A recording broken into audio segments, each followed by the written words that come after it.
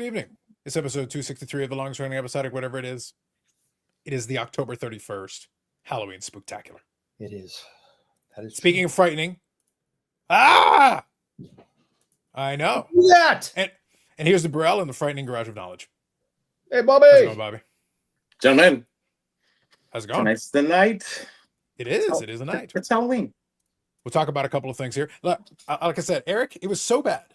It was so crazy tonight. There was so much going on. I had the Spooktacular coming. We had all this happening.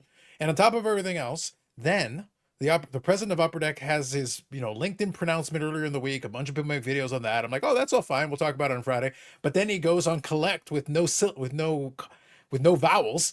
Right. And talks to Darren Ravel. And I'm like, well, now you've given me a free video. So now I'm duty bound. I have to put up video. I was listening. I was listening to it on the way home from the Shriners, and I liked what I was hearing.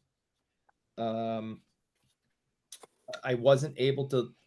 I probably got maybe five or so more minutes left. Yeah, I think for the most part, you got the gist of it by that point. I throw in some stuff explaining the EPAC thing.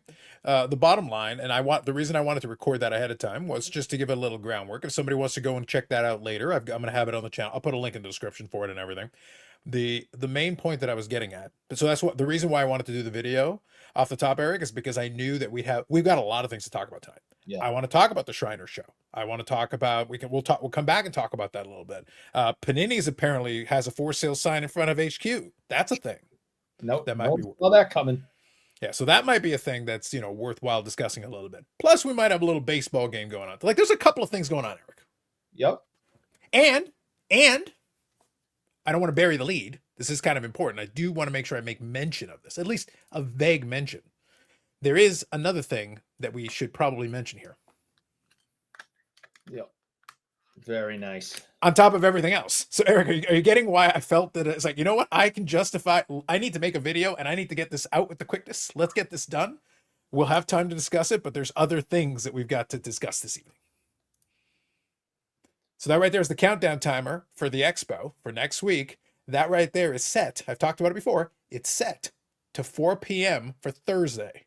So it was a week yesterday that we officially hit 1 week, and we are now on Friday night, and we're at 5 days, 20 hours, and we just crossed under 21 hours, Eric. The clock continues to tick away. Yeah, I'm already starting to dread the 10-hour drive, but I know that there is a pot of gold at the end of that rainbow. So, yep. Not only that, I got a notification that there is a Slab Shark shipment with my name on it that's supposed to arrive on Monday. To my house? No, to my place. Oh, all right. Yeah, to me. Okay. Yeah. I've been getting a lot of mail lately, and it's not. Eric, the reason why it's important, the reason why Monday's important is like, that means it's on time for me to get it before the expo. And like, it's got a nice Mike Badano card, and I think they threw in some filler with some guy, Darnell,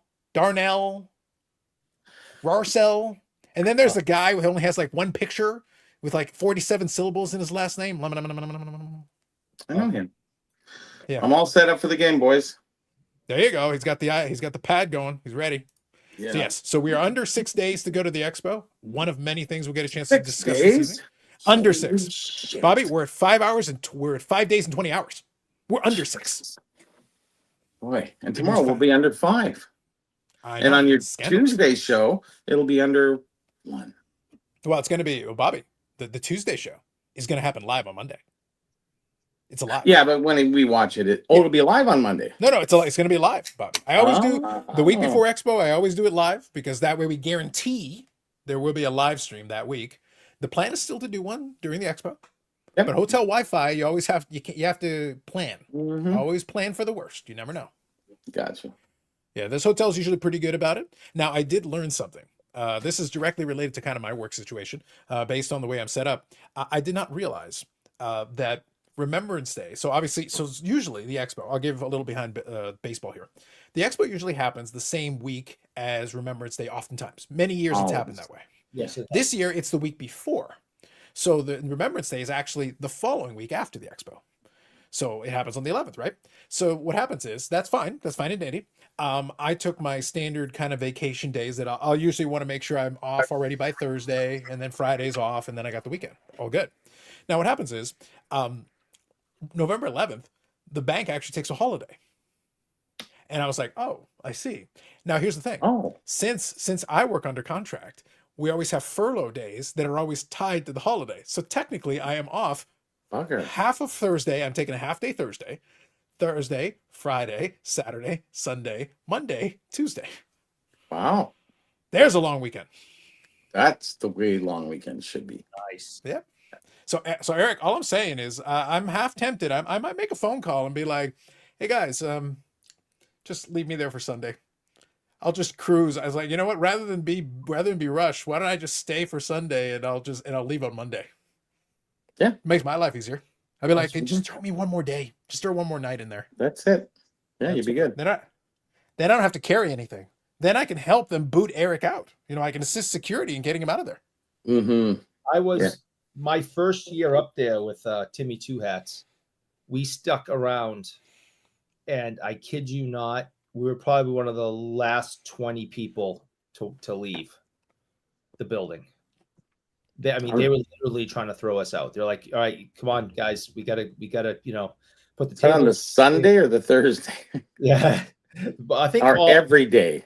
Mikey Singer, Steve, don't worry. I got you. I'm going to deal with this Eric Wade problem. We're going to take care of it. Wow. When the Shriner started, we'll finish. Definitely on the Sunday, we were helping Corey take down his booth and all that. And then Tim and I just started ransacking whatever was left. We were going through the trashes. We were going through everything. So far, outside of the Expo combination, Bobby, what I'm hearing is standard operating procedure for Eric on a weekend. Yeah, we were Seems like going through trash. What? oh yeah, That was good. stuff that people didn't want to bring home. I mean, just And there's an Empty entire boxes. dumpster. There's an entire dumpster literally labeled Boston Bruins anything. Yes. yeah, it was awesome. But we're like the two of the last 20 people in that building on a Sunday night. They're like, all right, you have to leave. Mhm. Yeah, please leave. Please leave. So real quick, I'll get caught up here. Josh here says it's Friday night. You know what that means? Because McCardle's is live for the special Spooktacular episode. That's right. Spooktacular. Also, those of you that were here right at the start, you got to enjoy the special Halloween themed countdown timer. It's a personal favorite of mine. I always appreciate that we still got it on here. Everyone on Fox picked the Dodgers to win tonight, so I like the Jays' chances. Yeah, right now the assumption everybody assumes with Yamamoto pitching, we'll talk about it in a couple of minutes, but everybody assumes the Yamamoto pitching that the Dodgers will win and push it to 7. Definitely possible, but it's one of those things where it's like, well, then if I'm the Jays, I would just take that as a challenge to be like, why don't you just try to crack Yamamoto? Give it a go. Go all out and give it a shot. And if worse comes to worse, everybody expects you to lose this game anyway, then you go and try to take care of it in 7. But the point is, you have an opportunity tonight. Why not tonight? Just try to do it tonight. Yeah. That's even better.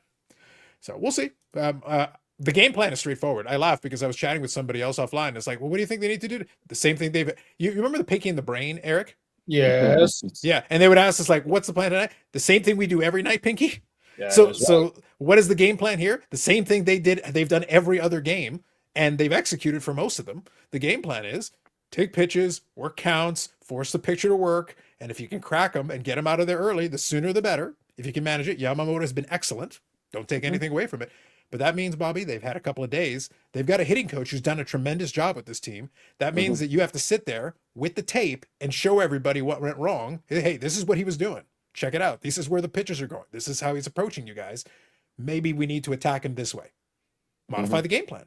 But that's it. That's the only way. You already know what you're facing. There's no surprises here. Yeah, and stop swinging for the fences, guys. Just get base hits, doubles, triples, those kind of things. That's what really brings runs. Bobby, one of these teams is swinging for the fences, and the other one is the Jays. I want LA to keep doing it. They're doing great. Keep doing what you're doing, LA. Yeah, they're doing it too. I understand, but the Jays too. Like they're not doing it too, Bobby. They're not swinging for home runs. They're actually making contact constantly. They're making on they're the barely strikeouts. striking You can out. see the on the strikeouts. They're really swinging hard. Bobby, the even if Dodgers only- struck out 15 times. They're striking out way more than the Jays. The Jays are not striking out as often. They're not Okay. swinging for the fences. Yeah, so they're not doing it the same way. Well, they're trying Two to hit it different hard. approaches. We got you on location here, Bobbles. Oh, What's going on? Is he at the J game? He's somewhere. He's at the No. gym. I'm at the gym. I'm an Eric impersonator.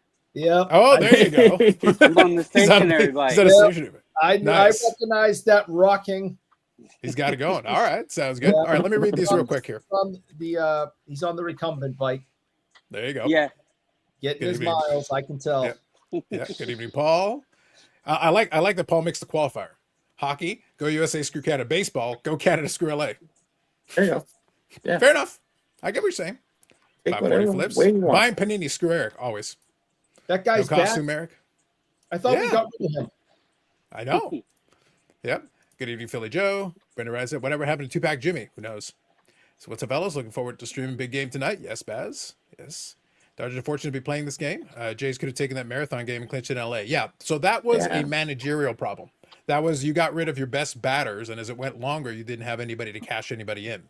And the Dodgers, to be honest, that's why I was having that conversation earlier. If we're looking again, this is the difference between looking at the box score and actually watching the games. The Dodgers have not played well at all. The game they won was Yamamoto pitched tremendous. And even then, up until basically the last two runs were a wild pitch and a really sloppy defensive play. Otherwise, it was 3-1. Mm-hmm. The Gosman and Yamamoto match from game 2 was actually a pitcher's duel for the majority of it. Gosman actually pitched very well. He made one or two big mistakes. Yamamoto didn't make any. That's your difference. But yeah, contrary to what Bobby's saying, the Jays have actually had a lot of plate discipline. They've taken walks. They've gotten on base. They've done the thing you're supposed to do. And they've changed their approach with 2 strikes to avoid the strikeout. They've hit the ball in play, which is all you're asking them to do. It's like, yeah, just do that. And if you catch something, somebody puts it up in the air, like last game, then yeah, swing hard and crush it. But otherwise, just put it in play. It's working. That's the strategy. Bobbles, working out since 1792. Love it, Daz.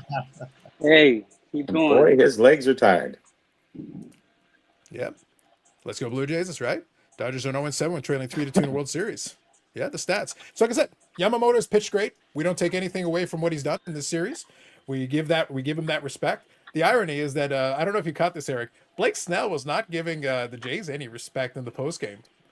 Given that he gave up 2 home runs in 3 pitches, apparently the Jays are really lucky. Oh, even though he's lost 2 games in the World Series. It's like maybe you shouldn't be the one talking about people being lucky. Mm-hmm. I love it when people who are losing talk trash. It was kind of. I just found it kind of interesting, Bobby, that the losing pitcher of 2 of the games that LA has lost had a lot to say about. Well, they're not very good except for like Guerrero, and I was like, interesting. Mm-hmm. I was like, I would play that on. I would have played that on loop. I'd be showing that. It's like the rest of y'all realize that. Yeah, this guy over here, Mr. 0-2 in this World Series, thinks you guys aren't any good. Yeah. Billboard material. Just throwing that out there. Thank you. Good evening, Jeff. Yeah, we're playing like a team. But and that's been what I've been very happy about. I've been very pleased to see that they've executed. I've been very impressed with what I've seen.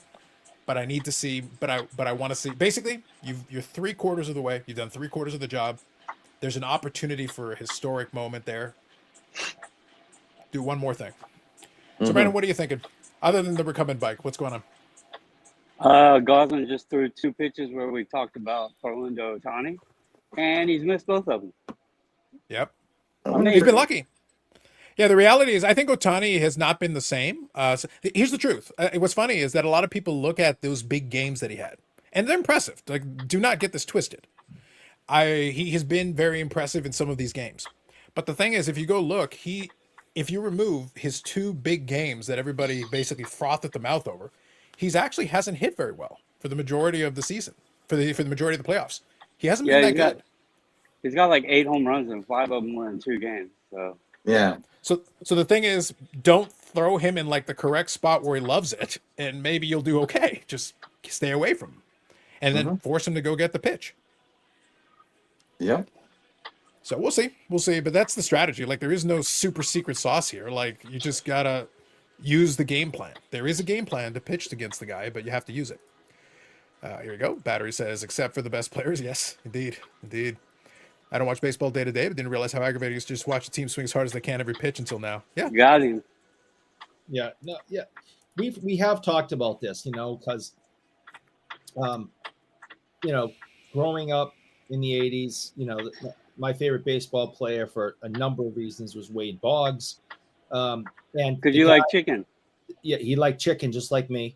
And he was a guaranteed 200 hits a year. Yeah. Like forever. No, who's doing that anymore? Are there any more 200 hit a year players anymore? Do they even exist? And if so, are they doing it for a decade plus? And back then, it was, this is how you play baseball. Trick or treat, boys. You put the ball in play. Move the guys around the bases. Now it's, if you don't hit a home run, you failed. And yeah, well, right now this is more boring than ever. So this series has been kind of a referendum. You have to remember something. This particular game has been a referendum on two different styles of baseball, because the Dodgers have built a super team on a lot of superstars. By the way, folks, I appreciate the updates, but just let's just make sure. Remember, we're all on different times, depending on when you're streaming and what. True enough, right? We're all in slightly different windows. So I'm watching. I've got it in front of me, but I may be in a different time zone, so I'm not saying too much as things are progressing. But the point is this: is that the Dodgers have superstars. They are perfectly capable of having monster games, but the Jays have played an excellent form of team baseball, and they're doing a lot of the fundamental things you like to see, and it's nice to see that getting rewarded through these 5 games so far. Mm-hmm. And like I said, they've had opportunities. They could very well, to the point from earlier, they could totally have won that 18-inning game. In fact, as a matter of fact, if they had used if they had been a little bit smarter in their approach, it might not have gotten to the extra innings. They could have won in regulation, because the Dodgers didn't score after the 7th inning in that game until the 18th, which means the pitching staff did an amazing job and held them down inning after inning after inning with all the superstars. It's a whole nother game. They literally played more than a game. So I don't remember the exact figure, but the Dodgers have scored 4 runs in like 29 innings right now, or like 20 something innings. That's not good. That's actually not very good. That's not good. A couple poor umpire calls too. There's been a lot of those on the LA side I've been finding. Yeah. And that's the thing. And by the way, in the last game, on the same at bat, there was a pitch that I believe was a strike that was called a ball. And then in the same at bat, there was another one that was low that was called a strike. Mm-hmm. So you kind of got it back in the same at bat. So I'm like, whatever, I'll get over it. It's fine. But then the Dodgers fans are freaking out about the second pitch, which I understand, because the last one was a ball very comfortably, but one of the balls was also a strike. So it kind of offset. You kind of have to take the good with the bad here. This is how it goes. Yeah, so we'll keep an eye on it. We'll kind of hang out and talk about this a little bit. But hopefully, somewhere off in the distance, I'll quickly take advantage of the moment, Eric. And I'll say right now, I am hoping that even after yesterday's performance, someone who remained nameless, someone whose name rhymes with Tad, does not go full you savage. But if for some reason that person wants to do so, they could try to do so at AMG Collectibles. AMGcollectibles.ca. You can only go so much, you savage. You can't really go full yet. I think he's going to try. Not enough cards to go full. I think he's going to try. He's going to try to find a way. He may have to manufacture. Well, but for the record, he knows what's for the record. Panini made.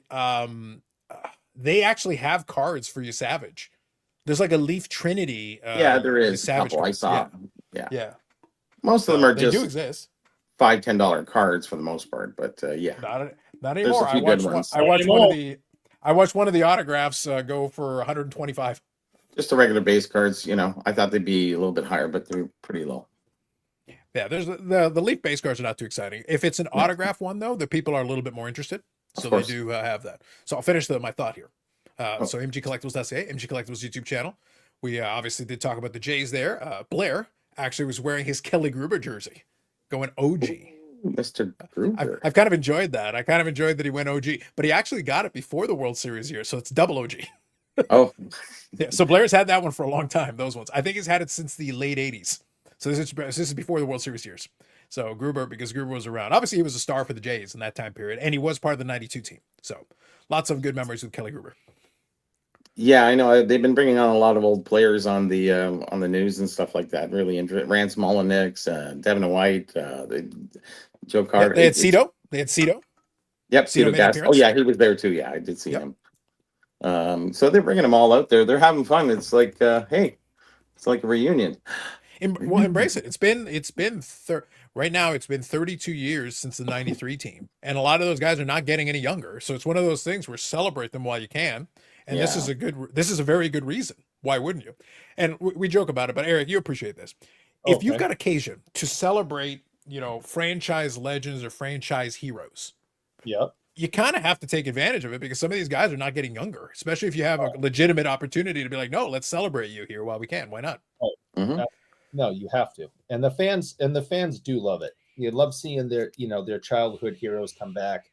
I mean, you're telling me if you're a baseball fan, I don't care who you're rooting for, you had to love seeing Sandy Koufax at 89 years old at the game the other night, just whooping it up and having a hell of a time. If you were at home as a Jays fan or a fan of another team watching that, and you were like, screw him, no one cares, take the camera off him, you're a moron. That's Sandy freaking Koufax at 89 years old, just having the time of his life. All right. People, the vast majority of fans love that shit. So Eric, generally speaking, it is my job on this show, Bobby, to disagree with every word Eric says. But for this time, I will agree with what Eric has said. Every time Sandy Koufax, every time they looked over to him and he was angry because Trey Savage was striking somebody out, I loved it. I was like, I want him at the bottom of my screen for the entirety of the game. I want to see Sandy Koufax's face for the entire time. Right?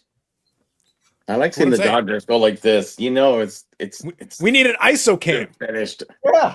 Yeah. So celebration. I mean, how can anyone not want to see a living legend of a sport at a sporting event being animated and enjoying it all? So yeah, they have to. They have, I don't know how old Cito Gaston is. I remember him, back when he was the manager. I assume he's probably in his 80s now. Pretty. I'll double check, but he's got to be 70s.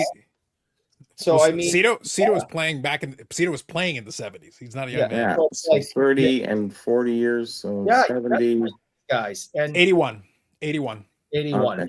So you got to bring Cito out. If he's healthy enough to do it, you got to bring. I talked to him last year. Well, I said hello to him. I didn't talk to him. I said hello to him. The guy. We had a great conversation. Hello, how are you? Yeah. Hey, get out of here. Get out of here. Hey, dude. The guy who hit the home run that's for the Jays. Baptista? Oh, Joe Carter. Joe Carter. Yeah, he was at the show. Big home run. Okay, yeah. And I said hi to him, out back in the autograph tent, whatever. So, Joe. Hey, Joe. Yeah. No, I didn't get that excited. I just happened to almost bump into him, and I or that close. Yeah, I just said hello, and he said hello, and that was the end of that conversation. But yeah, I said hi to Joe Carter. Woo, whoopie doo. But you got to bring. Joe, what do you know? I mean, you got to get that guy out there, throw out the first pitch. You got to get him to wave the flag or bang the drum or whatever it is that Jays fans do. You got to do it. Bang a gong. Yeah, maybe that's the play. I love Tom that. was here. Good evening. Are you excited for Rick Probstein's Sneep auction house? Eric is literally there with bells on day one. I was the first one to sign up for for it. Yep, I got the first one. I got a special deal, and I can't wait. Cannot wait. Now, all that said, I will be keeping an eye out on it because I am interested in seeing what happens with it because they're going to put a lot of stuff out there. But am I going to partake? No. But will I watch from an intrigued distance as an observer? Yes. Yeah, we all love watching car crashes. No, yes, I'm intrigued. I'm intrigued.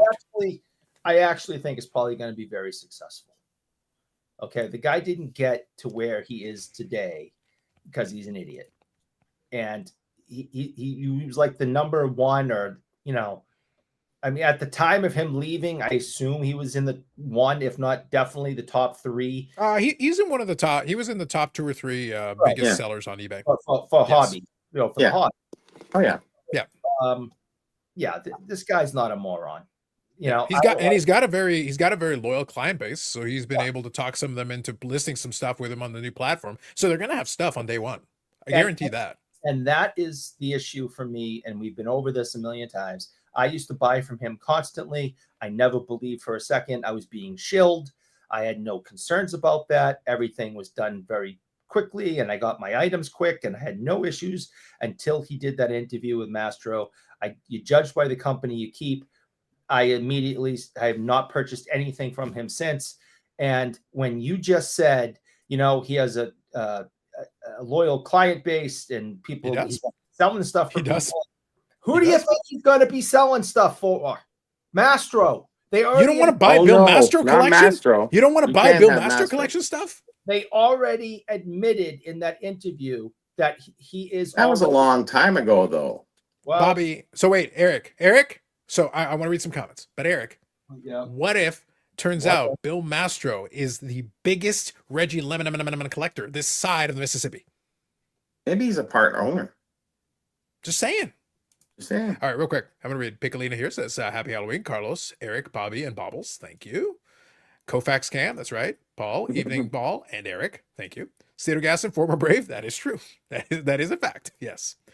Shill Auction House, allegedly. I think that was the rejected name. That was the other option. So for the record, just like I said, we're on different times, so we're not gonna do a play-by-play.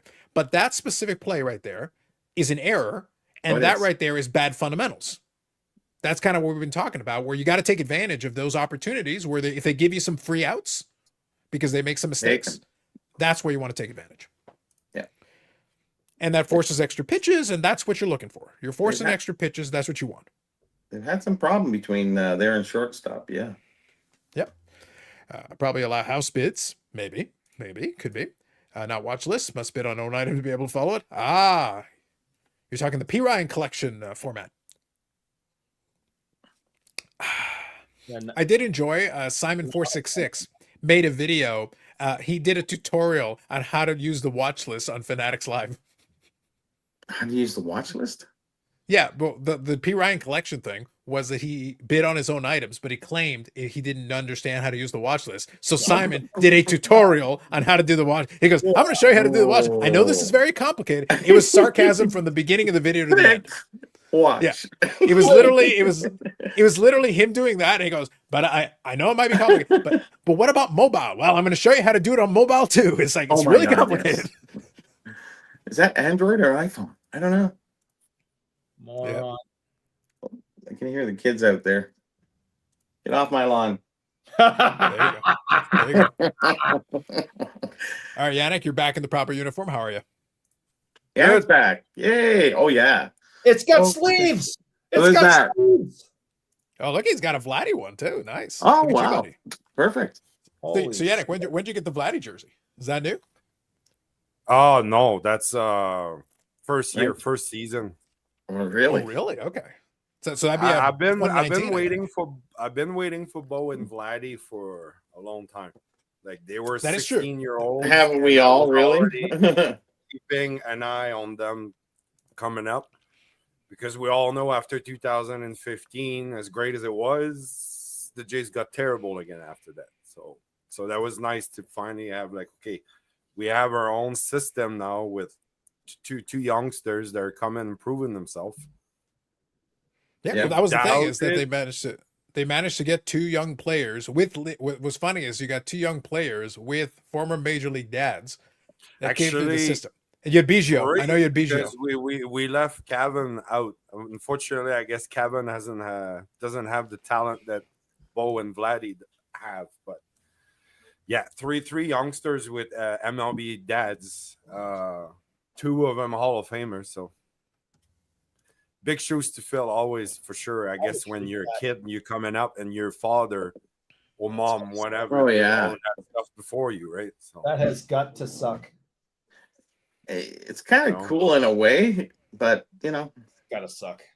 Every father wants their kid to play, right? So why wouldn't? Yeah, it does make it tough. I think right now the ones that are the most successful, for the most part, were the ones whose dads were very good, because, you know, Ken Griffey and Ken Griffey. Junior, yeah. So, you know, Griffey Jr., but Ken Griffey Sr. was a great player.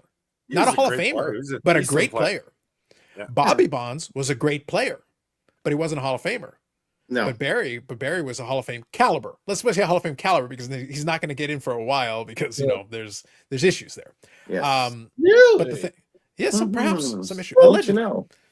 Allegedly. But the thing is that so both dads though were excellent players in their own right. Even if not Hall of Fame caliber, they were still excellent. Vlad Senior though is a Hall of Famer. So you know those are tough shoes to fill because then we're talking like no, that guy is literally in the Hall of Fame, as is Biggio's you know father. So it's one of those things where it's like yeah, I think it's a little tougher if you're basically that one. If you've had a dad who has the experience though, it's kind of helpful. But I there's think since Vladdy Jr. got with Toronto, people praised and gave up on him twice. Like there was almost like 2 cycles of like, oh, he's the greatest. My God, he's gonna be like so much to watch. And then there was the phase for a year. I think after his first season that he got bigger. He got you know in that shape that, and people weren't like, oh, Round you know, shape. Shape is round. yes, round is a shape. And but seeing now like the contract and everything that he does, just and the fact that he loves Toronto so much and the game itself, but the fact that he plays for Toronto and basically he was born in Canada. A lot of people don't realize this. So even yet say if he didn't necessarily grow up here in Canada, he was born here always. So.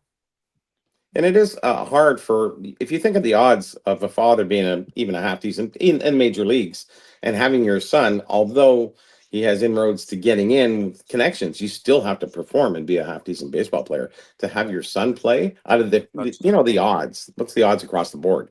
1 in a million kind of thing. So pretty good considering if you do have a son make it. I think what's going to be very interesting for those guys, and like I said, to Yannick's point, he's right. Bo Bichette, no matter what happens, Bo Bichette was a homegrown talent who's performed very well. Vlad Guerrero is a homegrown talent who's performed very well, but he's kind of an interesting character because Vlad is a great hitter. But the frustration that I think some of the people had in a couple of seasons was hurt his card prices is that he had that one season where he hit 48 home runs. It was that one weird year where they started off it was in the minor league stadium as well. And then they went back and forth between that and the major league stadium. He hit home runs in both places and he has tons of power. The question isn't about having power. He's got it. We know this. But the thing is that he tends to then hit the ball on the ground a lot instead of like hitting it up in the air where like home runs happen. Even if you just hit line drives, home runs will happen. But if you knock it straight into the ground, you will not hit home runs that way. No. So you've got all this power. And by the way, he hits 300. So you're sitting there going like, he's a great hitter, clearly. So like, imagine if you lift a couple of those balls up in the air and they go out. So what's weird is that right now you're getting in this playoff, you're getting everything you hoped for. You're getting all that stuff that you were hoping for, and you're getting it in the playoff, which is even better. It's amazing because higher pressure situation, and it's like you're getting all your money's worth right now. The regular season was fine. It was okay. But now is where you're getting what you want. Because his approach to the playoffs and the way he's been doing it here, he has hit his home runs that we were looking for in the regular season. He's hitting them right now. And if I have a choice, Eric, I'll take him now. Oh, yeah. Now is better. We'd rather have him now. So we'll take it now. Now's good. How about now? Now is good. Yeah. How about now? Yeah. Well, kind of going back to, hey, Bobby's lament about, about the Leafs oftentimes. Imagine if, we look at Austin Matthews with his capabilities, but imagine if one season he hits 30 goals in the season. You're like, oh, that kind of sucks. But then the playoffs, he suddenly scores 15, 20. You're like, okay, we accept your terms. Yes, like the Leafs would be like, we accept your terms. That's fine. Sure. If you want to do it that way, that's even better. Fine. Regular season be average, and then postseason give us the goals. As long as you get us into the Stanley Cup Finals, yes. Yeah. But that's what I'm getting at. So that's what happened to Marner, right? Marner didn't perform in the playoffs very well. Exactly. So that what it comes down to is in a situation, if you have a choice, of course you would rather the player is great all the time, regardless of circumstance. But if I have a choice, I'd rather you light it up in the playoffs. Yeah. Consistency is one thing, but yeah, definitely you really have to come into your own in the playoffs. Like it really, Yeah. the motivation should really be there. It's more than anything, right? That big game, it's like everything. But Yep. well, it Yep. was. And what I've guys been made very happy about. predictions Go ahead, Yannick. Have you guys made predictions for tonight? Is this it? Is this the I don't last? make I haven't- predictions. I haven't said any predictions for most of the game. No. I did give a little brief run of analysis. I kind of said it tongue in cheek. The analysis is the strategy for both teams hasn't changed through any of the games. Like it hasn't changed at all. You didn't say anything, but you said a lot. Well, but here's the thing, though, Bobby. Sometimes got what's it. funny. No, what's funny is that as a baseball fan who actually observes the game in general, is like the game is not that complicated. It's isn't. really not. Like we make it complicated. We can make it more complicated if we want, but the reality is the Blue Jays, if they keep hitting the way they have been in most of these games and take the approach that they've taken most of these games, that will work in their favor. Yamamoto is excellent. But if they try to do something weird, that's not going to work. If the Dodgers keep doing what they've been doing, that's not going to work in their favor. And the Dodgers are sitting there trying to be like, don't do what we've been doing. The Dodgers strategy is stop doing what we've been doing because it's not working. Mm-hmm. Eric, you have a problem? Like, what's wrong with you? I'm trying not to interrupt and say what I want to say. Say what When you you said. asked what the prediction was, the prediction is pain. On whose part? Everyone knows the prediction is pain. And I just Oh, it was wanted the to word say it of the so day. bad, but you guys were talking serious, and I was gonna In pain. die. Well, now I kind of want to see you die. Everyone knows the prediction is pain. All right. All right. So real quick, Sports Pursuit says, anybody caught the Expo's Netflix documentary yet? So funny, speaking of Expo, friend of the channel, Steve Angel, actually reached out to me and asked me this question. And I binge watch stuff on Netflix. So I'll turn it on for a little while and watch some stuff, and then I turn it off. I haven't gotten back around to it. I don't know. Yannick, have you watched this? Do you know what he's talking about, right? Yes, I do. I haven't had time to watch anything probably since the snow melted. So now Sure. the snow's coming back. It's about time. Christmas, I'm guessing I'll probably be watching it. I am curious. I do want to watch it, but I need to. But like, I'm literally no joke. I am actually waiting to see to have a couple more shows because then I can turn it on for a month, Same. watch a couple of I- shows, and then I'll watch it I turn one alongside. subscription on at a time, and then I Exactly. turn it off and I subscribe Yeah. to something else because it gets ridiculous. That's And I what I'm don't really have- trying. Yeah, I'm basically trying to, be smart about how I'm allocating the funds because I don't want too many subscriptions. It's just a waste of my time. I don't have enough hours in the day to watch everything, so Yeah. I'd rather just have a couple of subscriptions on at a time. So right now, I upgraded my Sportsnet so that I can watch Dallas Star games. So I want to be watching the games, so I turned it on for that to have that on. My regular subscription lets me watch all the Jays games anyway, but this one allows me to also see the hockey, so I can see all the hockey games. So I've been doing that. But once we get a little further along, and then obviously football season, I got the Zone on for the football, so I can watch the Packers and some of the other games as well. So right now I got those two activated. Once I get to turn off, once we get into the new year, I get to deactivate basically the Zone because once we get to the playoffs, they're on all the other channels anyway. I don't need it. Once I turn it off there, then one subscription down, and then I can turn something else on. Basically my strategy. Yep, so we got Gosman there. As well as check, yes. Yeah, Gosman's doing good. Like, here's the thing. So game 2 was the one that I watched at the pub. That was the one where I sent a picture to Eric and Bubbles, and I was hanging out and I was watching, and I had a good spot at the pub and everything. It was disappointing outcome, but it's not because Gosman didn't pitch well. Gosman did pitch well, and I was very pleased with what I saw with what he was doing. I thought he did a great job. So it's just unfortunate that Yamamoto is just pitching great. And sometimes that happens. And that's okay. Not the end of the world. But that's why I said I'm hoping that they watch film and they learn their lessons from it. Because Yamamoto, I'm going in expecting Yamamoto to continue to pitch well. So it's on the hitters to make adjustments. It's up to them. He's gonna pitch 7 or 8 innings tonight. He's going to want to. Not gonna So it's going to complete be a matter of if he can repeat that performance. The thing is, if the Jays do their job fully, he won't make it to 7 or 8. It's up to them to do that. That's what he wants to do. So he wants to do that. Jays don't want him to do that. So everybody knows what everybody has to do. It's really simple. What's funny, Eric, is that we always talk about when hockey, it's like hockey isn't that complicated either. You have a team that has all the fancy passing, but they don't take a shot on net. I'm like, I have a suggestion. What's your suggestion? Take a shot on net. Shoot. Shoot. fucking putt. So, Yannick, sometimes it's funny how simple some of these sports are. You'll watch a hockey team who doesn't take a shot on net and wonder why they don't score goals or win. And I'm like, did you consider shooting? Have you thought Montreal- about that? The years I watched, yeah. The Baseball is the 2000s. same thing.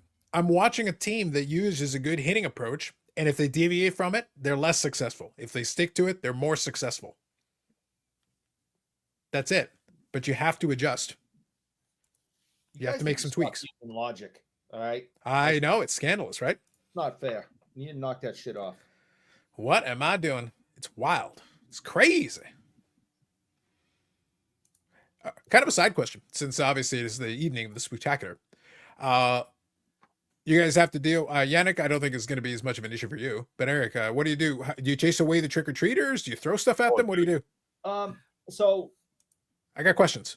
we mom and dad and Michelle, myself, and my daughter moved into this house about 6 years ago, and our first Halloween here, we were all excited because our last house, there wasn't a lot of kids in that neighborhood, and we raised our daughter from birth to like high school, and we'd have to go other places to go trick-or-treating because our neighborhood just didn't do it and there wasn't any kids.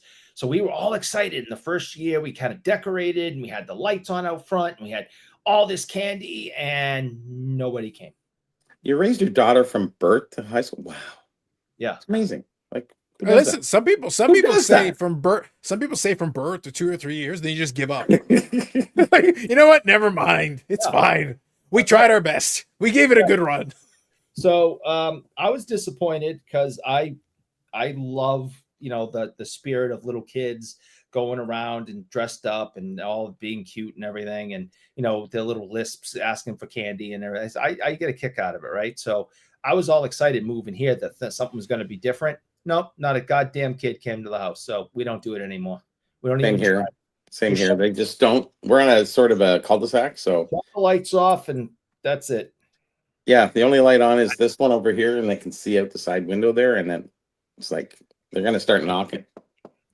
I live literally in the middle of the forest, so if anyone shows up at my door with a chainsaw and a goalie mask, I was gonna say, if anybody shows up at your Basically, door, that's they've all got you'll an get. axe or a chainsaw or something like that. Yeah. If you get a knock on the door, I'd be scared. If he It's like- hears you out there at nighttime, Yannick's coming out with something to welcome you, and you don't want it. Yeah. It's like that was the beginning of a horror movie. That's what happened. Yep, I've seen this movie. I've seen this movie before. Yeah. Pretty I know how much. this ends. That's what I'm saying. But yeah, I just figured I'd ask. It was always funny because in my parents' house, it depended on the day. It depended on the year. Sometimes we would get the assignment to go watch the door, and I'd be like, oh come on. It's because let me be clear about this. I've been very very forthcoming and outright about this. I was into Halloween for the candy. I'm in this for the candy. So as soon as I can just get the candy myself, guys, you are useless to me. Yes. I'm not walking around, Eric. I'm not walking around like a peasant, like a goddamn peasant. Thou shalt not effort. Yeah, like I got to put on a costume and play this game for you? Hell no. Hell, Hells no. Everybody knows the real Halloween is tomorrow morning at half price at the store. that's That's right. what I'm saying. You go out there and you go get your candy. You Well, go, boy. Tomorrow is my favorite day of the year. Discount candy? today, Discount candy? Oh, I went shopping today and everything was already discounted about 30% because it's Yeah. on the day of, right? So Yes, understand. That's when you get your candy. You should Yes, have a absolutely. big bowl beside you right there. Yeah, no doubt. so tomorrow's my favorite day of the year because all those goddamn Salem tourists disappear. Who? yes, And the traffic goes back to regular shitty instead of super shitty. Oh. So no more Salem tourists after tonight. They're all getting kicked out of town at midnight and they're gone. And then everything goes back to normal. It's a month of hell around here. October 1st through October 31st, it is a shit show here. And I am so happy that tomorrow those tourists are gone. the You're road. only going to be there anyways. You're coming up to Canada. You're going to be the tourist. So that's the On the worst regular. time. The worst No, time is October for tourists up here. No, Guess Eric, who's I coming? can't wait to go back to the Witch Museum with you, buddy. oh, we're I was never gonna say. we're never Yeah. doing that again. You son of a bitch. Never again. Ever Never again. again. That's what he It claims. hasn't changed, Yannick. I Like told you. seriously, something has to be done about that building because it's told you. ripping people off I for the told last you. 5 decades. Yeah, I went there the last time I was there. I was in elementary school on a field trip. Okay, so we'll just say I was like 10. All right, we'll just go with 10. I now went with you at 51. It's the exact same. It's the same, man. Papier-mâché crap from the 80s. It's the That is same. bad exact lighting with dust thing. all over it. It has not changed one iota. Not one. It's 19 bucks a person. And they probably toured this place at 50 a group every 30 minutes all day. all day, every day, man. All day long. 7 days a week. Wow. Crazy. But my buddy Yannick wanted to go, so we went. Yep. I didn't want to go. You wanted to go. We both had to go. Yeah, that's the We thing. both were told. We were told we had to go. go. As long as you're voluntold, I think that's Yeah, fair. we were volunteers. We were We definitely were definitely volunteers. voluntold. Yes. Yep.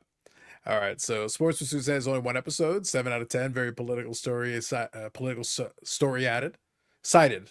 Yeah, I think it's fair. Says Solitude Yannick. I like it. Wish I was in the middle of the forest. Let's start a sports car commune in the woods. There's people who take you up on that. It's probably true. Yeah. Maybe you shouldn't have burned so many people back in the day. Yeah. Listen, Eric, as a witch, I think that you're probably the wrong person to speak on this matter. Not a witch. Born in Salem Hospital, not a witch. Yeah. Indeed. Not a witch. Shocking. Not Shocking. a witch. Guy wants me to ship stuff to Australia. I'm going, that's expensive. You should have told him Aussie, Aussie, Aussie. Oi, oi, oi. Oi, oi, oi. I haven't He'll understand. responded yet. I think you should respond with Aussie, Aussie, Aussie. Oi, oi, oi. He'll get it. He'll understand. And then it takes like 2 months to get there. Tell him how much, ask him how much Foster's he's offering you. Kangaroo Awesome. Airline. And ship on the Bobby too. These are important questions, Bobby. Without these answers, we cannot give proper responses. He's already given me his address here. Oh my God. Jeez. Okay, I'll be right back. As long as it's in the outback. It's like, what happens? Oh, interesting. Kangaroo trail. Yeah. So I'm saying, just follow it. Go for it, man. Let's see here. Here's one of our commenters, Eric. Foulball says, tourists in Canada, why would anybody go there? To get away from you. That's why. Because they have hockey cards. If it wasn't for that, I wouldn't go. But That's they a have- lie. They have all the- You're here just for the poutine, Eric. The hockey cards are covered. Yeah. You know what Yeah. you're here for. I'm You there just for the- want gravy and cheese curds. That's all you want in your life. Yeah, because that's what you watch me eat every year. Listen, it's disgusting. The things I've seen this man put in his mouth would sicken a normal man Yeah, and an abnormal man. you just got saying. it. I feel for the Salem witch scam too. Exactly. Lots of people have fallen for it. Who did? Who It did? says right here, Sports Pursuit says, I've fallen for the Salem witch scam too. Yeah, it's it's bad. Eric is officially in thou doth protest too much territory because he gets a kickback. As a witch, he gets some sweet kickbacks over here. That's all I'm saying. Yeah. Woohoo! Put some money in his pocket. He goes, "Oh, this is terrible. Who would go do this?" Cha-ching! The register goes off in the background. Yannick already explained to you, roughly how much money that place makes a day, during this season. I wish I got some of that sweet. Some good chocolate stick eating money. That's some good chocolate stick eating money from the witches. But That's what I'm saying. I think I got From a your people. Hobbit's. I got a Hobbit's address. Warren Dyke Vic. It's like, oh, Galva. Right here. Sports Pursuit says Eric gets snakes, snails, and puppy dog tails. I know. Oh, It's all true. It's all true. These are all facts. Valid. Valid. That's what I'm saying. So Eric, what are you sorting this day? Well, Well, You're always throwing some miscellaneous crap at the desk there. While you Yeah. explain that, I'm going to come right back. I'm going to make sure I grab something. I have decided to order the beer. So I need to make sure that I have what I need in order to receive said beer. I'll be right back. okay. All you think, I think, really just needs a credit card, I believe, or maybe some. No, what you need is ID, because when they bring it to your door, you actually have to have it with you. There are laws in this land, Eric, unlike your land. Yeah, because you look under 21. We'll go with that, sure. So They actually will ask you for it if you're on your deathbed, crumbling from dirt. Buddy. They would ID your ass in 20 years. That's just silly, but okay. So right now I picked up some Peachy 1970. Always working to better the cards I have and to complete the sets. I am a set collector. I love collecting vintage cards and trying to make the sets. So we had the big Shriners show started today, 3-day show here in Wilmington, Massachusetts. It's the biggest show in New England. Has been How for far is it for you to drive? 20 minutes if there's no traffic. Okay, that's pretty good. Yeah, it's not very far away at all. So I It would be worked it. considered in your backyard. Yeah, I just packed a car, no problem. So I worked the show, and then every once in a while I'll be like, all right, I'm gonna go and walk around a little bit. And I only went to 3 tables. One I didn't buy anything at, and the other 2 tables took all my money. I don't know where all the money went, but I walked up to those tables with money, and I walked away from the tables, and all the money was gone. So I'm going to investigate Sunday when I go back, because tomorrow I can't go back. I have the state championships for cross country that I'm coaching. So I will be there at Fort Devens, Mass, all day tomorrow. But Sunday I'll be back at the Shriner show searching for my money. I'm going to go table to table until I find it. Well, I know you picked up the Opeachy cards. What else did you pick up? I picked up some really fun stuff. He picked up a photo op. I did. Oh, I did. So Dan came by. August? Dan from Saugus came by. It was great to see him. So we had fun, chit chatting and hanging out. He gave me a very nice gift. Make me big. Make me big. Make me big. big. Very nice gift. A Ray Bork graded 7 rookie card, unscratched tops. Very nice. It was very generous of him. So I was very shocked when he said, "Here, this is for you." So I also picked up a 66 Phyllis Mazzito Blackhawks the following year. Yeah, the following year he came to Boston. So this is his. I think he only had 2 Blackhawks cards, so this was his second one. Bobby, you might be pretty interested in this. This is a 1951 Hit Parade of Champions, Bill Quackenbush. It's Burke Ross, really, but yeah. Yep. And this thing is awesome. Yeah, a lot of those are off-centered. They're 2 cards, really, right? Yeah. They come in 2 card panels. This thing looks so nice. There's not a ding on it. The corners are sharp. I mean, it is so nice. I mean, in the back it says he's playing for the Bruins, okay, but he's wearing a Red Wings sweater. Red Wings, yeah. Yeah, it kind of sucks, but it's still a Bill Quackenbush. Do you remember that box that got shipped to you? Yeah, I got lots of stuff shipped over. No, that box, and you shipped it to me. Oh, I did. Year ago. Oh, yeah. That's the Burke Ross right there. That's what those came in. Yeah. Oh, I remember that. Yeah. Okay. So yeah, 1951. Quackenbush. I couldn't pass that up, and I got it for like a really good price. I was happy with that. I got a Johnny Busick, early Busick. This is a 5960. Mm-hmm. It's a, it's in really, really good shape, but the picture, it's a little crooked. The card is square. The picture is, the print is a little crooked. You're So one touched upside down. Just it's tilt it, my one. tilt it a bit, and then it'll straighten. Yeah, it is. Okay, yeah. Yeah. So- Okay. Yeah, I didn't think of that. All Mm. right. There we go. And then now I already had one of these, but I couldn't pass it up. I just, it's one of my favorite cards. This one's in awesome shape. And so now I own two. And I got just a great deal on it. So here we go. That's the 1968 Bobby Orr puck card in absolute great, perfect condition. Not, it's not pushed out or anything like that. How's the centering? A little left, right. That's it, eh?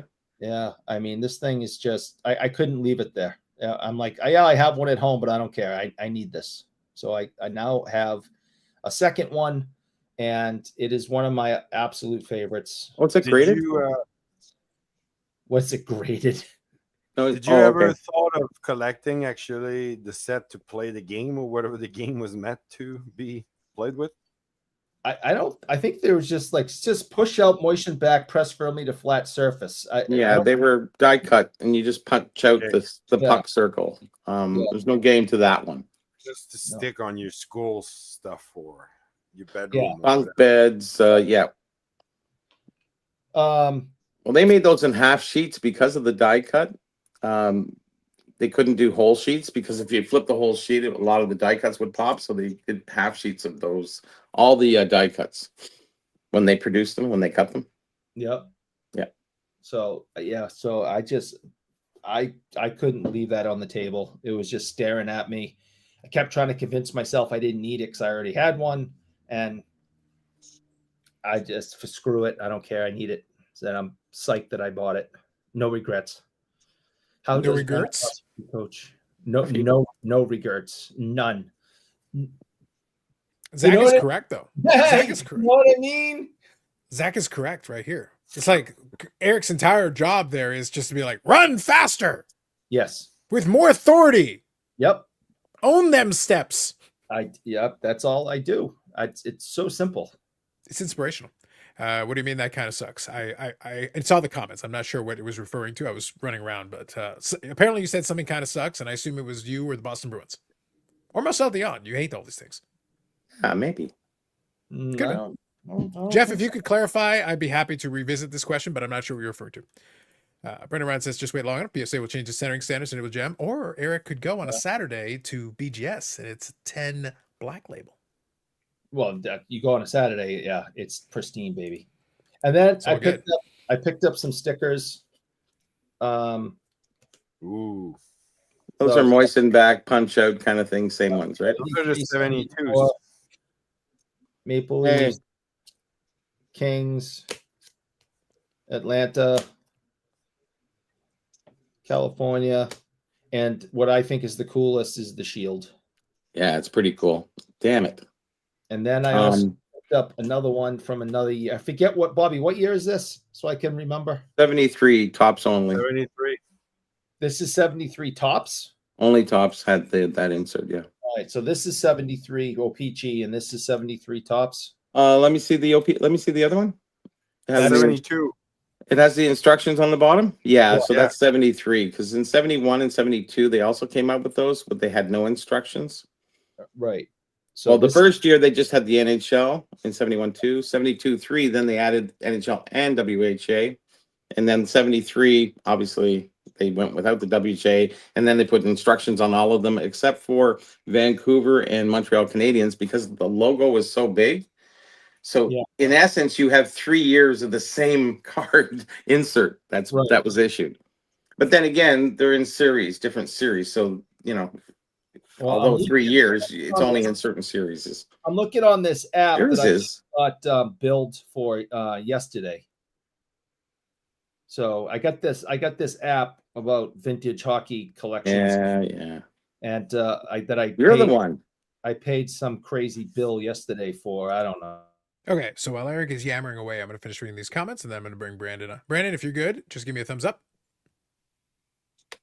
Sweet. All right. Let me quickly read here. The guy wearing the Detroit jersey on that card is what he's referring to. Gotcha. And name here, just saying hello, taking the kids out trick or treating. Well, you got 47 kids, man. You got to do it. All right, 3-0 Dodgers. Now, I now we're know. caught up. I know. Yeah. Yeah. I'm not actually too bothered by the way that inning played out, but I do have a problem with the pitching coach. The whole point of going back He came out. No, Yeah. the whole I don't mind him coming out, but Gosman actually was losing focus on the specific My problem was again, I'll go back to what I said earlier. I'm being very consistent with it the way I watch the series. I'm watching two teams where everybody knows how to approach these pitchers or batters. And when you successfully do it, you see what happens. And when you don't successfully do it, you see what happens. When he started getting in trouble, he suddenly lost focus of what he was doing. He started throwing the ball outside. And it's like, the problem is that's not what you should be doing. And when he pitched to Mookie Betts has been absolute garbage. But he threw him a pitch right in the zone, and the guy is desperate. He's going to swing. So you actually should be forcing him to go outside the zone. It's the opposite. It's the strategy. There is a strategy to this, batter by batter, pitcher by pitcher. This is how it's your approach. And Gosman is a veteran. He knows this. And in game 2, he was doing a very good job staying away from where the guys want it to be. Well, he threw it right into where Mookie Betts wants it to be. You throw a fastball on the inside to these guys, you're giving them an opportunity to get a hit. You're giving them an opportunity to get out of their funk, which is the opposite of what you want to be doing. And what's funny is right after that, next batter, he starts throwing it on the outside and makes him work a little bit. Teoscar, he gets out of the inning. He just needed one out. Who cares who's on base? I don't give a shit who's on base. Your focus is the guy in front of you. You have 2 outs. And I think, by mistake, they throw a lot of strikes too, because if you think of the wild pitches, they're not thinking of throwing a wild pitch. And then when they're trying to go for maybe the outside corner or something like that, they hit the inside. They're not a perfect way of determining everything, but every once in a while, why would you give them that pitch? Fucked up. Yeah. So Brendan Ryan here says, can't help but being impressed by Bobby's hobby knowledge and memory of Peachy. Everything's on Peachy. Everything. So Brandon, you're now off the incumbent bike. How are you?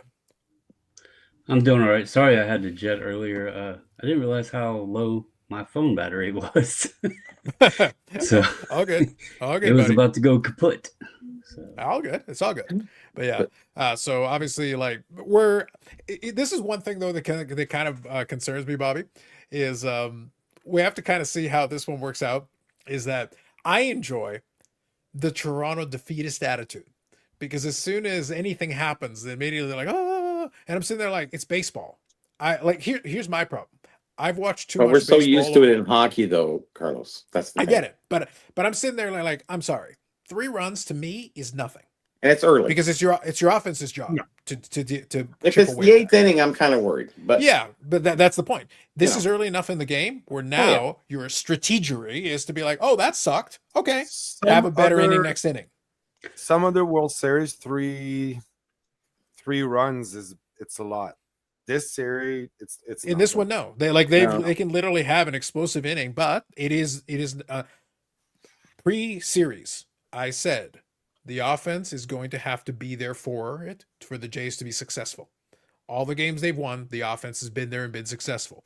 Yamamoto is an excellent pitcher, but that means that you're going to have to then be really, really careful about what pitches you're attacking, because he's going to throw pitches. Like right now, I'm watching on delay. I just watched a 92-mile-an-hour fastball over the center top part of the plate, but it was a strike. Barger didn't swing.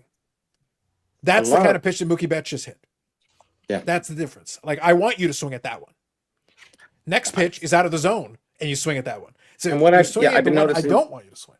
that's what I've been noticing a lot, is they're letting that first pitch go. Guerrero, everybody, I was going, beautiful. And then they start swinging at other places. I'm going, well, get the golf club out, brother. Like, come on.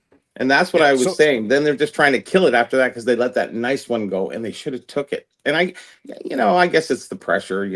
I get it. What are you going to do? Yeah, and so again, I'm on a delay, so I know some of you are seeing this ahead of me. I just watched Barger hit a tougher pitch. He managed to hit it, and he gets a double out. Again. Great. But the point is, you had an easier pitch to hit. I'm just getting it you now. missed that one. You missed that one. But this pitch, that was a good piece of hitting. But the thing is, you also flailed at one and you let one go. So it's a little bit of a mixed bag. I need to see a little more consistency. The thing is, for the most part, they've done a good job with it with most of the Dodger pitchers. Yamamoto has 6 pitches. Oh, beautiful. So I understand that you don't know which one to wait for or which one to hold on for. I get that part. But Eric, going back, staying consistent. Me and Louis Tiant are clear on this matter. I want to see good pitching. Well, here's the You thing. mean Louis Yamamoto is a good pitcher. Yes, he He's is. not just saying throw it as hard as possible, and then when that doesn't work, throw harder. That's not his strategy. His strategy is to find different pitches and fool the batter and be over here on the outside, on the inside, up, down, slow, fast. He moves all over the place. That's why he's a good pitcher. He if the Dodgers win the World Series, Shush. they are going to have to make a very tough, and Otani will get the MVP. they'll have to make a tough decision. Shush. Brandon, I think you're right because it's rigged. popular. Yes. Plus, he's incredible. I mean, it isn't like he wouldn't deserve it. Not in this series. No, no. In this series, Depends on Eric, what he he would not betted on. deserve it. No. And actually, I would argue he didn't deserve it last series either. Is it? Well, hold on. True. Is the MVP for the playoffs or for the World Series? It's game? for the one series. That's the World Series. The World Series, yeah. Yeah. So Eric, let's use a hockey analogy. Hold on. Let's use a hockey analogy so we're all on the same page here. Okay. Let's use a hockey analogy so we keep Eric in the game here, so we're focused. If a player, let's say hockey went to the model where they give an MVP for every round. So every round has got its own. So you're only focused on the one round. So Stanley Cup final. You've got an MVP just for the Stanley Cup final.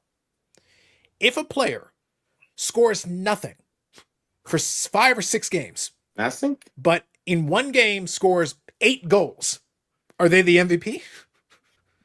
No. You've done nothing for the entirety of this series, but in one game you were transcendent. In one game you were excellent. If it's the championship game, But they're all championship game poppies. They're all you had to win other games without your help in order to get to the point where you could be useful. No, and I understand that perfectly. And we can take another example of hockey out of that. We have Paul Henderson, not in the Hall of Fame, but scores the biggest goal in 1972 Canada-Russia series.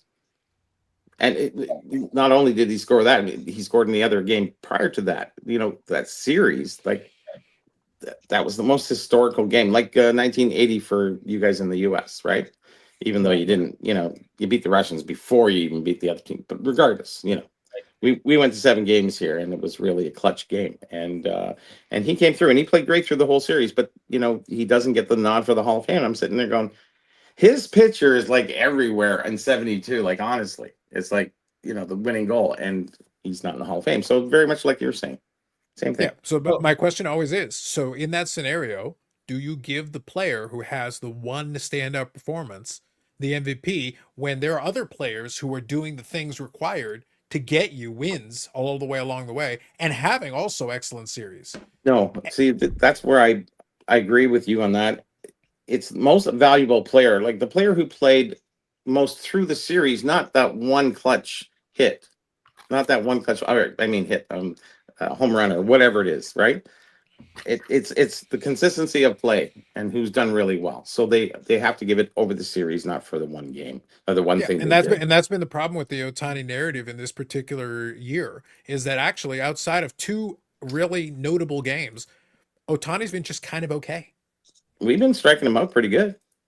But that's what I'm getting at. Like, So is everybody. had it in his way with him. So here's the funny thing, and Brandon, I don't know if you saw any of the NLCS. For 3 out of the 4 games in the NLCS, he didn't do much. But everybody remembers the clinching game. But everybody remembers the clinching game. So because of the one game, he got the NLCS MVP. And I'm sitting there like, but what about the other 3 games? You need to win 4 games. So if you weren't here, they might have still been able to win game 4. But you sure as hell didn't help him win game 1 Well, through the 3. Brewers didn't do nothing in that series either. I understand, Brandon. Though that kind of makes my argument that it's like if you had dropped dead, they might have still won game 4. maybe Like they didn't need you necessarily. You obviously you showed up and you did your job. You did a great job. But all I'm saying is that I don't want to give MVPs for one game. That's why I gave the extreme example. That's why I said so. Eric, so I'll go back to my question. Does that make sense to you?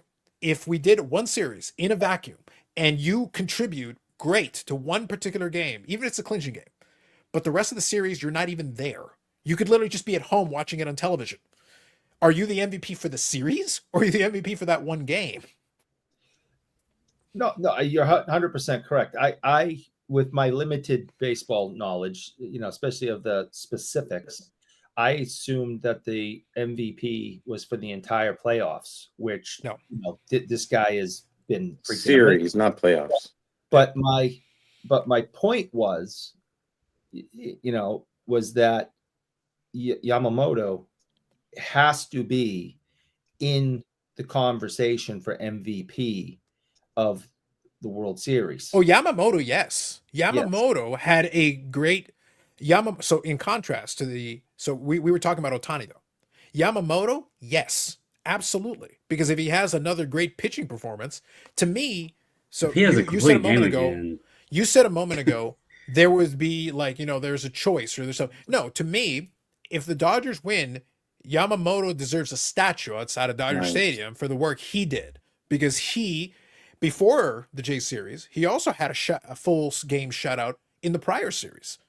So he actually has done it a couple different times over multiple series. So multiple teams. And the Jays are an excellent hitting team. They've done a great job. So it's one of those things where like, and every other Dodger pitcher has struggled against the Jays pitch hitting. Mhm. So like, that's kind of what you have to factor in. So for me, Yamamoto is doing yeoman's work. He's actually doing some really good work for them, and he's making very difficult. So that's one kind of thing how I that works. was surprised tonight with Yamamoto on the mound, and I didn't go back and look at like the days or anything and see if it would have even worked out. But I'm kind of surprised that they didn't go Scherzer tonight. And then if game 7, then go Gosman, because obviously I like We're Max talking game Scherzer, sevens here, okay? former national, but you're putting him out there game 7 and he You're can coming be to rough in the Toronto, remember. playoffs.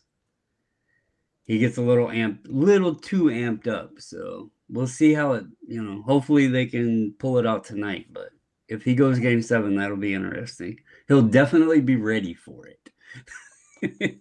Hey, we just got a run back. I think that's kind of the argument, though, that you don't want necessarily have somebody that's too amped up. So it's kind of a chicken to the egg situation. You want to win the game. Your goal here is to try to win the game now and be done with it. That's your goal. But at the end of the day, you have to be prepared for all scenarios. And you also don't want to give. So the Max Scherzer's Achilles heel is that if he gets too amped up, he doesn't just give up runs, he gives up big home runs. So if a bunch of guys who are struggling and not doing anything, like look, the Mookie Betts thing, I'm sure Mookie Betts is thrilled he finally contributed in some way to the Dodgers. Otherwise, Like he's he's been doing nothing for them. He's done nothing for them. But that ball stayed in the park. I think it's that gold chain that but hangs it stayed in down. the park. Yeah, It brings, but that ball stayed in the park, and they had to kind of chip away at it, and Gosman kind of lost his way there for a couple of batters. So if Gosman had just stayed the course a little bit, but here's the thing, then Gosman righted the ship and got out of the inning. So now the job everybody's like, ironically, Gosman is the kind of pitcher I want against the kind of a Dodger team, because he's not trying to do too much. He's not just trying to blow it by them, batter by batter. He's pitching around, so that's why he's got to stay what I said before the game started, Bobby. I want the hitters to use the approach that has worked, which is to work the counts and do all that work. I want the pitchers. I don't want you to just throw fastball, fastball, fastball. That's actually really dumb and a really bad way to follow the strategy. Unless you can absolutely hit the corners and paint them.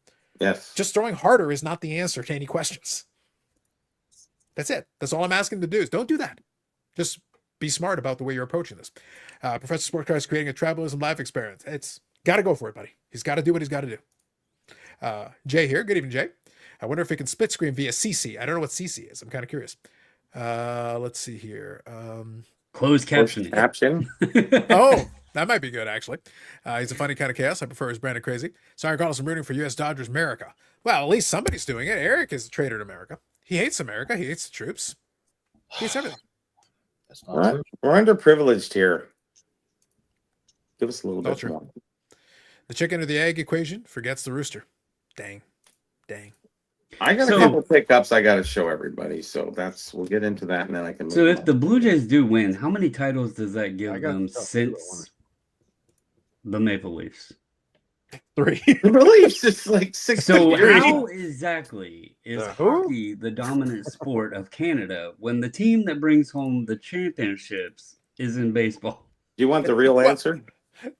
I was gonna say. So look, can we be serious for just a sec? Can we be serious for just a second? Like Just serious. just a fraction of a second. Just a second. Just a second. If you want to get technical, the best. We're gonna get this winningest out team- now, Brandon, No, before you but come up to we need to Toronto do and it. ask that We- question. We need to do it. Hold on, this is important. Technically, the winningest team is the Argos, and no one gives a shit. Like, if we're being truthful and honest, the team that has actually had the best success, like Even again, the Raptors, no, but I understand, Bobby, but I mean, like, but the Argos they actually have won a once bunch at of least championships. in the last 10 years. They've done better than that. Like, I'm being 100% like the Argos. Since I always use Brandon the cutoff point. I just use since I've been born. They won in '83. And they've actually had little runs of championships all the way through where they've had at least a championship or two every decade. Doug And they've Flutie. actually been very consistent, like Thanks to Doug shockingly consistent. So Brandon, just for the record, just so we're all again, I'm being serious just for a moment before we move on. Since 83, okay? Argos. 83, 91, 96, 97, 2004, 2012, 2017, 2022, and last year. There's only so many teams in the CFL, but just saying. I'm running out of fingers, Brandon. That's actually pretty good. Yeah, I mean, Your odds of winning and are no 1 in offense 8. to the So no offense to the CFL, but when you're going with the four main sports, and obviously you have the Raptors, But one of the sports we don't have. right? so, like, you don't have yeah. the NFL, right? Yeah. But We got the Buffalo Bills. you're gonna have 3 World Series, Yeah. and then that's probably with some years to spare since Toronto Maple Leafs won the last In cup, 30 right? years. Can I ask? The Blue Jays didn't exist until 10 years after the last. That's what I'm Maple Leaf saying. So Stanley you got championships with years to spare. Cup. Yes. I'm just having fun. 57 with it years. because You Yeah, always 58. talk about the Toronto riots because the Yeah, Maple Leafs but- always choke in the playoffs. So No, thought it no, would the be fun Vancouver to, riot. No, No, there was no riots in Toronto. riots. The Vancouver riots. my It's bad. on the My West bad. Coast. It's on Can the I- West like- Coast. It's like Well- LA. So understand. But Yeah. but Brandon, I want to really blow your mind now. Do you know what the national sport of Canada is? Dutch. It's questionable. Croquet. Watch it. Be quiet, It's Brandon. Croquet. questionable. No, it's questionable. No, There's Brandon. 2 answers, but I'll just let it go. Official sport of Canada is.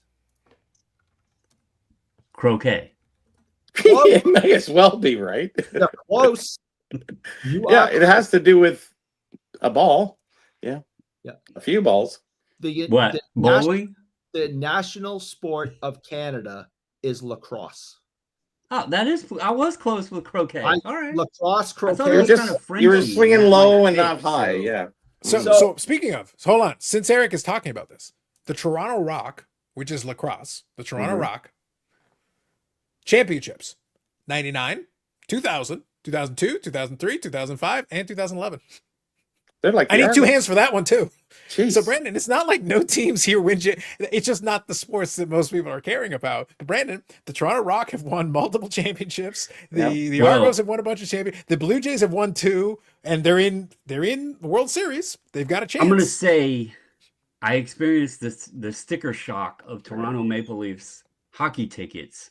'Cause I thought, oh, Yeah, I know. what was it? I think it was Wednesday night. I said, right? Yeah. I was like, oh, they're playing the Mammoth. That'd be kind of fun to watch. Let me go and look. No They problem. weren't even like the best seats, and I was like, 500 a ticket on a freaking Wednesday? Yes. Hey, What you, the hell are they smoking? like, you got the American dollar on your side. It's still a lot of money. Still, I'm sorry. on a It's Wednesday? a lot of money. Still not as much as we have to pay. So Eric, I That's did why I say to don't go. Brandon though. I did say to Brandon, why do you think I made such a big deal out of Brad reaching out to me and saying, "Do you want to go to a Leafs game?" And I'm sitting there like, sure, Yeah. because I'm not going to pay for that. Not cheap. I can't. I It's not can't cheap. pay for that. So it's like so Brandon, like that one fell into my lap. Otherwise, it still Yeah, wouldn't happen. I was just curious. I was like, oh, there's a game Wednesday night. The Mammoth. That'd no be kind of problem. fun to watch. Like someone is Nope. telling you, Brandon, they're going to Next. the game. It's almost like, who did you rob, or how did you get tickets? You know, it's Yeah. Yeah. The rich So man's sport. Yeah, so Carlisle here said curling. Jay said dog sling. Listen, we dominate dog sling too. Yes. So Sports Pursuit says any AHL championships. So in 2018, the Marlies won the Calder Cup.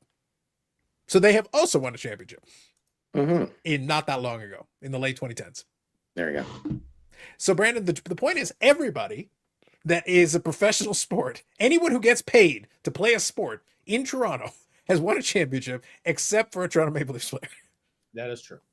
The only thing the Leafs have going for them is they've won 11 since, I guess, the NHL started. So they won the very first and they won 11. That's the second most, opposed to, I won't say for Eric's sake, that other team in red and blue and white, blue, blanc, rouge, for Eric. Yeah. So Eric's all You know, about the Rouge. we have a lot, but we just won them at long time ago. It was a long time ago, yes. Indeed. And didn't So you're you? like the Packers of hockey. No, the Yeah. Packers have also won in our lifetime. That one doesn't work either. Yeah, but a Sure. lot of them were like Super Bowl 1 and 2. Yeah, Super Bowl 1 and 2 and 45, Patriots. yes. In 96. And also in 96. That was also in the 30s. Brandon, we've all been alive for we've all been alive for 2 Packers Super Bowls, which is still more than the Maple Leafs. That's true. That is true. Yeah. So like I'm sorry, that's still 2 more than the Maple Leafs. If we just go from the time most of us have been alive on this screen. Is there any Bobby? Who's that? Is he a Packer? John Brockington? Was he? I don't know. Looks like he's got That would be stars on his before my shoulders. time. I don't know the Never answer to heard that. the Maybe name. It'd be Paul, maybe Paul, if he's 1973. listening. 1973. He was with Oh Green god, Bay the for- 73 Packers were shit. I don't think anyone would take credit for that, even if he Oh, played for the okay. team. All right. There you go. Paul Get rid of says. that Paul one. confirms. Paul says yes. There we go. Paul says. So I'm with Green Bay. I got 2 There more. you go. These are stickers All right. from an artist. So we have Phyllis Esposito for. Oh, I can't see. Oh, yeah, Phyllis Esposito for the 73. Who would he be with? Boston. And then we have Bobby Hall, Chicago. So we'll put this one down nice. Oh, and nice. another jar of pickles for. Kasperitis. Yes, sir. Darius Kasperitis. Wow, Empty. that must have some punch in that jar. Well, actually, on the top, you can get free stickers to the free with the sticker. You can get free tickets to the game. Buy one, get one free. There Kind you of cool. go. Darius Kasperitis. Darius Kasperitis. Touchdown. There you go. Thank Say you, that Paul, 3 and thank you, times. Philly Joe. Appreciate you. Good stuff. Yeah, these Jays are struggling to figure out the off-speed. Where are pitch. those stickers from, Bobby? It's a good hit. I like Bobby. that one. Oh, copyright claim. Oh, I can't see the game anymore. I had this big black thing in the middle. I couldn't really see the pictures or anything. Bobby, what were you watching on? I'm watching on the laptop, but I have internet, so there's really no live stream, right? It was Okay. the best, I guess. And I now guess it's so, okay. the video no longer Okay. available due to copyright claims by the MLB. Gotcha. Yeah. Well, they try to crack down. They try to crack down pretty hard. Well, it said click here and you can watch it live, but you have to sign in and register. And Yeah. I got you. I love Yeah. the see it won't even go to it now. Oh man, that's bad. Yeah. There's the That's animated. There's the 3D one, which is something. Yeah, I got you. That's the only challenge, Eric. If you try to use, if you try to follow links that take you to our mateys, Yes. that's a little bit. So yeah, Nick, I've got the sports net. I've given my tribute to our Rogers overlords. So like whatever, they just let me see it. It's fine. I got a live feed. I have actually through Yeah. my father. Oh, okay, there you No. go. To your fault, So Luke. yeah, through my father, I have the belt. So Yannick, hold on. Since we rarely get the opportunity because it's not available to us all the time. Obviously, we have Carlos Senior, very creatively named. We're all very creative with our naming. So what's the senior? What's the senior Yannick? Who is this individual? Singer, my dad, Singer, his name is Jacques. So like, Beautiful. Really? You know? See, Yannick, I was secretly hoping for this. I felt like, Yes. Brandon, isn't that like a wonderful like if we had a choice, Jacques would have been like a high draft pick for me, and I'm You know? happy we got Yeah. there. Yeah, This makes me feel- one of 3 names to pick. Yannick wasn't one of them. Yeah. Nope. So Wow. yeah, I'm his If name you're is shocked, Jacques, raise your hand. and Jacques would have he's been a with high my- draft pick, man. Jacques would have been a very high draft pick. Yep. Mhm. He's with mom, and almost late 70s guy, retired, and a construction guy his entire life. There you go. So, I like it. yeah. Now, please tell me that Jacques wears flannel, because we Jacques We gotta wears go the with- flannel now, does because at that age Amazing. now they always cold. Amazing. Is it blue and It's black? Quebec, it's cold too. He is, has yeah. the blue. He doesn't have the plaid, but he has Blue the, Blanc he has, Rouge. he has the blue for sure. Nice. You gotta, I like you it. gotta get him. You gotta get him the Letterkenny blue. I will. We'll take Yeah, it. listen, Eric, you got to be careful. Jacques will kick your ass. I guarantee, Jacques. sight unseen. I'll take Jacques. I'll handicap Jacques to kick your ass from here all the way back to Massachusetts. I'm a small guy. Back in the day when Jacques in his prime, I'm a small dude compared to my dad. So Woo! Watch He's out. gonna give you a good. You got to mind your p's and q's, Eric, or he's gonna give you a smacking, and there's gonna be a bunch of tabernacles. You're gonna My get, baby- you're my gonna baby get smacked brother upside the head. too is- Oh, not the- You're gonna get a smacking. I'm the small of the 3. So Oh, look at that! Watch out, Eric. I have Bobby's a watching the brother live at stream. Carlos' age, same age. He's Oh, yeah? June 83. Oh, nice. Okay, there you go. Yeah. My contemporary. There you go. Nice. So hold on. So you got Jacques. You're Yannick. So did anybody get Jacques Jr. or so your brother's got a different name too? There's no- My brother has a complete different name. My brother's name is Fred. Kim. Like as Kim, Really? Not Kim, Really? not Kimberly. Kim. Yeah. Kim, yeah, it's that boy's name. You know, Kim Mitchell. Interesting. Okay. Mhm. Jacques was hoping for a girl though, wasn't he? Yeah, oh yeah. They Mom- had that Mom name was- already. He had committed to the Yeah. name no Yeah. matter what happened. He had committed to the Mom- name no Mom matter what wanted happened. a girl. Mom wanted a girl, but nope. 103 likes like that. That's just like that's crazy. I don't know how to turn this. I Yeah, can it's get crazy. someone from- That's Bobby. That's Bobby's, our live stream. Yeah. Thank you. Thank you. Just give the video a like. Appreciate you. Jacques, a true Canadian name. It's true. That is, if you're gonna go Canadian names, that is Jacques facts. The cock grande. They don't know that one. It's actually in a movie.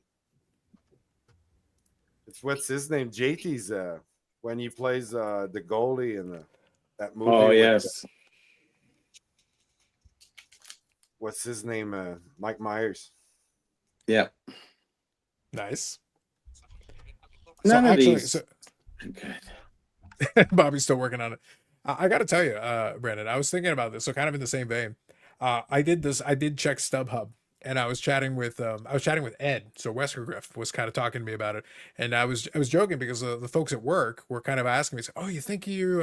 So obviously we're doing this tonight, and so I wouldn't have done it anyway. But they said, "Oh, you think you're gonna scrounge up tickets for Game 6?" And I'm like, and I literally just looked at them, and it was hilarious. I literally looked at them, and I'm like, "You do not pay me enough for that." They're like, you do not pay me close to enough for that. No. Yeah, I mean, I went to StubHub to check. So just out of curiosity, do you want to? So I checked this maybe yesterday. Do you want to guess what the nosebleeds were at that point in time 2,500. yesterday? Okay, so Yannick's got a guess. What do you think? I'm gonna go a little bit less. 22. Okay, what do you think, Eric? Nosebleeds for Game 6 of the World Series in Toronto. 15. So you guys, you're Brandon, your 22 is almost spot on. It was like 22.75 each. Yeah. And that's if you get them as a pair. Standing room was like 1,800. If you want to stand for the entire game, there is an option. So, you got that one. So Okay. there's only, you always hear like baseball and hockey and basketball even, it's in a weird situation because you always hear people say, "Oh, I wish I could attend a World Series or an NBA Finals or whatever," right? And I had the opportunity with that deal that I told you about with the Mastercard thing, the way that Yeah. we went to the wild card, and I actually told her that I didn't want to go to the World Series game because, obviously tonight's a different scenario, but most of the games of the series aren't clinching games. So you're essentially just going to a playoff baseball game. The environment's a bit different, the stadium's packed, but Yeah. if I was going to a game like that where it's a series, I want to be there For where, that kind of cake. Yeah. where a team is like clinching, Yeah. because that atmosphere at the wild card game, obviously whoever won was, advancing. That was just insane. I don't know that going to like a game 3 where, okay, cool, we got the win or whatever. I don't know that that would be as exciting. So that's I just think my it's fair. take on it. But Have you No, I got you. guys noticed the weirdest thing this week? Because when Otani comes at bat, like at bat, show Otani, there's the song, right? Have you guys Yeah. actually noticed what the song is? So I don't listen to I don't watch the games with audio. I don't know so what no, the I have song no is, idea what the but I song know is. the voice of the singer, and it's just hilarious to me. Like he comes Okay. up to Michael Bublé, something. Oh, really? Interesting. Yeah, really. Interesting Like choice. seriously. Okay, sure. Yeah. Maybe he should have signed with Toronto. So Yeah. Jay here says you can buy a great TV for those price. You can buy a great TV for those prices for a single ticket. Yeah, you really can. Like you that's buy a 100% true. theater system, Like you really and a nice could. couch to sit there and Oh watch man, it with. 10 TVs, Yeah, you can- man. I saw a 70-inch today for like $600. No, the prices on those have dropped. Like you could Yeah. get a good 4K and probably have Same. some money to spare. Like you really could. Yeah. I And bought you'd be able mine to see in great. 2015, and I think they were 1,700, and it makes me sick seeing how much they are now. So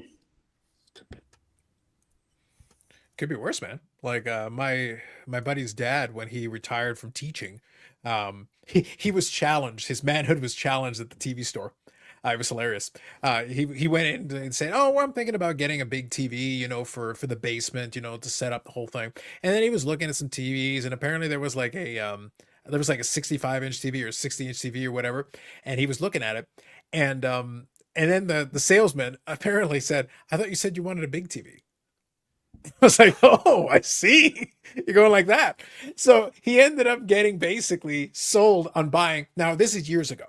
He ended up buying what was it was a 67-inch TV, which was a very large television. Like, let's be clear, it's not a small TV. But I literally, for years, I always joke that first of all, you got conned into buying a bigger TV, and at the time, the 67-inch TV was like $4,000. Like it was crazy how expensive it was. Oh, yeah. And it was a beast. Like this thing was ginormous. And again, for the And position, the heavy, way heavy. the way the living room was set up and everything, like it was amazing to watch games on it. Like I would go there with the buddies, and they had a big basement, so we have like these little party areas you could watch the game. So we watched Super Bowls and stuff like that down there in the basement, and we had the beer in the refrigerator. They had a full refrigerator down there in like a bar area, so we could serve drinks and everybody could have a good time. All good. But the thing is that for the longest time, I joke with my buddy. I go, if I ever just won the lottery, like I got rich, I would literally have them custom make me a 67.5-inch TV just to fuck with your dad. Just so he would know, Brandon, that it's 67.5 inches. I thought you said you wanted the big TV. That is big. Bobby, that's not the question. The reality is the 67.5 would just be just enough to drive him That insane. much bigger. Yes. Yep. It's like It's just turning the it up to principle 11. of the thing. What's that? It's the same as turning it up to 11. That's Well, right. You got to go all the way for it, man. Well, Mhm. It'd be good. I'm the biggest number. But the prices have really come down on those a lot. I've been waiting. At some point, so this is just me. I've talked about this before. Obviously I'm watching the game here tonight, and I'm hanging out with you guys in my office. But I've got the main TV is in the living room, which is just here to the end of the hallway, which is a good sized TV, and it actually serves purpose for me. I don't care about having a million-inch television because it's like, unless you're like 25 feet away. What are we doing here? Like, you don't need a movie theater in front of your face directly. Like, You that's not see this? necessary. Mine is a This is million the- and a half. This is a 15-inch tablet. That's all I own. Yeah. So what I would like I got though, no if it was TV. up I to got me, no TV.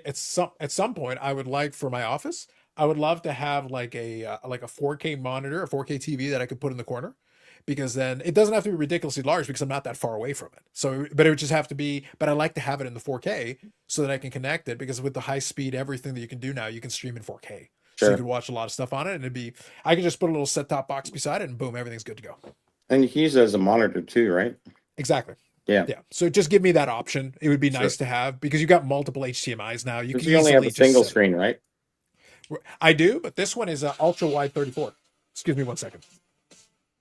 Oh, I will hello. I will not participate in this program any longer.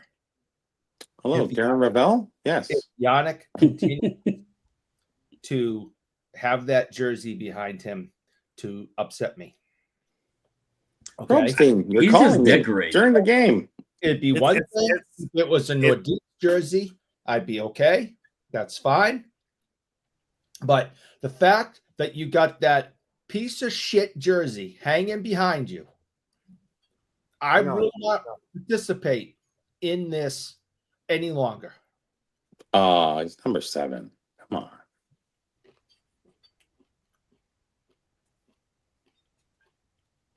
Looks like Gotta he's have got it. heat. I It's can't gonna see it. be You see that autograph? What Tell them it- who it is. No, but there's more than just that. What does it all say? It doesn't. It's an autograph.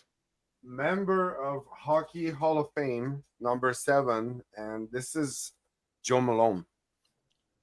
His autograph. So I bought the autograph, and it came with a jersey around it. They At do this auction. way. They can stitch it in like an autograph of paper, and it's really kind of cool how they do it. So it's so literally it's like a real an autograph. It's an index card. That little rectangle part here of the 7 is kind of treated and sewed in within the number 7. Yeah, it's cool. And there was an auction late August that I took a chance because I've been eyeing his autograph for the last couple of years plus, and I got it for less than what I would have paid at the expo, or Oh yeah. very slim picking anyway to get an autograph from the gentleman. Died in 1961, passed away. And before that, those eras, they weren't signing much. Like they were No. signing, but not like as the extent of today and stuff. No. So, Hall of and Famer. it survived even. And now, from what I understand, it was part of a collection that was made for the centennial in 2009. Oh, So they made it on a vintage look jersey. So it's wool. It's actually kind of like just the jersey alone for what I paid. I think I got the jersey for cheap. Nice. So Nice. yeah, it was pretty neat. Pretty pumped. You gotta about get that professionally framed. You can't just let it hang there. Well, that's Yeah. that's the next part now. Like I don't think you want to frame that one. You want to kind of get the one that has a where you can dress it and you can see it from all sides. It's a little plastic covering that goes over it. Then you have the front and the back, and you can see it all. That one's The not a front- wall piece. I like number 7 too. It's my favorite number. So there you go. There you go. I like it. Kind of all Jay works up. says, yeah, Jay says the TV should fit the space and viewing distance. It's all relative. It's very true. Yes. 4K always makes sense because of the refresh rate. I really enjoy watching Eric fall on his bike in HD on the big screen. Noble. Hmm. Very noble. On a 70-inch. That's It's nice. valid. It's valid. I appreciate you, Jay. I'm Wow. watching the 3D one and where they melt into the ground when they go away. It's about a batter behind, probably. Probably. Yeah. Is Kirk up right now? Right now, yes. Right now, it's 2-2 is the count. Sports Pursue says the Fanatics call finally came. I That's wish, wonderful. man. I wish. So Brandon, it was funny. So obviously the different, because we're getting different stuff shipped now. We got all these companies that do last mile for different things. The Fanatics Overlords, like I did get. I'll probably put it on later as we approach the last couple of innings. I did get Mhm. my World Series hat. Nice. So Well, we now got you're gonna that. need a new one, Carlos. Maybe. If Yeah, maybe. maybe And Maybe then I got this tomorrow. one with World Series patch on it. Mhm. they're gonna have champs on it. There you We're go. crossing our fingers, man. We're hoping. Listen, just for luck, I've got it over here just in case. 2018. So we got Brandon, this one here. This one here has got the 93. Brandon knows hats. Yep. Yeah, he does. So anyway, what I was So- going to say was, we've got all these different, last mile ones. The Fanatics Overlords use one. Hmm. I got an email from like Fleet Optic. That's one of these companies that does last mile. I've heard of it, but I was sitting there. The problem, Bobby, is sometimes they'll send you this email saying, hey, your stuff's on the way, blah, blah, blah, expect it between this time and this time. And I'm sitting there going like, okay, so the Fanatics stuff is good. I'm waiting on some football stuff that's separate, but that Fanatics is usually pretty good about being very clear what they're sending me. So I don't think that's it. I had something coming from Amazon, but usually they send me a notification different. So I'm like, that's probably not it. eBay stuff and all that, I think we're all good right now. So I'm sitting there like, so what is it?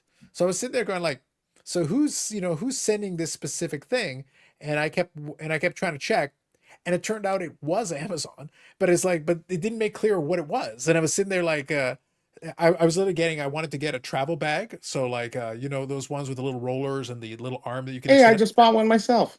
Yeah, so I got one. So they sent it by Fleet Optic, but the thing is, it doesn't tell me what it is, Bobby. And I'm sitting there like, so what thing is it? What are you saying? Because I get I don't know, every day probably 2 or 3 emails that your storage is out, your delivery is delayed, you've been canceled, and it's just like, what is it? Yeah, and they don't put that because Fleet is sort of a subcontractor, so they don't have that. They are, yeah. That So, thing. sorry, that- actually, yeah. let me correct myself. I did get the Amazon thing. Let me correct myself. The Fleet Optic was Fanatics, but what it was Fanatics was Oh. giving me my Tops Now.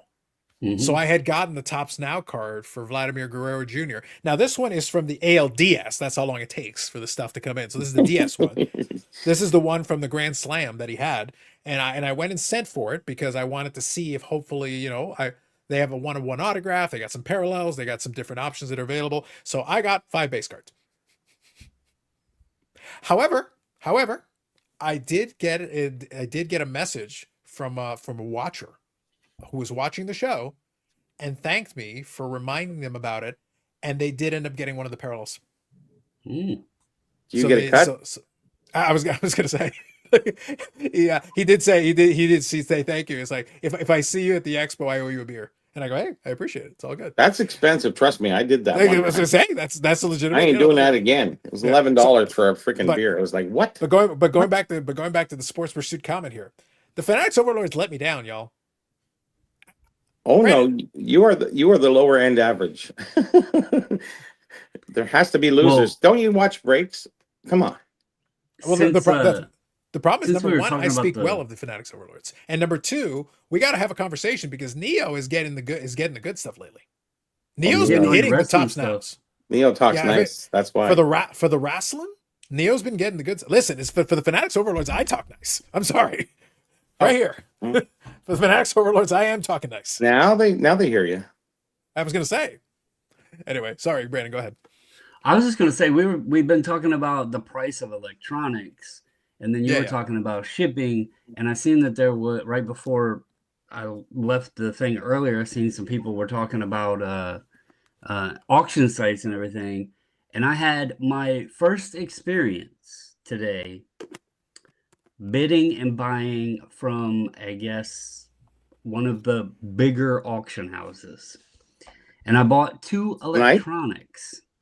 One, Eric told me not to buy. I bought it anyway. Oh. It's usually a good policy. Yeah. Mm. And then I bought a second item. I was only planning on buying one, but I went into no. it. The one item was before the other one. I didn't know if I was going to get this one, so I was like, well, let me bet on this one if it doesn't go too high. Agree. Yeah. I bought an Atari 2600 Oh yes, right. and a Gen 1 iPod, both of which were used in The Walking Dead.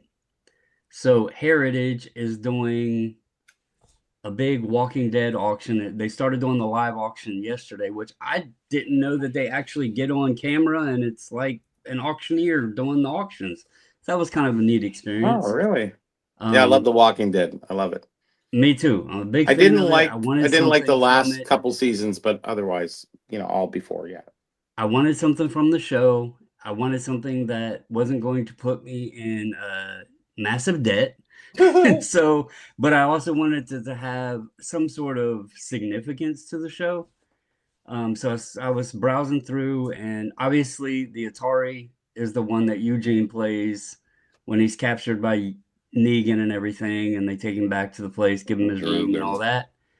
And then the iPod is from the season finale when Sasha gets put in the coffin and Negan's taking her back to Alexandria. They were going to do a trade or whatever, and she gets the pills from Eugene and commits suicide and, turns into a zombie to hopefully kill Negan. And while she was doing that, she was listening to the music and everything. So that was a pretty significant piece as well. And I was surprised I actually got them both at almost the starting price, which isn't cheap, but at least it wasn't thousands of dollars. So, It could have There been you a go. lot worse, is what you're saying. oh yeah, I was prepared to be disappointed and not get either one, and I wound up with both for just barely over the starting bid. Survivor does that too. They Yeah, auction and off stuff from the previous. Yeah. Carlos, you mentioned the shipping thing. I didn't even know how to pay Heritage. Like you have to, get approved, put a card on file. But I'm sitting there Yeah. looking, and I'm like, Use my name. You're good. No, I actually called him, and I was like, I'm a rookie here. I've never used you guys, bought anything before. And he said once the full auction closes, then they do the invoicing and everything, and that it Yeah, that doesn't sounds about right. automatically pay. You have to actually go ahead and process the payment. And since I'm going to be up there with you guys, I asked them to hold the shipping. That way, and he said it has to be signature required anyway. So Yeah. I just told him not to ship it, and I'll call him when I get home and everything. So You don't want to bring it up here. No. They're bringing me a well, it check, wouldn't though. even be here. I'm leaving Tuesday. They're bringing me a $400 US check, so I'm pretty happy. There But you go. now I was pretty excited about that. So That's good. I think that makes sense. I think that's fair. No, congrats on winning that. It's one of those things where sometimes you have to kind of make sure you understand the terms for it. It was a good move to call them just to get clarification on what it is. Fanatics does a similar thing. Basically, whatever you win, they'll invoice you on the whole bit. It takes usually a couple hours after the auction's over, and then they'll send you a little invoice that shows you whatever, and you end up paying. So the information will all be given there. You can just pay it on the spot. Each one of them does it a little bit differently, but conceptually, it's the same idea. yeah, since this one's 3 days, he said it would be sent the day after the final, like the whole thing was finished. Ends, yeah. Then they send the invoices. Because it goes to extra hours, so it ends the next day, really. Right. Mm-hmm. So then they need 24 hours plus after that. So, yeah. Yep. Good evening, Anoy. Thank you. Appreciate it. So far, right now, obviously, for folks that aren't watching, it's 3-1, 3-1 for the Dodgers. I've actually been okay. Again, I go back to what I said earlier. I'm pretty happy with the way that Gosman has settled down a little bit. It's the same story as game 2, though. It's kind of like Gosman is not going to be perfect, but at the same time, he's pitching well. Yamamoto's also pitching well, but they did have a couple of times where they've started to make a little bit of contact. The only thing is, I would like them We need a to couple take RBIs. a few. What I would like them to do, though, as well, is I also want them to start taking a little bit of the pitches. They are chasing a few. They've done a better job making contact on the last couple of innings, but I would like them to take a few more because right now Yamamoto, I think, is at 75 pitches, which is okay. But if you could get him up into the 90, 100 pitch count, they'll let him keep throwing. I know. Here's the thing. I know Dave Roberts. If yesterday's game, the other day, Wednesday's game, completed the game with 106 last time. So that's my point, Yannick. But here's the thing. The Blake Snell game tells me that he is going to be like Yamamoto could be at 130 pitches and he's going to want to leave him in there because he's scared of what happens if they go to the bullpen, which is why I want them to force him to throw more pitches. Yeah. The more pitches he throws, the better it gets. Mookie's out again. We want to see Mookie. Sorry. Mookie's out again. Yeah, but that's the thing. Like Mookie has not done outside of that one pitch that was a mistake. It was a bad location. Mookie has not hit the ball well in this series at all. Nope. No. I never see. I expected him to, and he didn't do anything. Mook is a great player. The thing that I've been very That's the clear funny about part. this, Is I don't know I've been why. I have been very clear about this. The Dodgers have a lot of excellent players. That's Who aren't never been the coming issue. to fruition. Yeah, Really. they are all excellent players. But the Blue Jays pitching staff, for the most part, have done a good job with their approach. Mhm. They made the odd mistakes here and there, but that I don't expect the pitchers to shut them out. No. That's why I'm saying it's still on the hitting. I'm putting the emphasis on the hitting to be like, you guys are going to have to put up some runs because I'm not expecting the pitching staff to shut out the team forever. That's not fair. That's what happened in the 18 inning game. They Mhm. kept shutting them out inning by inning, but it's like you guys have to get some offense. Like they Somebody can't do all has the to. work for you. Somebody has to get a hit. Like that's your job. It's both sides of the lineup. The batters have to put up runs. The pitchers do their best to hold them down. The pitchers have actually done their job for most of the series. It's the batters who need to do the job when they need them. Now is when you're going to need to put up a couple of runs.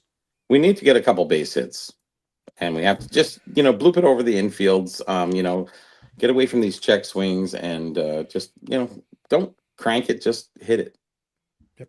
Nice Anybody have and easy. Panini Redemptions out? Now is the time to pray to the hobby gods. Yes, yes, yes. So let's talk about that for a minute. I think this would be worthwhile. Brandon, I know you made a comment related to it earlier, so let me kind of touch on it here. Okay, so let's talk about this one.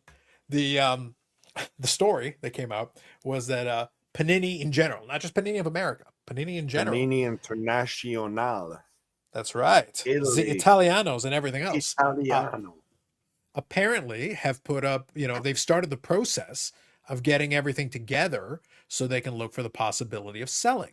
And obviously the big hobby headline is that one of the interested parties is, of course, the aforementioned Fanatics Overlords, who, Brandon, I would note earlier tonight, Death betrayed Star. me. Fredo, you've betrayed me. Lone Star. The disrespect. The disrespect. After all I've done for you, Fanatics Overlords. The disrespect. How dare you? But anyway, the point is, so they're going to be on the list, of course. Like, would they be interested? Hell yes, they would be interested. There are some brands there that, listen, there are some brands there they would be certainly interested in getting their hands on. But of course, that causes a lot of people to freak out. But I figured we would take a couple of minutes and talk about it. The reality of it is that it will cost, because Panini's not a small company. I think the valuation is upwards of close to, 2 and change up to 4 or 5 billion is probably Does what it would end all cost. the lawsuits? If you bought the company, obviously it would settle the lawsuits. That would kind of take care of that problem for you. Now, of course, that's the coupon portion of the deal. Of course. So, but here, of course, let me just lay out kind of one of the concerns. Everybody's concern is, monopoly and everything. Well, technically, so Eric, to be fair,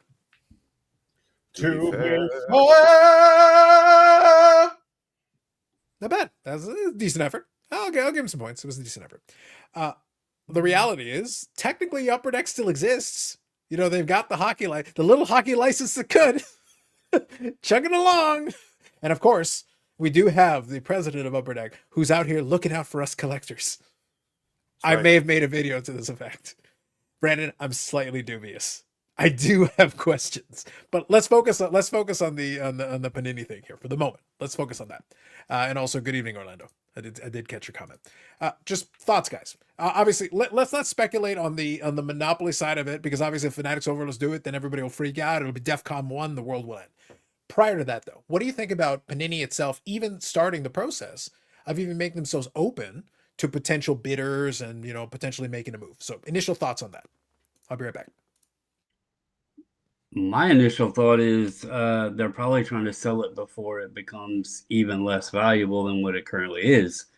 As far as screaming monopoly, Fanatics already has the license. Like, you're already in that position. All they're doing then would be able to make some Don Russ or some Prism or, National Treasures or whatever if they wanted to, and just add even more sets to the repertoire. I think I did have a friend reach out and discuss it a little bit. I think the only upside is the international soccer market. That could be a play, because Panini would have that if they're selling the whole company and not just Panini America. So that could be an element that would add a little value to it. But outside of that, I mean, put it this way, if Fanatics buys it and they still put out Select and Prism and all the other stuff, they're going to water things down so far that I think it'll actually hurt them more than help them. I could see them picking maybe a couple of the high-end products, but with Topps Chrome and all of that stuff, I don't think we need the bottom and middle end. Maybe just some of the higher end products that it became a staple, like the NTRPAs and stuff. Because really, when you're looking at Topps, we have Dynasty, which is a 1 card per box product. But outside of that, it's kind of lacking the higher end market. So Sure. that's my take. If they do, they do. If they don't, whatever. I get you. So let me touch on a couple of comments here. Brendan Ryan says Panini America should be sold off as a single unit. So the thing is, everything's in play. It's always a possibility to sell it in pieces. They don't necessarily have to sell it lock, stock, and barrel, but there is a lot of value in having it. One of the other things that I'll add to what Brendan was saying is also Panini does have some printing facility. So Fanatics would, of course, be interested in that because then that would increase their capacity.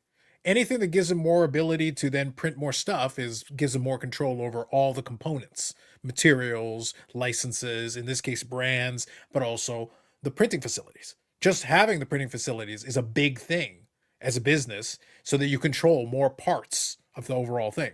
So that's one important piece here. Bob Ozel says here, if Panini sells, and good evening, Bob, it says, if Panini sells to Fanatics or some private equity firms, it's going to be gutted. So here's the funny thing. Obviously, a lot of folks are focusing on the Fanatics piece, but Bob Boozle is touching on the right point, and this is 100% valid here to talk about. If it's not Fanatics, then it will be a private equity firm. So be careful what you, again. So we're in an interesting spot here, Brandon. Maybe this would be the way I present this. It's the devil you know versus the devil you don't. You're not going to like this no matter what happens, because if Panini sells, and Jay has a very good point here talking about this. I want to make sure I touch on it, and so does Orlando, so I'll touch on both. But here's the thing. If they sell it, no matter who buys it, the prices aren't going down. The printing isn't going to reduce. I don't care if it's Fanatics, or I don't care if it's a private equity firm. They will go into hyperdrive of whatever it is you think Fanatics is about to do, because their goal is just to maximize the profits in the next 24 months and be done with it, even if it burns to the ground. They're going to go for the quickness. They're going to burn through it even faster, whatever it is they can do to try to extract. So it's going to be, you're going to see basically expedited. We're not going to see 2x, Eric. We're not going to see 3x. We're not going to see 4x. We're going to see 500x. What's the best way we can speed run this thing? And it'll just be squeeze the money out in one shot. That'll be part of it. Yeah, ludicrous speed. Thank you. Great reference. Jay here says, Panini is seeking a buyer to distribute the proceeds to family members who could care less about the business. The offspring want the cash. Keep it simple, everyone. Totally fair. And that kind of explains the timing of it and everything. Panini is losing soccer license to Fanatics after the contract ends, more than likely. Is that the international contracts, though? Because, like, you got to remember Panini has multiple, like, portions. And then there's also like the U.S. soccer leagues versus the international soccer leagues. So, like, I believe that the international stuff is done by I'm on their Panini webpage there, Italy. Brandon. They got everything that is basically a soccer ball. But like, if they lose, are they losing league, all of it? The every international cup, and the FIFA, the whole thing. They own the whole thing. Yeah, there's a lot of Spanish European leagues league, too that are Italian kind of their league, own thing. Serie A. La Liga, there's a La bunch of different Liga, ones. everything. They own everything. Yeah. Bundesliga. right, but that's my point. He said they're losing the licenses to Fanatics. How do we know that? And there's several different ones. So that was my point to it. Like, if it's the U.S. market, sure, I can see that, because I'm sure Fanatics International has market, I don't think and so. he's though. down there in Florida or whatever. So, Look, which the he important thing apparently is doesn't sign his cards anyway. the important thing is I want to know who controls the bowling license, because That's Prism Bowling, the dream Leaf. still lives. Bowling it's a different thing. Yes. Yeah, I know. It says. Yeah, Noah here says Topps NBA looks like trash. Yes, Panini still has better card designs and brands. So here's the funny thing: I don't have a problem with what you're saying, and no issue there, because we can have this discussion. But here's the funny thing: it doesn't matter, because if one of these companies, again, let's say it's private equity, let's say it's not Fanatics Overlords, okay? Let's get them out of the conversation just so people can calm down a little bit. If it's private equity, Yannick, do you think they're ever going to change the design of Prism ever again? They're just going to be like, yeah, just use last year's design for the next 5 years. Who gives a shit? What's the cheapest we can do? Exactly. AI Just hit everything. print. AI all of Just it. hit print. Has it ever really had a design though? It's just different angles on the this is a funny comment, really, because for so long everybody wanted Tops to have the stuff back, football and basketball. You know, Panini sucks. The cards look like trash. The quality's crap. The prices are too high. Redemptions. There's too many parallels. And now that it's talked about that they might sell and Fanatics may be a potential buyer, it's, oh, well, we can't lose Panini. Like, this hobby really cannot ever make its mind up. No, it's absolutely not. amazing. No, absolutely not. Brandon, look, I'm not going All to about table it money. tonight. I'm not going to table this tonight because there's already so much stuff going on. But what you just alluded to, and Eric, I want your ears to perk up on this. It won't be tonight because we've got too much stuff going on. But what Brandon was alluding to about the hobby and their inability to make up their mind, those are 11th rule kind of terms. Just throwing it out there. It's vaguely Rule 11-ish. Not tonight. We will revisit this conversation. We will discuss on the Monday live stream because we're going live. While I'm on here, Yes. so I will get on and participate, but I don't know what you guys have planned for length. And obviously, I'm getting up super early Tuesday morning, so I don't know if I'll be able to go the full term. I just wanted to put that out. I will reveal this right now. My plan is to start early because Monday I'm gonna be working from home because I may make sure I've got the timing set up for everything. And if we want to start, we'll discuss separately in a text thread. But if we want to start early, we can do that, and we can still finish at a reasonable time. Not a problem, because it's just I want to make sure we have it live so that we don't have to worry about editing or anything. We got it up on the channel, all good. And then, like I said, I still want to try to have a live during the expo this week, but I never rely on hotel Wi-Fi because you never know. Sometimes it's good and sometimes it's a little spotty. I just don't want to rely on it, but I always want to make sure the streak has to stay alive. Are you back at the same hotel? Yes, I am. Okay, so you should be okay. It should be pretty good. I think Yeah. so, Bobby, Same but I as never take it. always? I never Same as last take time. a chance. I never take it for granted. I always double check. I will Did you go get to the the room and penthouse I'll do again? some testing. I got a good room. Yeah. Same as All last I- time or same as always? We're No, getting no, so- all in one. He got So upgraded, late- I think, last time, didn't you? Yeah, I did. So lately I've been doing the what's the damn thing called, Eric? What's it called? The one? I stay Um, where you stay, but Element? before that, Element? you used to The go Element, across yes, the the Element. double tree. Yeah, the element, exactly. Doubletree. That's where the cookies are. I'm going. Well, listen, the DoubleTree got ruined when it became an official Expo hotel. That wrecked everything. Yes. Because as soon as they did that, then it was like, No well, more guys, cookies. it was fall fine and dandy, but then you have to make it way in advance because the PSA Village is probably going to stay at DoubleTree. Oh yeah. That's where they were before. So I got the studio. No, they were in the I don't know what it is. Turtle Jacks. What was that? there's a Turtle Jacks attached to DoubleTree.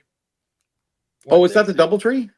Oh, Yeah. okay. Yeah, they were there. Okay, that's right. I remember. Yeah, Yeah. that's where the PSA Village stayed. Yeah. Yeah, okay. Go ahead, Eric. I thought the PSA village people were hooked up. They like to say PSA 11. That's right. Yeah, that's Dave. That's the same hotel that was connected to the restaurant we all went to. We had to drive a little further away. The one that was the Turtle Jacks? The Turtle. I don't remember where it was, but we No. all Well, the Turtle Jacks is the one connected to the DoubleTree, and that is where the PSA You mean folks chopped? stayed. no. No, not chopped. No? It's chopped, not chopped. Yeah. So the thing is, if we're talking about the PSA guys were at the DoubleTree and at the Turtle They were at Jacks. Doubletree. I know yeah. this for a fact. Yeah. Turtle Jacks is Because just the restaurant in the bottom. So yeah. Exactly. So, and it's convenient because it's solid for what it It's is, and it's pretty nice that it's close. attached to the hotel. It's nice that it's attached to the hotel, so it makes it easy. Yep. But that is where the PSA folks stayed the previous time that I remember. Yeah, Dave and I dropped by one time. I think we were coming back from I forget where, and we stopped in there. And all the PSA people were sitting down in the bar there, or well, it's the restaurant bar, whatever it is. Yes, the village. Sure. Right. Yep. Yep. Really? And then, I appreciate the PSA Village people is now in the vernacular. I like that. Yes. Yeah. I said, thanks guys for coming. And they asked who I was, and they said, hey, we know you. It's like, hey, Now, man, now cool. Eric, now that Eric has coined it, he's gonna walk by the village and he's gonna go, dance for me. He knows. That's all I'm saying. So real quick, the Hammer here. Good evening. I haven't seen you before, but good evening. I think Panini is keeping FIFA, but they lost the English Premier League. That sounds right to me. I know there's a lot of So for soccer, I know it's got a lot of federations. I know we've got a lot of so leagues. many. It's. I'm not even going to pretend to know the sheer amount, but there's a lot of them. I know this. This I do know. Jay here says the world is not the USA. That is true, but some people seem to not understand that. But I agree. The World Series. The licenses include field of use, geography, and type of use. Licenses are more split in different ways. Assets go beyond licenses. Think brands, physical facilities. That's fair, Jay. That's fair call out. Top owns Bundesliga and UEFA, European soccer licenses. That is true. I remember that one. Fanatics already signed the Premier League and stickers contract once Panini's contract ends. Okay, that makes sense for me. Shit. Yeah, so I knew they were already getting a bunch of them. So You just like saying Bundesliga. Bundesliga. See, You like a Bundesliga. Yeah, so unfortunately not so much on that one. I did like the rally. I'll say this. I like the rally in that inning, and I like that they consumed a lot of pitches for that one. But you have to lay off the low pitch because he's really good at throwing the low pitch. And they call And the they low can't- pitch strikes, like, honestly. Well, some that way one was low. way off the plate. That one he should have swung. He should have laid off that one. He couldn't resist. He just couldn't resist. No, they give an article. If Fanatics taking over, Panini initially signed for an 8-year deal. Yep. No, unfortunately, it is what it is. Yeah, it was but, tough. There was 2 outs anyway, so. Yeah. Yamamoto is up to 94 pitches, I think. So that was a good inning, actually, for the guys. They got him under the 90s. His arm has got to start falling off. I mean, he's what, 2 complete games so far? He's done 2. The last 2 have been complete games for him. I Yeah. mean, He's it's going incredible. old school. Don't nobody got no mister, your motto. Don't know no. So Eric, this is why I want to make him work. This is why I don't want to make his life easy. I'm like, no, keep throwing. I want you to keep throwing. Do you know who would be proud of him right now? His Louis dad. Taint? Louis Taint? Louis Taint. Tank. Louis Taint would be proud of him. That's right. Listen, that's why I say, unlike the Dodger fans, I can show Yamamoto the proper respect and say he is a true pitcher. Oh, yeah, he's good. And he is doing some true pitching. We don't we mind respect giving him that. We respect it. But then it's the Jays' job to be like, I want you to keep throwing then.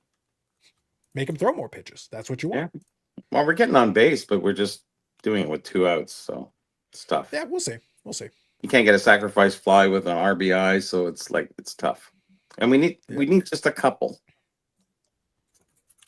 Just 2. Tie it up. Then we'll go 18 innings and yeah. Yep.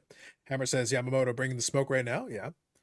Looks like going to game 7 of the tiny pitching. We don't concede the last Hey, no, three no. innings. We don't concede the That's- last 3 innings. that's Orlando. 9 ups. You So still here's have a question, though. Guerrero. You still have One swing, the whole thing can change. Kirk. You still have all these guys. Hypothetically, if it goes game 7 and Jays pull it out, are we going to have a parade at the beginning of the expo? You're gonna be there right on time, buddy. We've That's got a what me and my spot for wife were you. talking about. We're like, wait, We got a spot So for you. Brandon- Don't worry. so a Brandon- couple Brandon. days. We might Brandon, be you up got a there spot for for the you. World Series It's parade. not Vancouver, so don't worry. Brandon, if that scenario plays out, whether it's tonight or tomorrow, is not going to change. It's not going to change the day of the parade. No. What if have they that said comes to when it pass. is? No, because there's no point in planning a parade if you don't And have it's something to downtown plan. anyways, and we're going Yeah. uptown. They know conceptually. First of all, we're going to be in a different city. We always joke about Toronto Expo. We're literally going to be in a different city. Which is right I beside, mean, but I mean, well- it's just a different city. Angle 86, Bill Buckner, and Mets right now. You know. Yeah, there you There you go. Listen Listen, here, Jay. listen here, blue, blah, blah. You shut your mouth. go. Hey, Wow. you're coming up to Toronto, so World you guys, Series you parades guys are gotta fun. watch your I'll mouth. say Like that. you and Brandon gotta Listen, keep it cool. Eric, don't make Yannick bring Jacques. Mm-hmm. Yeah, Jacques will beat you down. he will kick your You ass. would think after the Shriners you would have learned your lesson. You can probably swear really good in French. Oh, Bob yes. Boozled, the Nats parade, they were throwing beer. It wasn't candy. They were literally throwing beer. Oh, you like Probably sounds candy right. better or beer? Hey, win or lose. No. Throwing beer is a waste. That's It a is. disgrace. They That's a were literally disgrace. they had the double-decker buses that all the players and everybody was on, and they were literally just throwing beer off the buses. Maybe M&Ms or something, but Oh, I love M&Ms. yeah, you already ate enough of them Look, I got I got an important question. You know, tonight. people, inquiring minds want to know what kind of beer we talking about. Stella? No, It better not be a good was- beer because then we're going to throw hands. Old Milwaukee? No, I'm not a beer aficionado. Oh, Eric only knows Guinness. That's And he it. doesn't know a lot of it. It's your normal the shit that the teams The get normal- sponsored by Budweiser? and all that. Budweiser? Coors Light or whatever, something like. I was going to that. say Budweiser, Bud Light. Yeah, something. Oh no, don't do that. I don't remember. I don't drink, so I did not participate in the beer catching. Zima. But they were throwing it. Zima's not a beer, Eric. Good Lord. Schema. Rush beer, yep. Milwaukee's best ice. Good Lord, Milwaukee's best ice. Yikes. Some cities already smell like piss. Let's do an apple cider. There you Yeah, go. their ice is 4.5% alcohol. Ours is Good seven something. Yeah. So that was the phone call. I was actually getting beer delivered. Oh, wasn't it? The first beer I had was the last one. I was, Bobby, this is unacceptable. On a World Series night, this is no bueno. Yeah, I remember another night we coaxed you into buying beer or ordering it. Yeah. Yeah, That was tonight good. I didn't need coaxing. I took care of the business. No, it was like, yeah, hello? Excuse me, gentlemen. Excuse me. I have business to attend to. I'm But it was surprised fun. you didn't get it in advance for this game. I didn't go out today. Oh, I was basically just doing stuff around the house, and then I looked at the clock, and I was like, it's too late now. I'm not going out. Mhm. The They the funny deliver. thing though, they do deliver. Yeah, it was funny because Eric was confused about the idea that they have to like scan the ID, and the thing is that the guys. So what happens is so if you get Uber to bring the beer, they have an app. The people delivering have an app. They have to scan it, or else they can't give it to you. I don't care if you're on the verge of death. It's not about how old you are. It doesn't matter. They have to scan some kind of ID. They need to prove that the person who's receiving it is the That person makes who ordered the sense. beer. Yeah. Yeah. They have to prove it. So literally so that's why I popped upstairs to grab my ID. So literally as soon as I opened the door, I handed the thing and he goes on his phone, he goes, click. He just takes a picture of it and hands it back to me. Yeah. He's just got to prove he took the ID. And Eric, it's not 21 here, it's only 19. Yeah. Like 21 So, is just I ridiculous. You can apologize. fight The for guy your would like to country, get but you can't paid, drink so he has to beer. do his job. He's told you better take a picture of the goddamn ID or you're not getting paid. I apologize. Good, Brandon. Because I'm Go a ahead. big dumbass. And yeah. It was literally right on the bus. Budweiser. I knew it was Budweiser. Like I that was a guess on my part, but I knew it had to be. Totally had to It was literally right on the bus. be. It had to be. Beer makes you smarter. Made Budweiser. There you go. Let's see here. The master, Tom Brady, threw the Super Bowl trophy in celebration of a Tampa Bay event, but he was not part of the crowd.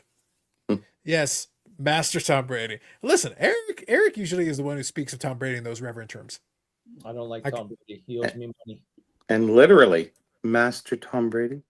He owes Yes, me the money. Master Tom Brady. Master. Want my $5,000, bitch. He lost it on I don't know. Eric and I some- went to his card shop. Oh, yeah, that's right. And it sucked, right? It sucked. It Seriously, sucked. man. It sucked because you couldn't afford anything. It was display cases. You couldn't touch anything. There was no price on anything much. Everything that was priced was just completely ridiculous, out of range price. Well, you were just commoners going in there. Come on. Ooh, the Commodores. And but it wasn't. Did you ask his. if he was around? Actually, it wasn't his yet when we visited it at Oh. that point. It was just like a couple months, I think, before. Yeah, nothing's changed. No. Mm. Like Eric frequents there. The sign out front has changed. It now says It's- Card Vault by Tom Brady. Like All right, it real was quick, I'm gonna read a outside of Gillette Center, and basically Center, it was yeah. between like a shop of like clothing to a bowling alley to a cinema to a card shop. You're like, okay, you walk it in and you realize right away you're in the wrong section. You're out of price. You're like, okay, no, I'm out of here. There you go. All right, I'm going to read a couple of comments here. So Orlando here says, crazy time in sports if Toronto wins World Series after Florida wins Stanley Cup. let me make a statement. I shall make a statement. I'm a baseball fan first. I want the World Series. I will trade the Stanley Cup for the next 100 years. I don't give a shit. I want this. This is what I want. I don't care if another Canadian team wins the Stanley Cup. I'm a Dallas Stars fan. Brandon, work with me on this. I'm a Dallas Stars fan. I don't give a shit if a Canadian team wins the Stanley Cup. I want this World Series. I want this. Give me this. I want this too. Yeah. I'm a It's like, I baseball just want fan. it. I Just played give me this. baseball. Yeah, I just give me watched this. Yeah. I played 6 years of baseball. I did not play a single game of organized hockey. I played on the streets, but that's it. No organized hockey for me. I played 6 years of baseball. for a long time. I played 6 years of baseball. Well- This is what I want. I want this thing. We were literally born in the month that, like, I always thought it was cool because I thought I was special that the All-Star game was either on my birthday or a day before or a day after. Oh, you're So, special. If you're born in July, you have the All-Star game right there around your birthday. Hold on, Brandon. Let's do the roll call. July birthdays. Eric, loser. Wow. Eric's just trash in Me and life. Eric are together in March. Sorry. No, it's okay, Yannick. We'll claim you. Eric's just trash. Okay. I was born on the 4th of July. Yannick, you I can was join us. supposed to be. You I can was join us. late. Eric I was must the go 14th. sit beside the mayo vat. Really late. Oh, Sit beside it. Beside it. Were there dollar bins at Tom Brady's shop? Question mark. Oh, yeah. I'm sure there was $100 bids, maybe. Yep. When Eric went to Tom Brady's store, the air went out of the shop. How deflating. Nicely done. Like I said, I don't want to pump his tires too much, but Bob Boozle, underrated commenter.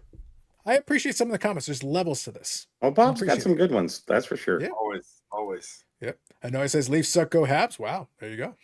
Quest for 25. There you go, Noah. All right. I get you.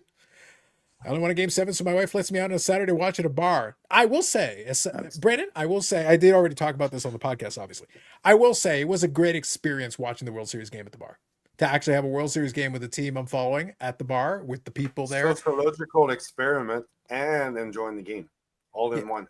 It was entertaining watching the folks, but that's why that goes back to what I said earlier, is that the Toronto thing is a very defeatist attitude. Anytime anything doesn't go, basically the Jays would have to be up 47-0 for them to not be defeatist if something doesn't go their way. This could be another Joe Carter moment.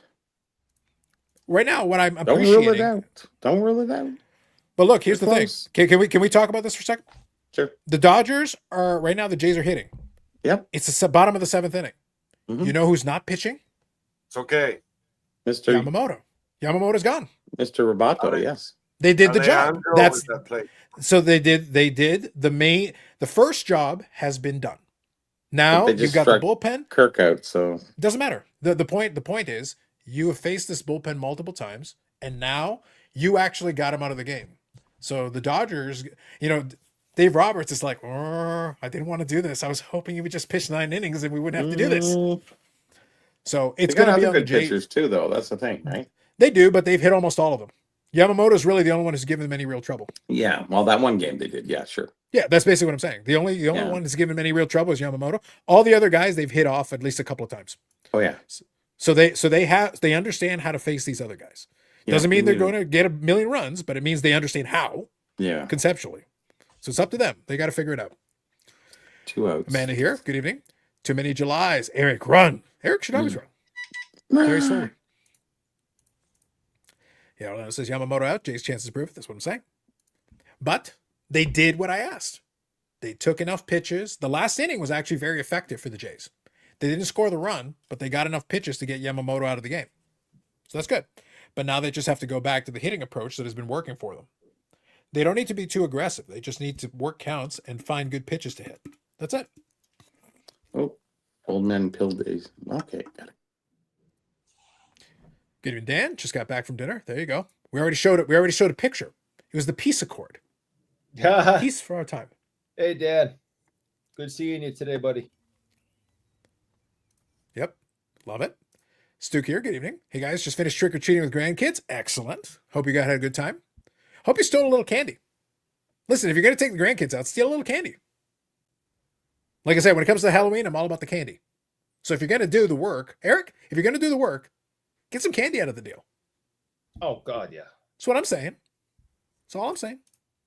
Double helps indeed. Yes. Working on it.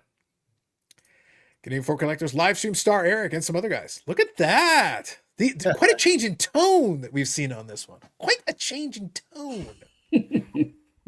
So Eric, how did you feel about your adjacent making performance on the Four Collectors, 457 collectors?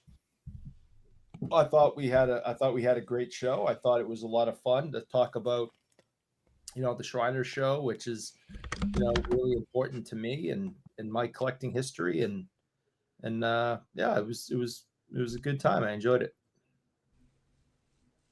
And I didn't have to act like an asshole. So that was good. I don't know. Some people in the chat were trying to hold you a little bit accountable. I made sure I couldn't see the chat. I had the screen blown up so I couldn't read it. I didn't want to. Mm-hmm. Mm-hmm. Expert Eric did well on the show. Look at that. Toronto World Series dirt price estimates if they win. Be interesting. Look, can I be serious for a second here on this piece? Okay. There is a dealer at the expo that is literally called the Blue Jay Specialist. That is the name of the booth. And based on the name, you can gather what he sells at his booth.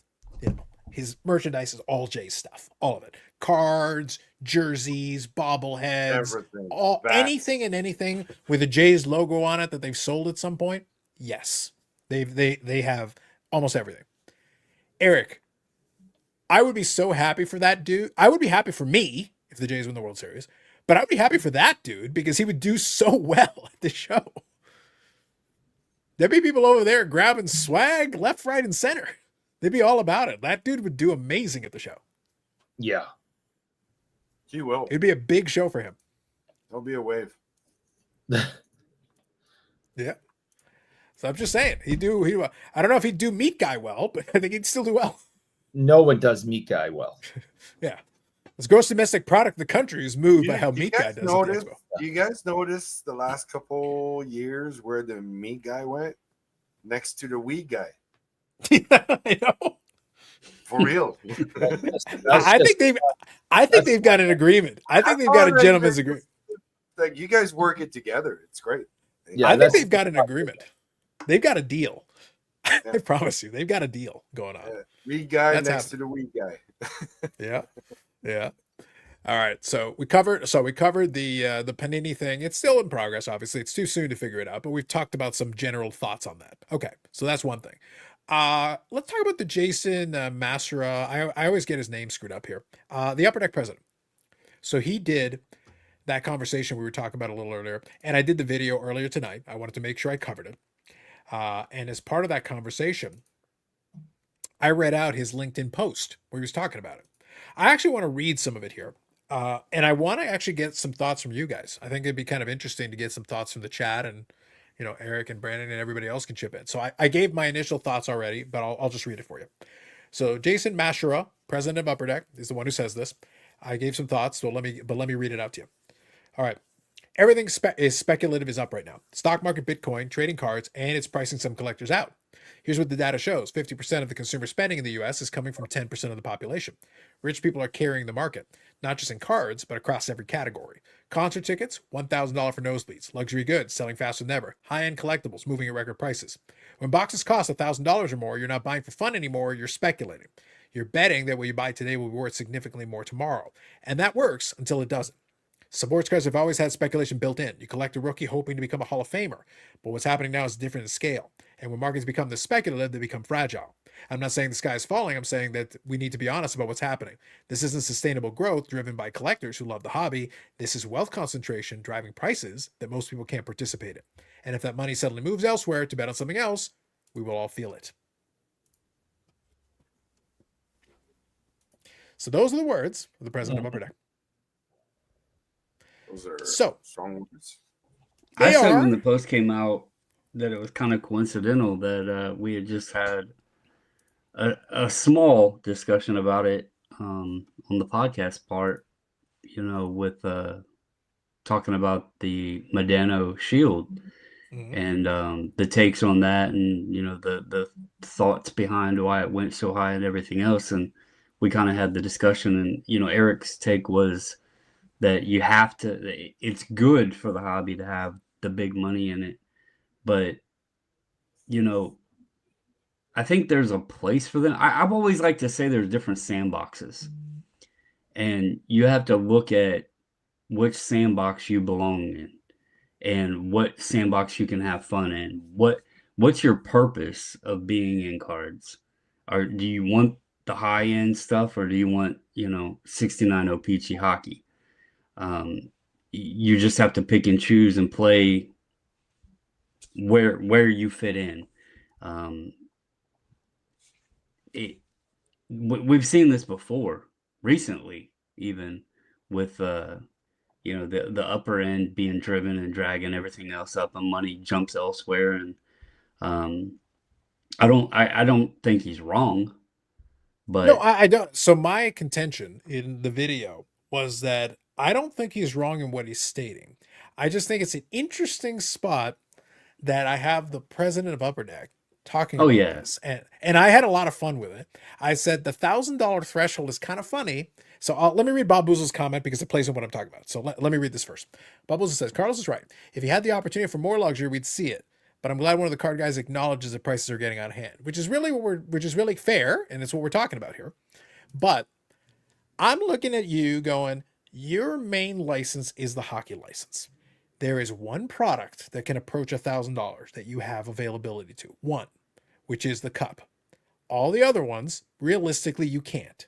However, this past week, you were actually able you had a product in Premiere that is about $450 Canadian. So we'll call it 300 and change US, give or take, whatever, do the exchange. But realistically, you've got this product that it's not cheap. So the thing is, he chose $1,000 because Panini and Topps are the ones who have the plus $1,000 boxes, and talking about people getting priced out of it and being speculation. And I'm like, buddy, Premiere is speculation. Premiere is a one box product, one pack, one box, and you get a handful of cards. Ultimate was a couple of weeks back. Ultimate is only $250 Canadian, maybe $200 US, maybe a little bit less, but you only get 4 cards. I'm sorry. That's a kind of a cheap way to get around it by saying like, oh, it's only $250.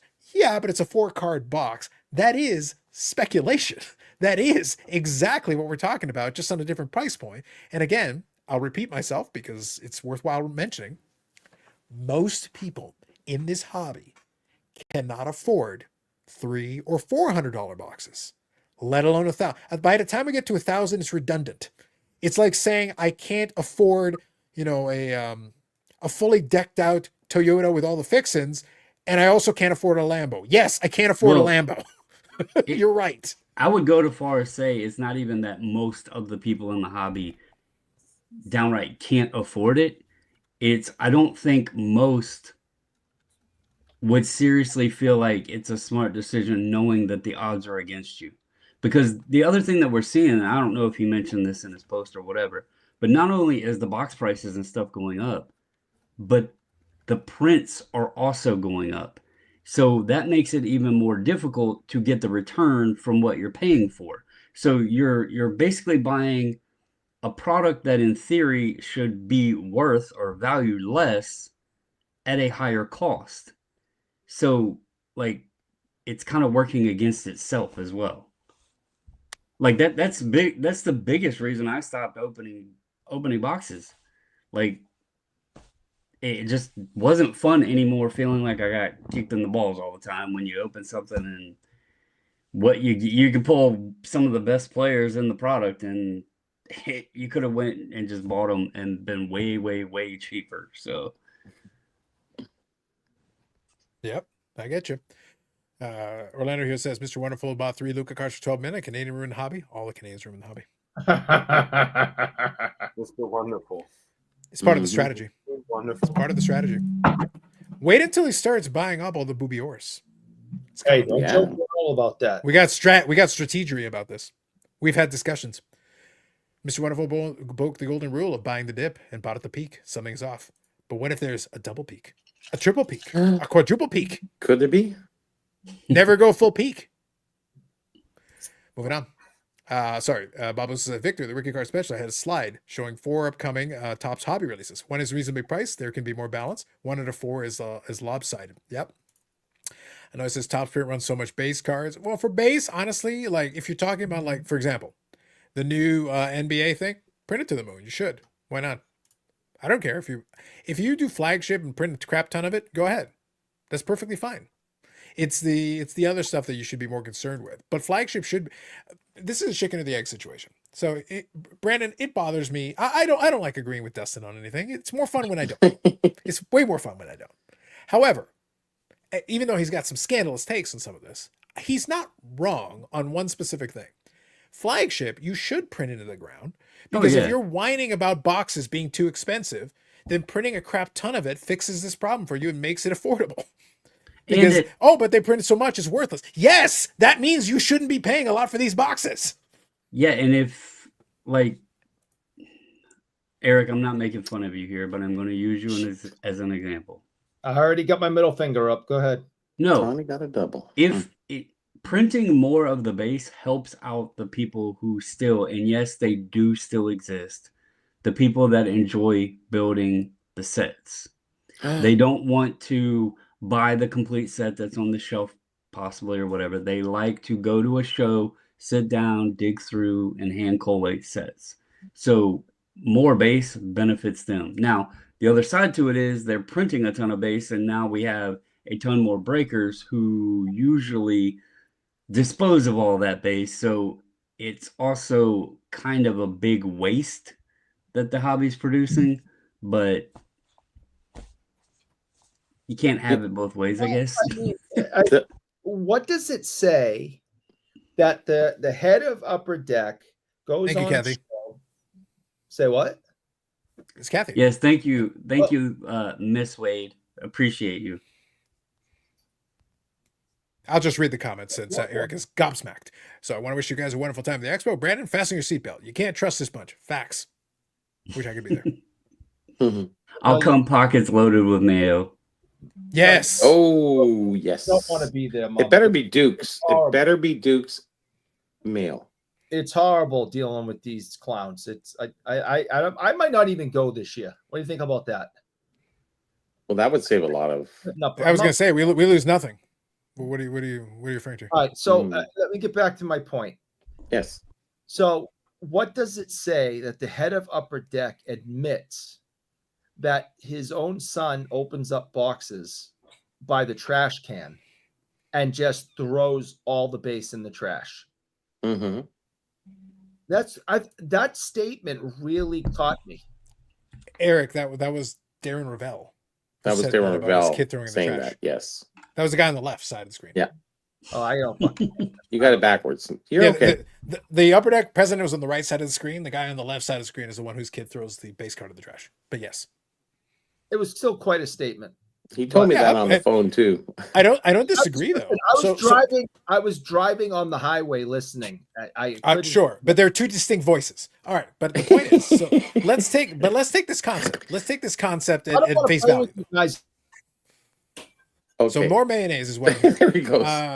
Stuke says price of modern prices make it even enjoyable to build a 72 Topps baseball sets. Sure, I think that's fair. Good evening, Louis. How's it going? Luka Doncic, can he win anything with the Lakers? Maybe. Who knows? We'll see. But anyway, so the thing is that let's talk about that whole thing about the, Darren Ravel was talking about his kids. He's talking about throwing the base cards and everything. And look, we got this weird fixation, Bobby. And I know we always have fundamental disagreement about the whole rarity thing. I don't give a shit. I care about if the item is interesting or not. However, there is also a place. Sometimes you got to make something that is available. You can't tell me, but what about the kids if they can't have the... So if you want to have affordable packs, you want to have affordable boxes, you want to have these things, then you have to print a crap ton of it. That's why it's cheap. That is how you get to the cheap thing. If something is more difficult to come by, then the secondary market pushes the price up and it becomes more expensive and therefore it's not cheap. You can't have this both ways. It can't be rare and cheap. If it's rare and cheap, then that means no one wants it. Mm-hmm. Then you're not accomplishing anything. Then who gives a shit? Cheap doesn't fit the rare. That's what I'm saying. So like the Yeah. two, we've got a disconnect. We're asking for two simultaneously impossible things. Like it's if it's rare and that presumably makes it desirable, then the price of it goes up. If the price of it goes up, it is no longer cheap. We can't have these things. It doesn't work this way. Yeah, I stand out different than everybody else. In the last 30 years that I've been really heavy in the hobby, nothing has changed for me. Nothing that Tops, Fanatics, or any other company does changes for me because I don't do modern. So it's business as usual for me. Nothing changes. Nothing affects. There's ups and downs and cards and collectibles and knickknacks and trinkets, whatever. Some get hot, some get not, and they come back again after 2 or 3 years. So nothing has changed for me, and all this talk is almost rhetoric to me. But I enjoy listening to everybody talk about what's coming out, so they can set their next mortgage payment to the next box they're going to buy. Sounds to me, Brandon, what we need is a Savage cereal. I think that would be Ooh. great. And then have cards, 6-pack inserts, slider ball. We have, that'd be great. And It's all you wouldn't that Savage. be great? No, honestly, Carlos, wouldn't that be great if they did something like that? It'd be great until I'm listening to Brad call me at 3 a.m. trying to get his fix to be a Savage. Yeah. Because he can't control I've himself. had 7 boxes of cereal. I still haven't pulled the I can't split stop. ball. I just get a phone call. Can't stop. Won't stop. Can't stop. Won't stop. You don't have to eat it, Brad. You just gotta buy it and open it and dig through it. No, I gotta eat it all. Mm-hmm. Can I show my last knick-knack and Go trinket? ahead. Sure. Sure. Yeah, go for it. Go for it. Go Here for you it. go. So this is a 1942. I'm gonna have to work on the lightning here because it's Right now we can see it fine. You're okay. We No, can see put it closer. Put it closer. If you bring it closer, right now we can see it fine. Yeah. Actually, Yeah, you're that's good. good. You're good. So it's Put a him on single Kellogg screen, Carlos. basically He is right now. mail-in Oh, from 1942. And Yeah, this he's on a is the full screen, box. Bobby. We can see him. That would I have don't- been like I got all maybe 5 of you maybe guys there. big. Hmm. Then out the box, the mail-in Uh-huh. box. Yep. Here's one of the coolest little gadget that I seen. It's a ring with basically the bearing ball. Now, of course, it's jammed because it's on the camera, but it's got like a little kind of like flippy, right there. And then basically you can flick it and play a game. And it came with instructions as well. that's Babe Ruth. That's a Canadian premium. Because Babe Ruth did play in Canada. So it's got rules and how to play the game, I guess. And you would have wear this around your finger at school, and you would have been the coolest kid in school, basically. Mm-hmm. In my I book. was already the coolest kid in school. I didn't have the silly baseball ring. Show Well, the there you size go. of the box. Show So the size first of of the box. all, because- Eric lies. and fold it up. That used to be a rule. So this box was mailed through Canada Post back in 1948. Look at the size of the box that was mailed. like, how did that not go missing? If you mailed that today, 9 out of 10 would go missing for sure. So anyway, that came in the same auction house that I bought this Yes. jersey Mm-hmm. under price, and this thing. And I was just like, That was a nice acquisition. Anything Baseball, Babe Ruth that you can get that's Canadian is really cool because it's very rare. And to have the original box with it too is kind of the icing on the cake. It's not always about the item; it's actually about the original box. Is sometimes worth more than the item. so instead of being on your phone waiting for the bus in school, you would have been playing with your ring. Yep. There you go. Nice. Good job. Good job. Fellas, I'm gonna jump off of here and go wind down the evening, but I wanted to get on since I had to roll out quick at the gym. And for all your those in phone the died. chat, we'll be on here Monday, and I will see all of you guys Wednesday, literally Thursday. in a See few you this days. Are you coming in Yep, Thursday or Wednesday? I will actually be in Canada on Tuesday. Tuesday. I'm So staying the night once at they the let you out of Falls. jail, so Wednesday or Thursday, right? I'm staying at the Falls Tuesday night, and then Oh, getting nice. up and driving Canadian to side? Mississauga on Wednesday. Okay, so Is it's there, about an hour and a half. Just, Yeah, just we're actually planning to Brandon. go down or go into Toronto and hopefully hit the Hall of Fame and the Tower and all that. So Park in the underground for the Hall of Fame. I think we're just gonna take the train. Yeah, take the I'm train. Oh, Don't okay, drive in. yeah. When you Yeah. Don't walk drive around in. there, You'll Yeah. be better just served. drop Bobby's name there. All the doors will open. Exactly. But I no, do know a lot of so- people there. I could tell you. So But anyway, you guys have a good night. Hey, That's good. Brandon. Have a good night. Thanks, We'll buddy. see you Appreciate this you. week, buddy. see you Monday, Tuesday. Was it Monday? Monday live? Yeah. Monday's live. Is women Monday's hockey live, on? yeah. Hmm? Is women hockey on yet? You're talking about the PWHL? I have No? absolutely no idea. No clue. No clue. Me neither. Me neither. I was just gonna suggest them to look into that if he wants to go see a game that. Honestly, the a atmosphere for kidney. that game would probably be pretty good because a lot of those games have been very well attended would. and they've done well with it. So, I but I have no don't idea think what the scheduling is. I can't. That's okay. That's okay. I watch the know you hate NHL hockey. too long. I know you hate hockey and you hate women. It's fine. I get it. I It's don't fine. hate women. I love women, but I'm just saying. I don't know. Yeah, Listen, I- Eric has this problem all the time. All the time. I've been watching the Leafs too long. I went But that's what I'm saying. You $1 haven't watched hockey. Maybe you should watch the women's game. Maybe you can actually you're watch some right. hockey. Hmm. Actually, watch some hockey. That'd be good. Might be went to something. the dollar store this week. Look at that. Just as hockey on it. Valley Bundle? That's the good stuff. That's Right? probably the good stuff. Yeah. All right, real quick. So obviously, the Jays we're made it gonna very do a dangerous. rip. We're going to do it. All right. But real quick, before we do, let me finish reading the comments. I appreciate that the Jays decided to make it overly interesting. They did get out of the jam. Mhm. Hey, Eric, they got out of the jam. They escaped the jam. So They escaped now, the Not doing too well. Yeah. So heading to the bottom of the eighth. Yes. They've got 6 outs to fight through. They have gotten to the bullpen, which is good. But now you got to score some runs. this is This is key. not a This jam. inning is really key. I hate Joe Carter last minute kind of thing. I do. We need a couple base hits, a couple, RBIs. I think they got to Even put if- together a even if we rally. tie it, it's still fine. Kirky, Bobby, I told you Kirky's gonna make the difference. Kirk is actually, that Alexander, he's he's such a Gonna great hitter. protect He them hasn't all, really Kirk. been doing a lot lately. He's been hitting a lot of base hits, but not getting the home runs that he got prior to in the other series. Well, he's not really a big home run hitter. He's done well in the playoffs. Yeah, he but did it's not well really his game. before. Like, he was but it's not. cranking them. It's not his game. He can do it, but it's not his game. Yeah. If I haven't seen anything, He's a- as younger generation he did a collectors lot can for the cost Yankees, rare and though. cheap cards from times past the new life. Cheap cards from times past the new life. I'm not sure what you're getting at, Brandon. I What? think I see what you're saying. I'm trying to read the comment here. If I've seen anything, it's that the younger generation of collectors can cause rare and cheap cards from past times.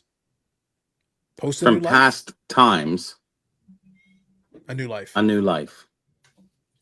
Okay. So they're trying to bring Some old old stuff and cards bring it back, I to be- guess. Yeah, yeah. maybe. Yeah. MTV has finally canceled ridiculousness. What am I going to watch for the other 10 hours a day? BIC live streams. pretty much. We yeah. got you. We got you. Yeah. No. Nothing like We got self promotion, right? Look, we got 263 episodes of this shit. That means like 1 trillion hours. Consecutive issues, yes. Conservatively, that is 1 trillion hours, I think. Basically. Yes, actually, you're right. It might be. That's like entire lifetimes. I'm not sure how the math works out, but I feel like that's several lifetimes. It's even more than the Canadian national debt. Yes, you're right. It might be. It's everything. It's all of it. Let's hear. Have one to sell. Sell now. Very rare. 49 Kellogg Play Baseball Metal Cereal Premium Ring Mint. All right. I got you. Bobby, there was a time when the post office was efficient. A long time ago. Don't jump, Brandon, says Louis. It's not been bad lately. Considering it's a rotating strike, I've been getting stuff pretty fast. I don't think I think they've been at least operating. They're not doing too bad. Legendary But there's Pizza like Country brand. 3 days where I didn't get any mail, and then there was all the rest of the days came fast. So whatever. Yep. Then there were 4. I'm waiting on 3 stuff right now. So, anyways, I haven't got any mailed other than flyers. you live in. I've got one or two. I've got 1 or 2, but I was owed some stuff. You live out in the They were boondocks, so you retired. can't. I do, but mail still get here. Do you have a mailman that comes daily? I have one of those community bucks that you guys should have if you get rid of the mailman. No, we're I not was getting gonna rid of say- the mailman. I was on gonna here. say, Yannick, are you sure that in your area it isn't that the mailman has to like track you down? It's like a Where's Waldo situation. They're Yeah, like, where's- Eric they're sends like, pigeons. Eric, it's like a lawyer trying to serve papers, and Yannick is like, no, it's like this is your mail. I'm just trying to bring you your goddamn mail. it's like that old commercial. sends me You have a pigeons. theragram for you. Get off my property. Yeah. So Oh, Louis, I know oh. you're usually okay. So real quick, I know Louis, I know you're usually out and about, but like I said, I'll ask just the usual question that I'll ask. If you are interested, let me know, and I would be happy to have you on because we're gonna go to the expo. You got the Gong Show guys are gonna be the expo. So if you want to come on and chat about it for a couple of minutes, let me know. If not, all good.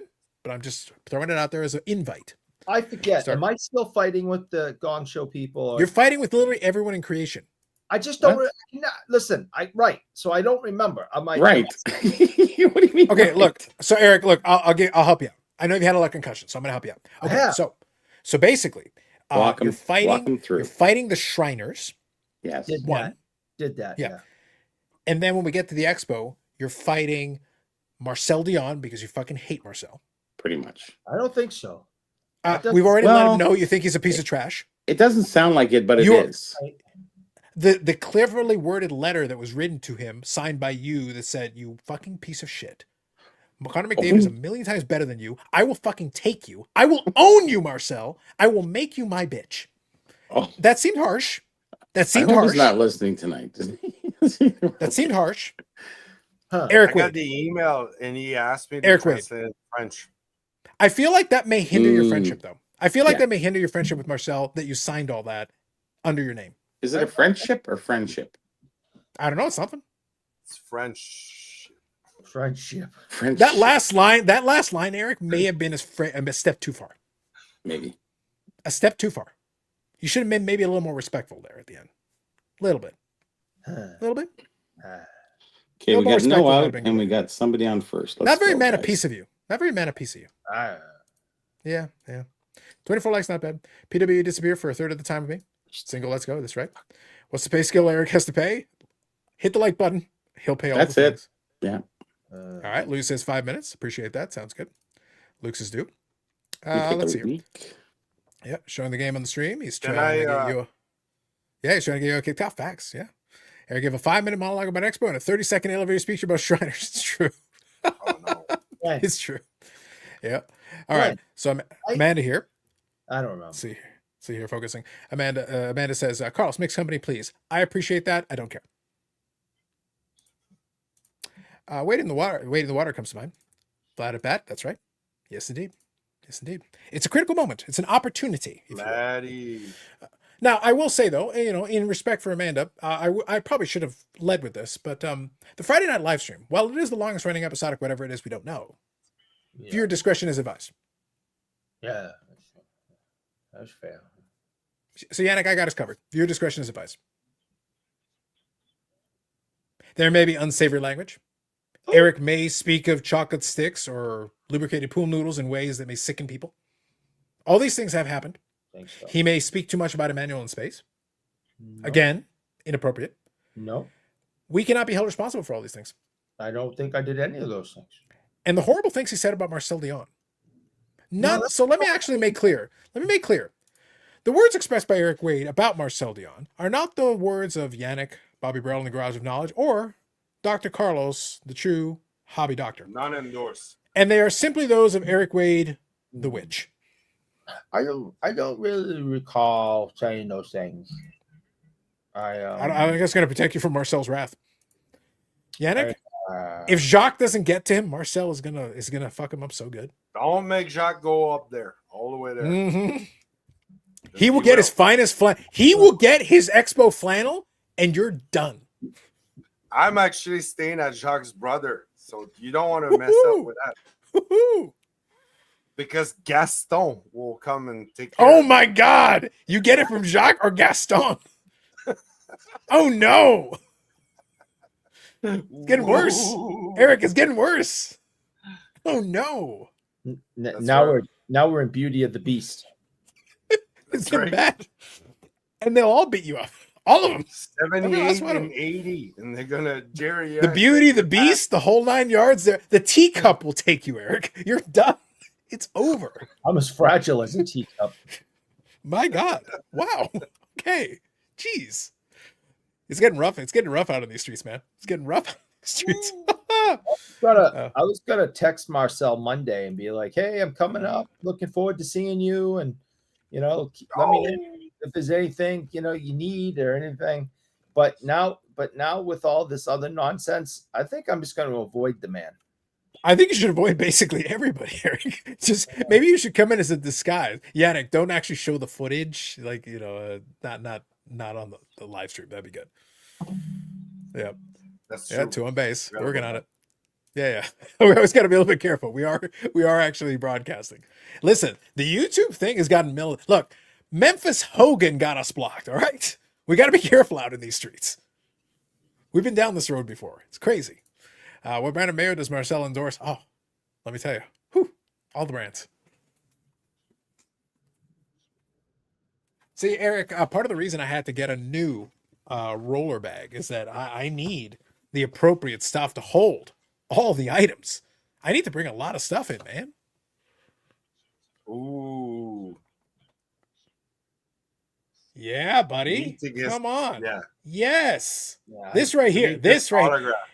Eric, maybe bring this as a peace offering, and maybe Oh, Marcel will forget about all the horrible things you said about him. No, I don't think he's going to find that funny at all.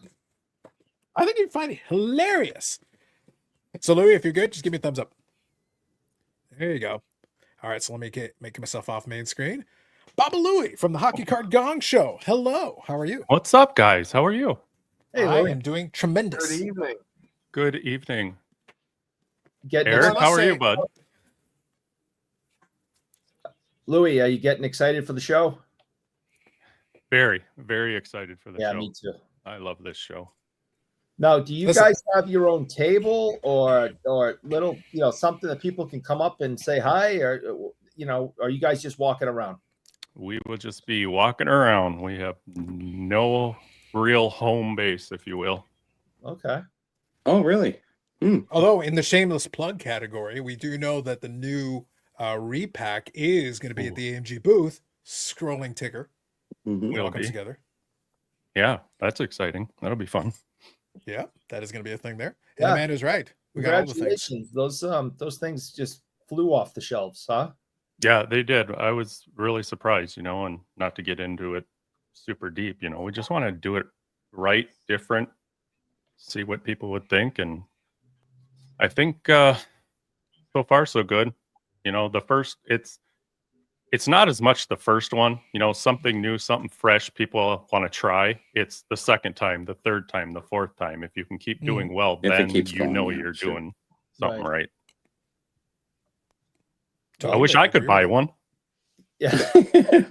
You're not allowed to?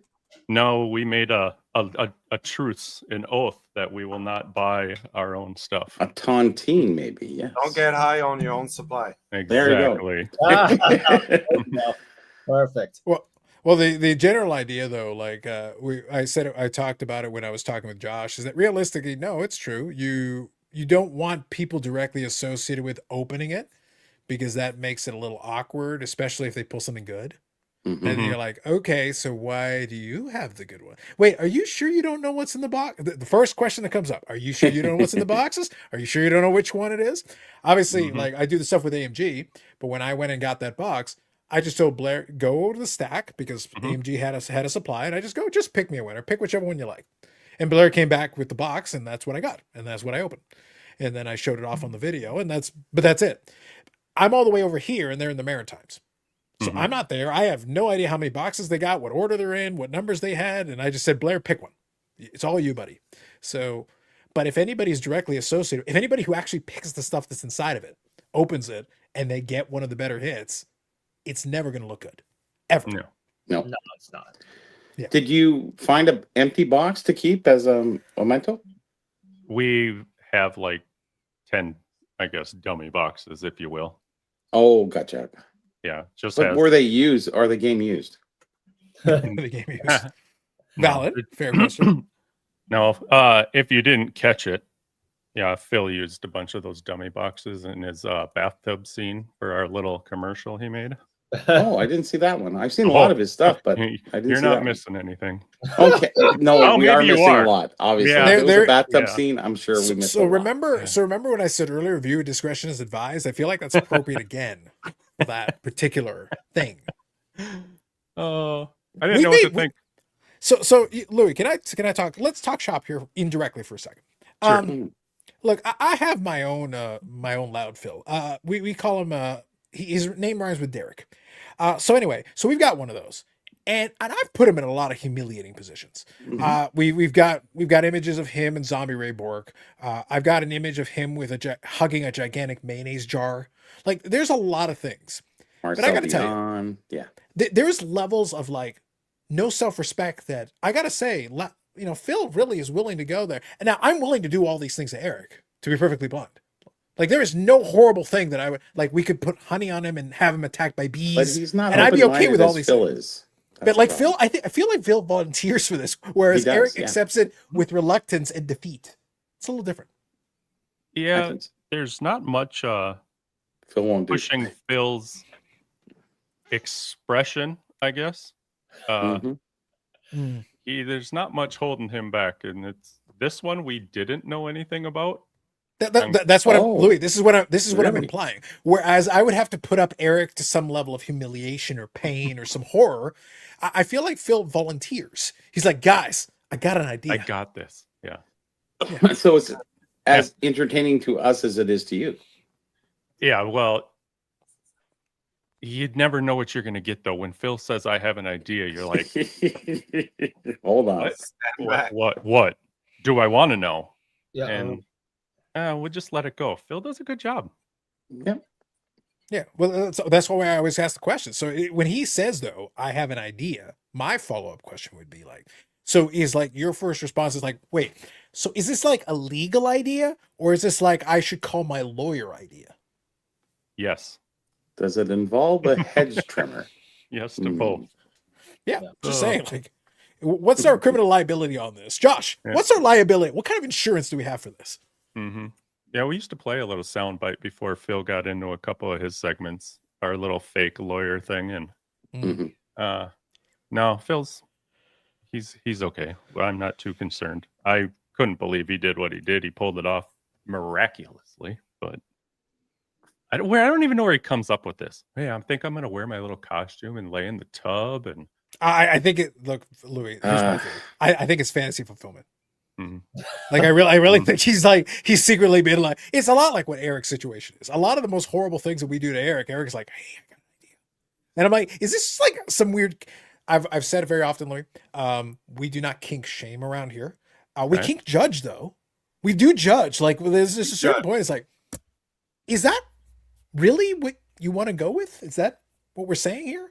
And I feel like that's a situation where we could look at Phil and go, like, is this just like you secretly fulfilling fantasies that you've always had, and like this is your opportunity, this is your canvas to make this happen for you? And it might very well be, but the role he's on, I'm not going to question it. I'm just going to let him keep going.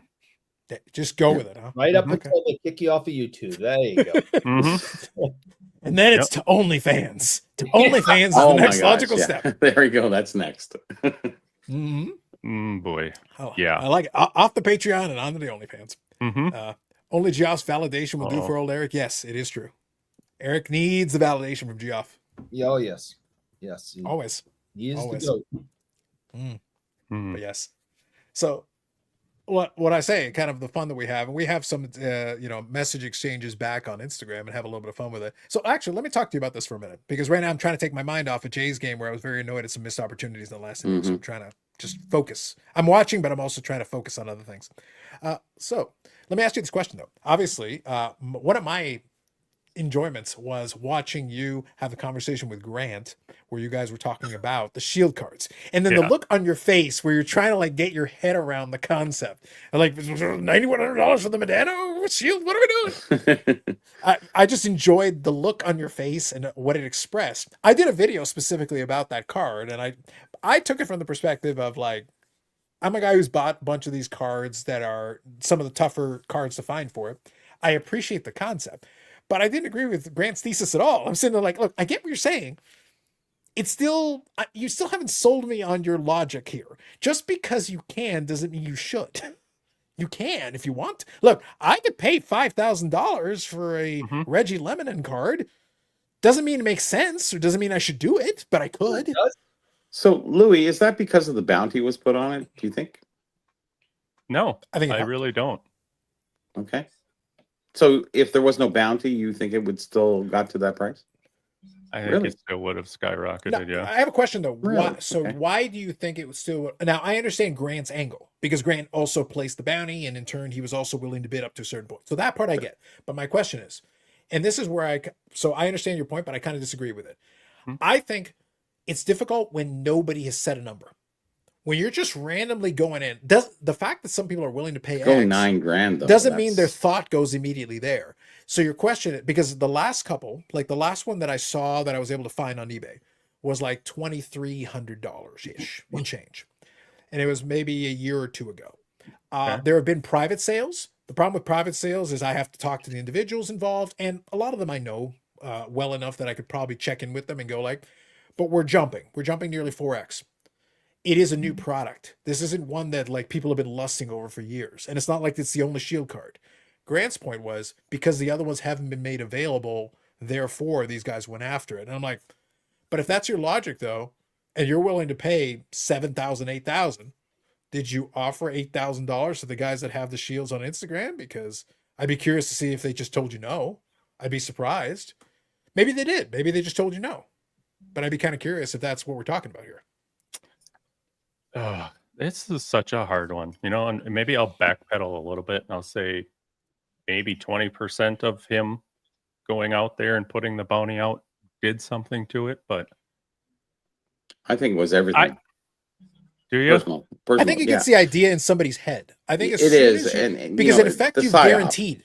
Because It's what a you psyop. did at Yes, that point, Louis, exactly. is you Yeah. guaranteed that someone was willing to pay the equivalent of almost 5,000 US, And whereas if they no think one of the had come upsale close. on top of that, because if they think, okay, I'll pay $7,000, but they have somebody who paid 10, the $9,000 seems reasonable. at You a still have to certain be point. somebody that can, and you know, I'm happy for whoever bought it and I hope they're happy, but to me, I'm thinking if you're willing to flush that much money down on that Madonna card when there hasn't been anything Close.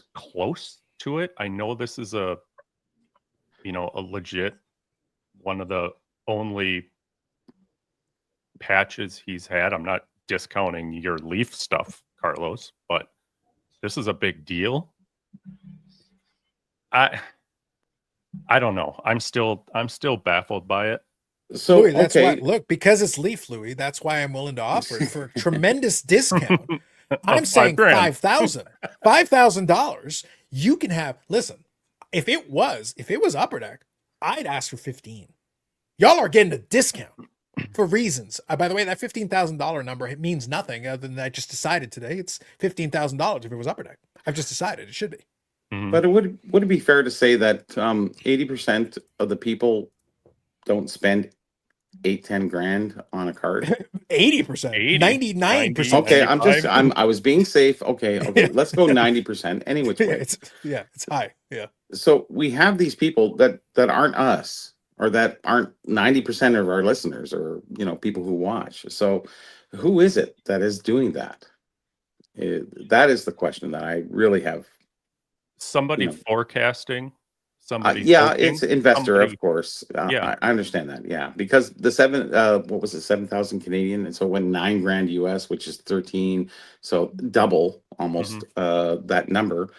That somebody's really trying to invest into that card and thinking that it's going to go up from there. I don't see it with Medano. I'm sorry. I'm just, if it was Gretzky, okay, or somebody else, but Medano, I just don't see it. Bobby, I'm not I'm going taking to away challenge from you Hold on. guys. I'm going to just saying, challenge you.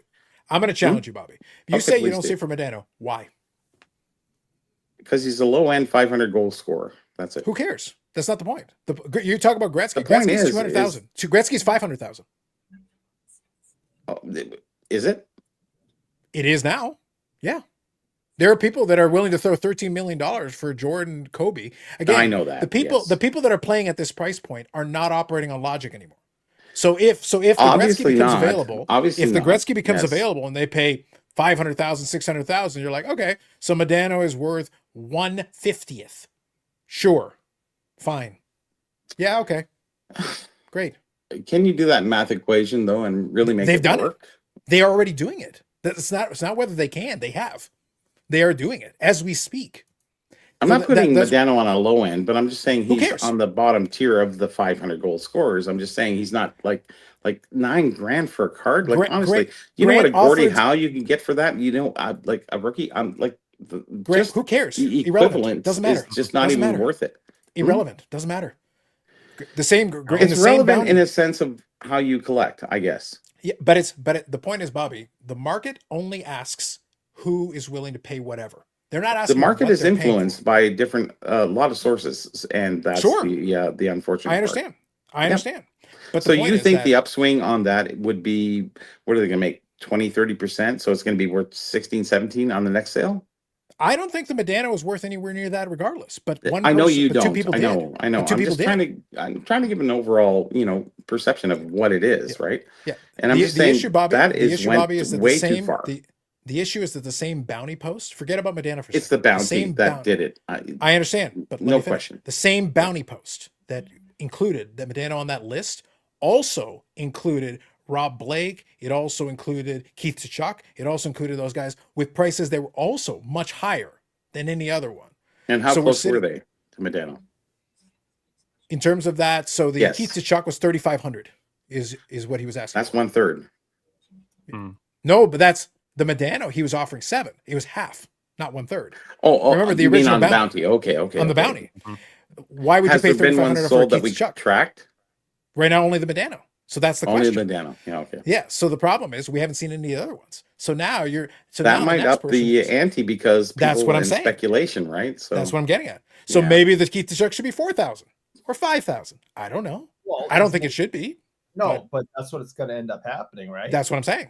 maybe. Yeah. And the person that won the Modano is now probably going to go for them all, right?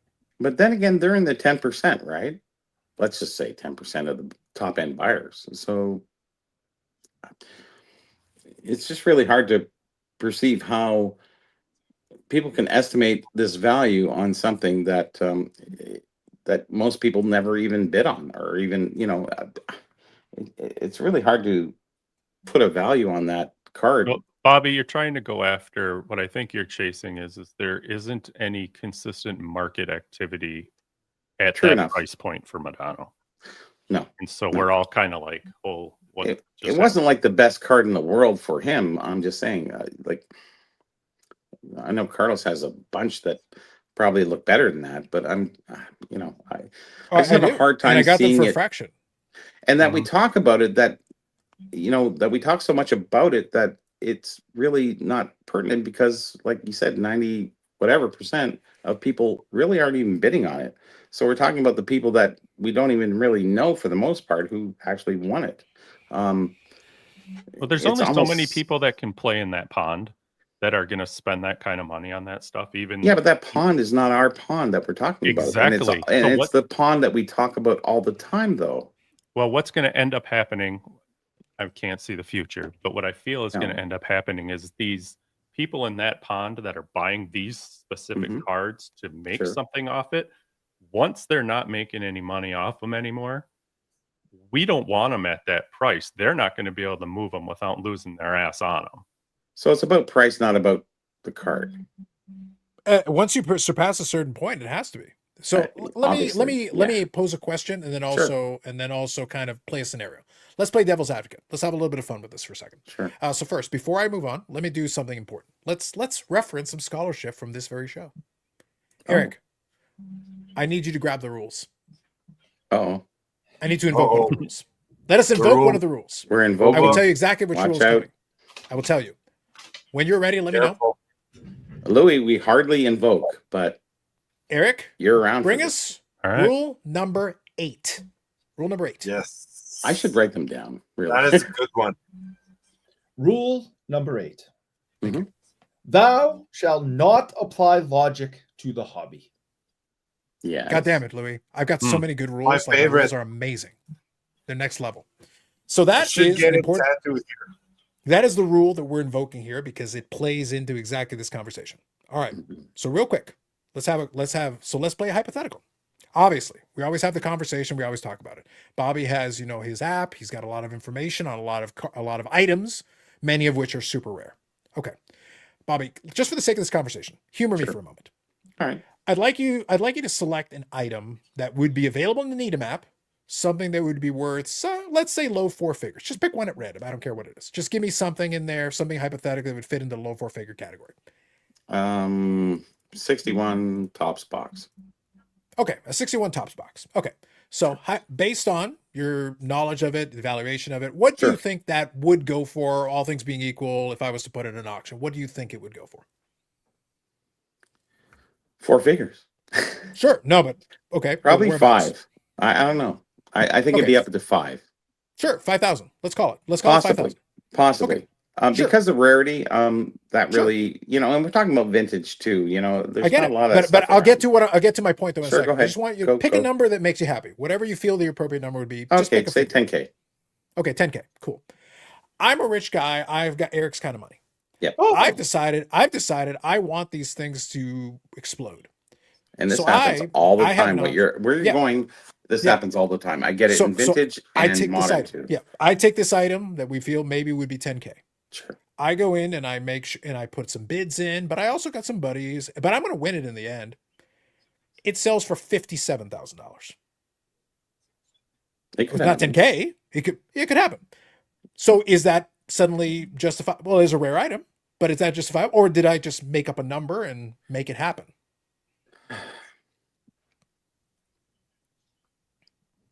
See, the rarity is part of it for sure, but Yeah. again, it's about what the people Well, do. when they survival act has a on it. lot to do with rarity, and Sure. I think that is not really incorporated into modern survival.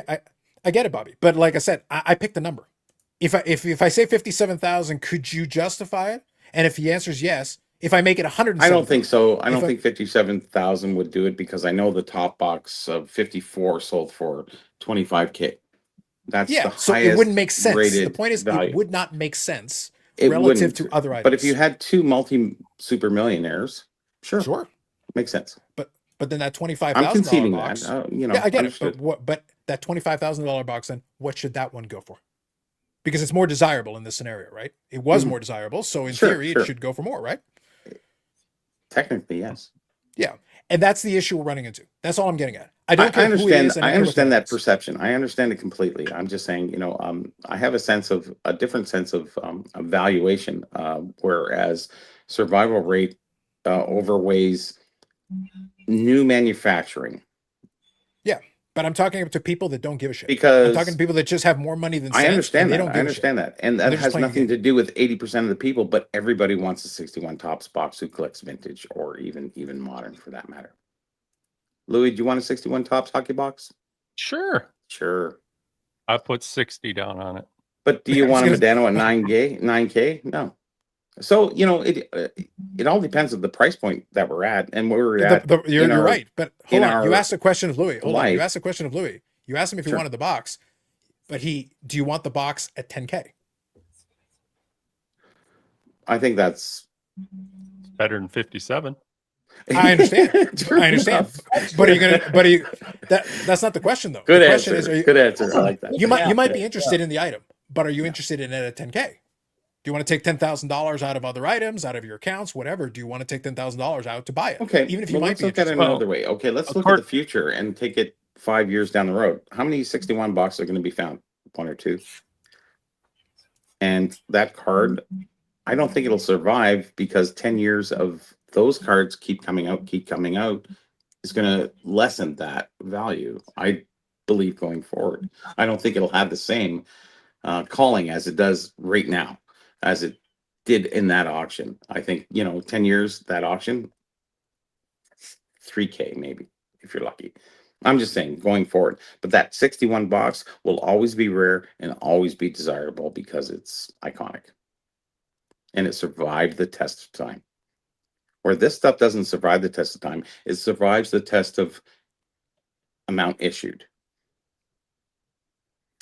Manufacturer scarcity, if you want to get into that. So there is a big difference between the two, and it's how you think and what you want to do. You can talk about the big game about what cards are worth today, and that's all fine, and you guys all represent that. I'm talking about vintage stuff that has survived the test of time and that will always have that value. That value isn't going forward with all the stuff that you think that is rare today, that is manufactured scarcity. I don't think it's going to survive the test of time. You see, now Because you're we thinking aren't in too the hard. age of innocence. We are in the age of market manipulations. You Sure. can keep adding to So that. all Bobby, that though, I'm going to ask stuff a going question. forward. I'm going to ask a question then, based Sure. on your statement. So Mhm. you spent the last several minutes talking about that it is, scarce, it stands the test of time, it holds its Sure. value, all these things. Fine. No problem. Sure. I'm with you. Okay. Mhm. So here's my follow-up question. The simple follow-up question is this. That was one of the dumbest plays I've seen. I don't get that point. But anyway, so the follow-up that I have on this is that somebody might be interested in that 61 box that you were talking about. Sure. But the reason why I asked if you're interested in 10,000 is that's still relevant to the equation. The Sure. idea that, oh, well, this thing will hold value. Okay, but if I just want to if I have $10,000 and I just wanted to hold value, I don't need to buy that box. I've got lots of other options that hold value. Sure. Because then I'm only caring about the value. I don't care about the 61 box then. It's about the value. So is it about owning the item or is it about the value? Because it's about owning the item, then I also need to want to own the item. No, see, That's important. when it comes to vintage, it's about owning the item. It's not about value. Because there's lots of guys who were offered the value retention isn't as $50,000 important. for an old box and they won't take it because they want it. That's the key. So the ultimate question then is, And that goes with most vintage, right? And I'm not trying to say vintage over modern. I'm just Game saying over. they're going to make more stuff next year. We're going to talk about that. We're going to talk about the new bounties. We're going to talk about all the new stuff that's coming every single year. And the vintage still stands strong as it is for survival rate over manufactured rate. Sure. Yeah. But it still requires ultimately that you want to own the thing. So that 61 box. Well, as a collector, yeah, but as an investor, no. But even Bobby isn't a collector. Sure. I don't want a 61 box. What am I going to do with it? Sell it for 10K. It's a game 7. Okay, then it's about value again. Then it's not about the item. Well, then I'm only buying if you it acquire it, then you sell it to me for 10K, and then I'm happy. That's a different conversation then, Bobby. Then we're not talking about the item anymore. It could have been anything. And then it could have been any but then item you that I have could 40 sell for guys who are looking for that box. That's not the point, Bobby. And you the have point is, 3 guys looking at Medano. I don't care. If the only reason I'm buying it is that I'm going to sell it to somebody for more money, then it could be literally any widget of anything. It could be $10,000 of anything that I can sell for $11,000, $12,000, or $20,000. Then it's not about the 61 box anymore. If I don't care about having the 61 box and the only reason I'm buying it is to resell it, then it's not about the 61 box anymore. Who gives a shit at 61 box? Great. Who cares? Hey, sure. Eric, do you want to reread rule number 8 again? I think they forgot about it. I think so. Yeah.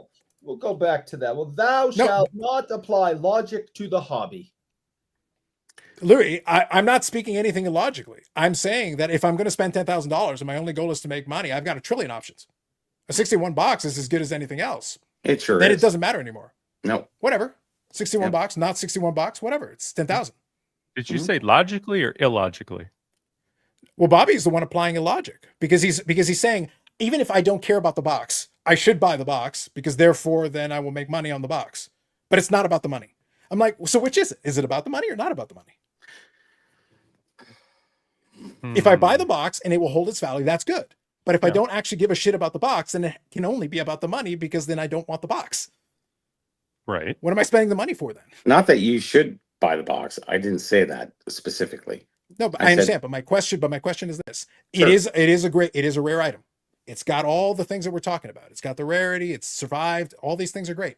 Mm-hmm. If I don't actually care about owning this box, then right. spending the money is irrelevant. I would be interested for in you. It is, and for 90% of the people, it is. Yes. Why 90%? Well, because 90% have no link can't to afford that box. 90% can't afford the Medano.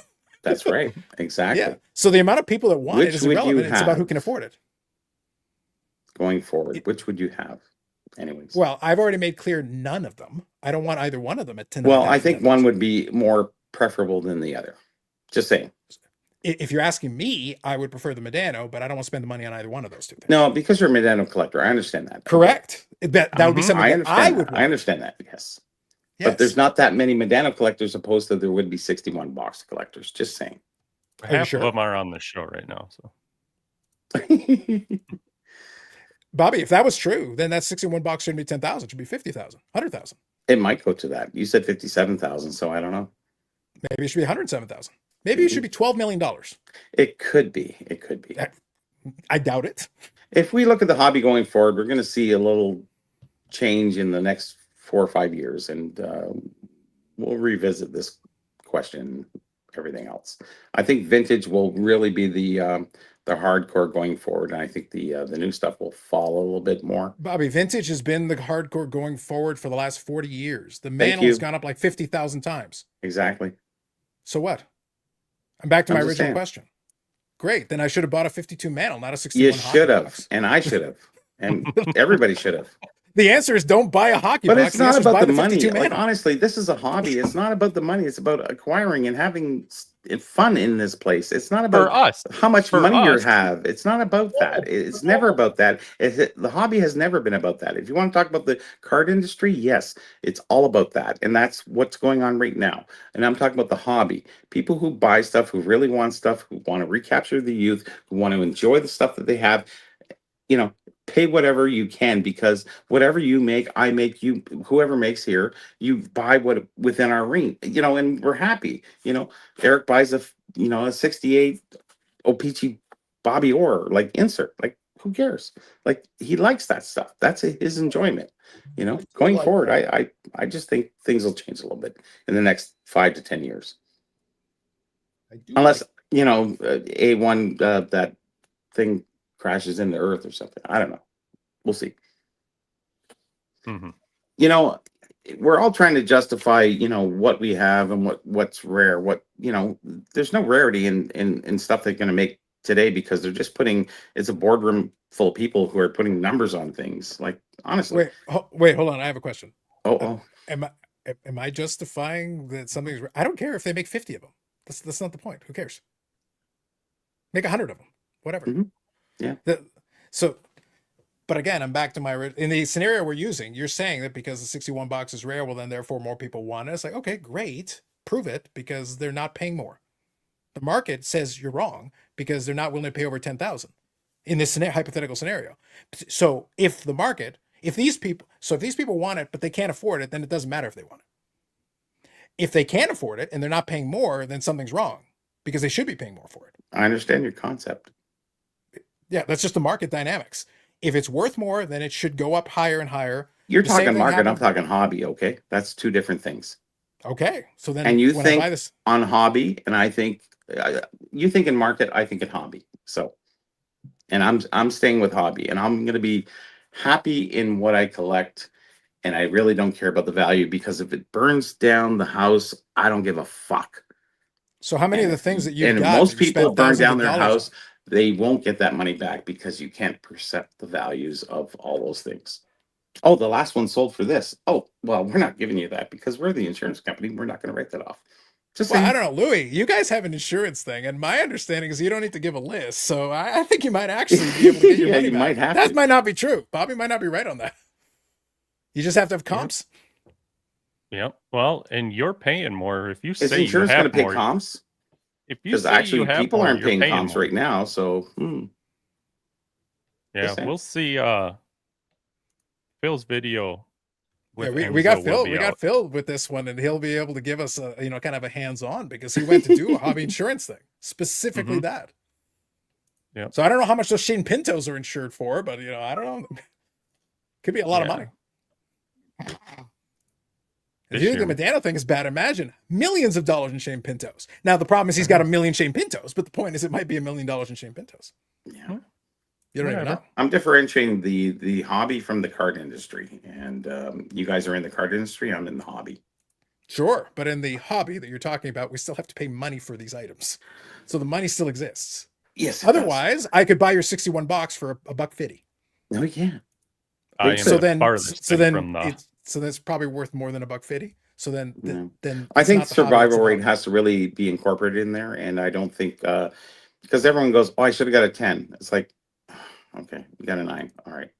You know, when you're talking about 50s cards, 40s, whatever. You're lucky to get a 5 or 6 or 7. Like it's a different world, and I'm in the old world, and you can go forward in the new world and enjoy yourself.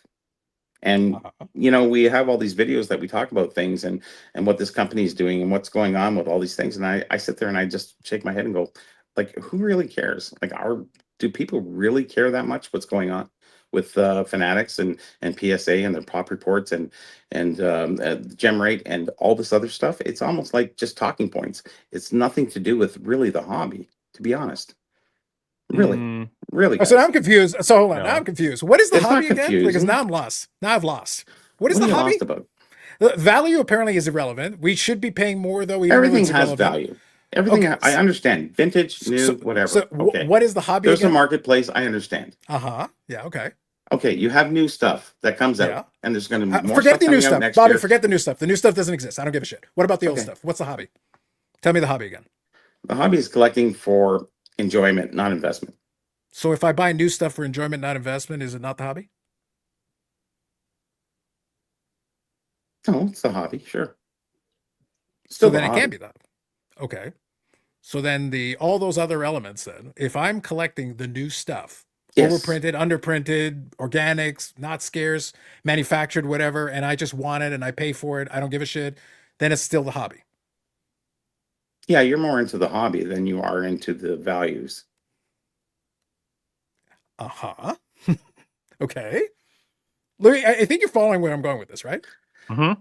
I know you're trying to back me in a corner here. I'm trying to Bobby, say it another the corner, way, but you you've guys been aren't backed getting in the it. corner. You're just You've getting literally talked around the same point 3 times, and I'm trying to understand where you're going with this, but you've said 2 contradictory things over and over again. I It's don't not think I about the have. I value, but think these items should be worth more because they're real scarcity as opposed no, to no, no, manufacturer no. I don't scarcity. think it should be worth more. The value actually has really nothing to do with it. It's about acquisition and it's about acquiring and satisfying yourself inside.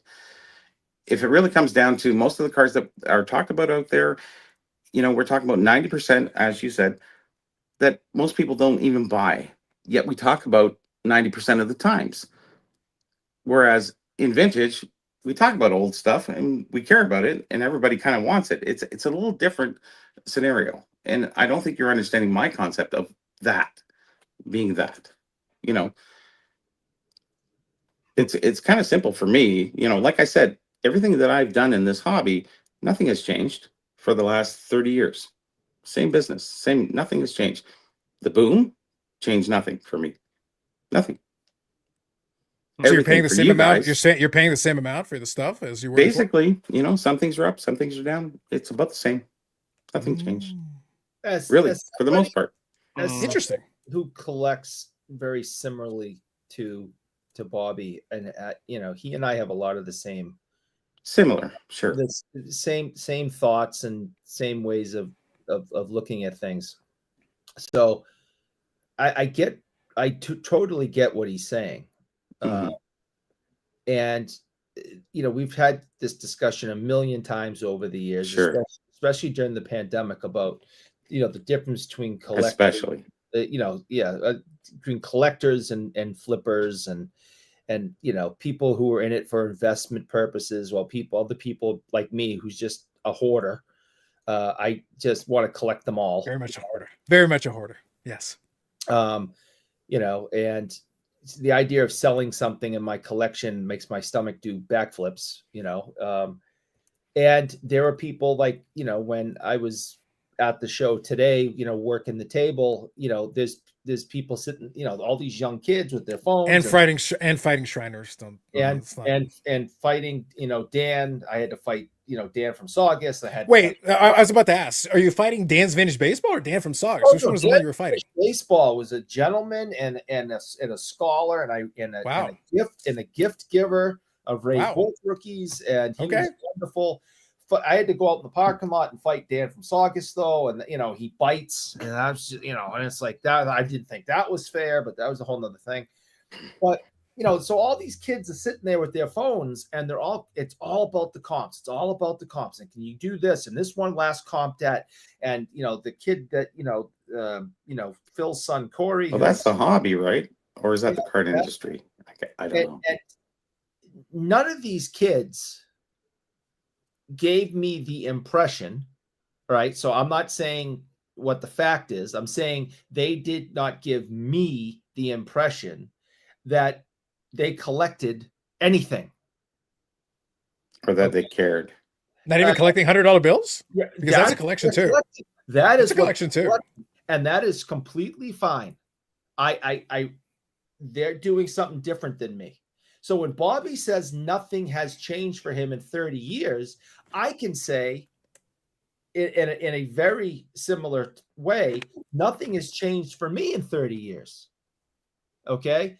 The prices have fluctuated, certain things have gone up, some things have gone down, but and just like Bobby, I don't follow this. I don't really care about this new stuff. It doesn't really interest me. You guys go off and have your fun, but to sit there and watch $2,000 deals and a 24-year-old just throwing hundreds on the table and piling them up for $2,500, to buy a stack of cards that he's then going to go back on the floor and try to flip and make his money back. Plus, I'm thinking, I want to get away from this table and I want to go on the floor so I can go buy my second 1968 Bobby Orr push-out card to add to my collection. So there's definitely different mentalities. What people want to call the hobby is really what they choose to call it. But I totally get what Bobby's saying. I'm very similar in the mindset of him. I don't understand how what I saw a lot of today is considered a hobby. I saw it was a business. I think what Bobby does is collects is the hobby. I think what I do is the hobby. I think Carlos, your Madonna collection is the hobby. Yannick collecting, Louis collects Madonna too. He's in the hobby, yeah. Right. But he's not paying $10,000 for a card. But Yannick collects with the pre-war hockey and expo stuff. That's all hobby stuff.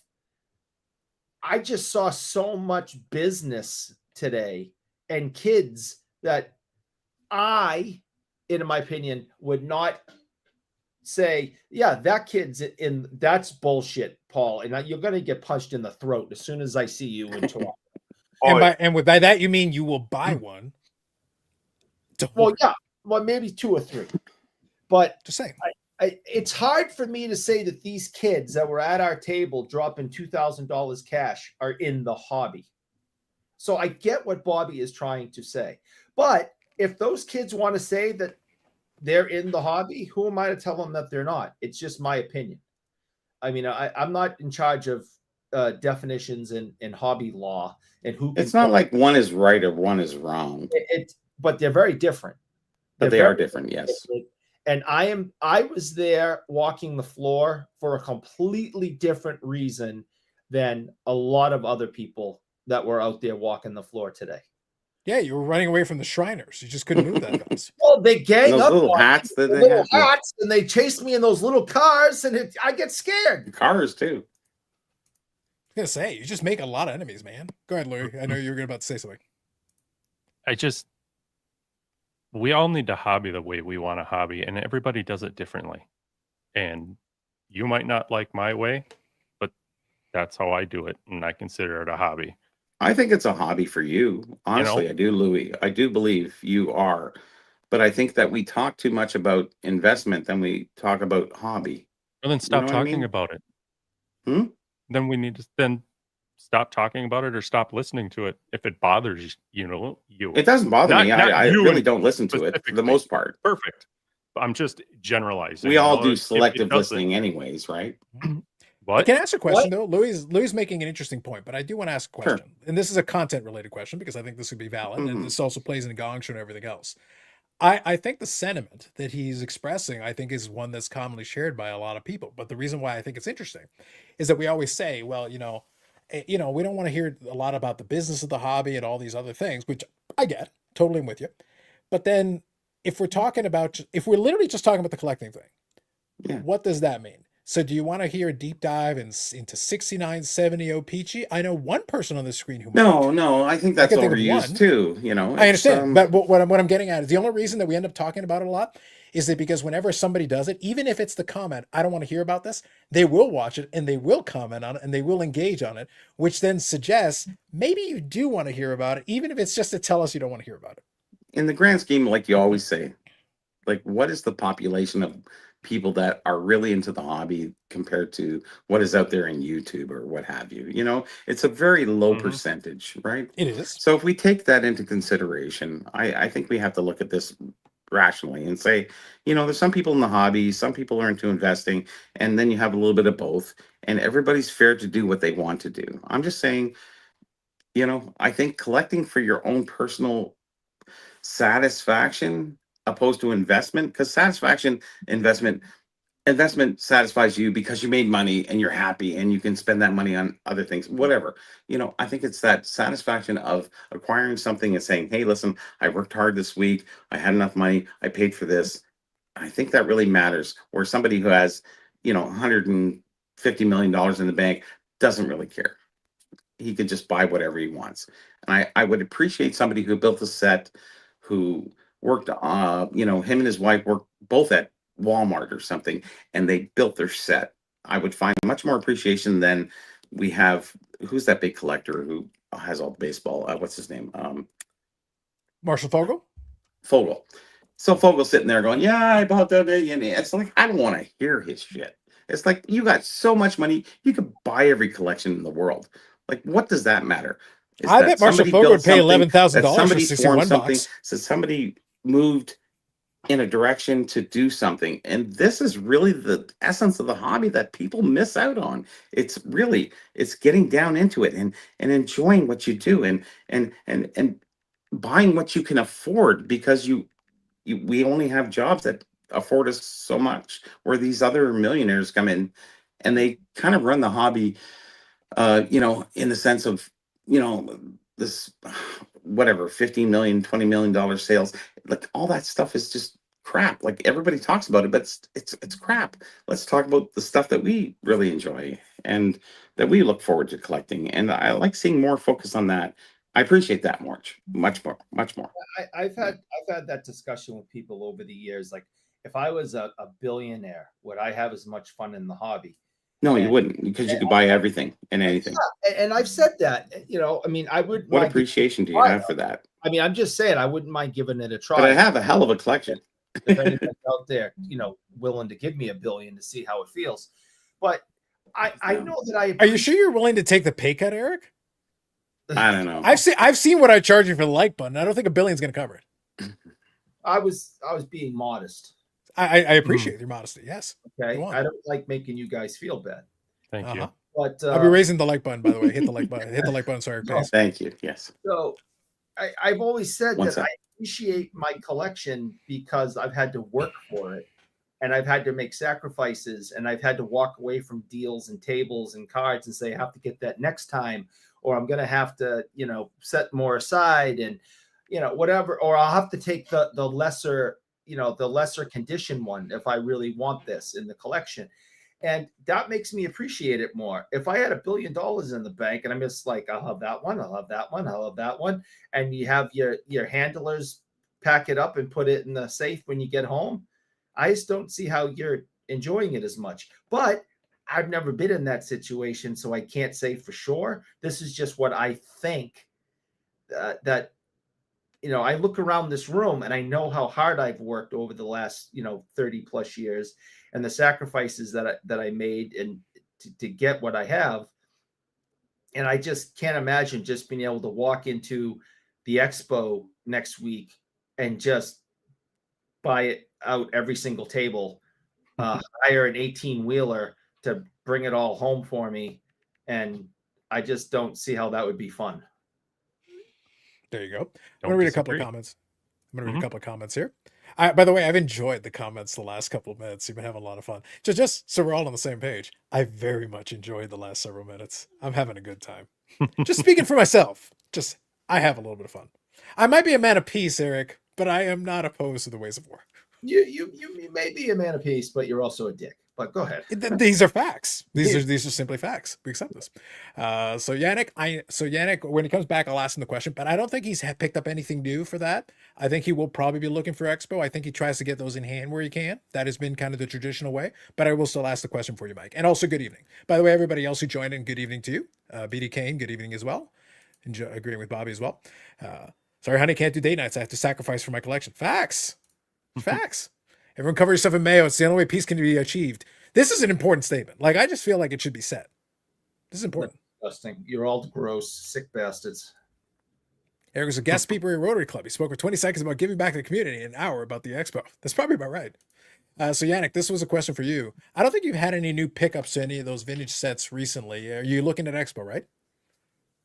Yeah. As far as pre-war, C57, Expo is pretty much the only way to go, unless you know someone, and slim pickings. So Expo is definitely something I'm looking forward. I already have a deal, maybe not a deal, but a option to browse and maybe buy.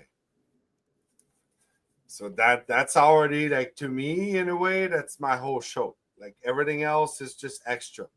If I get this deal done, I'm out of 50 cards, I got 22 to go. And I got some big boys already, but there's some more. The George Vezina is the biggest one. Yeah. So that's already what I'm willing to shop. So is that an investment to you, or is that more of a collection to you? Honest It's question. collection first, but this time it's actually You have to look at the money you're putting into it, of course. It's both. But it's collection first, and then investment obviously is going to come, or 100% money. collection first. Like, I cherish these cards like I kid you not. You know, like the C57 set.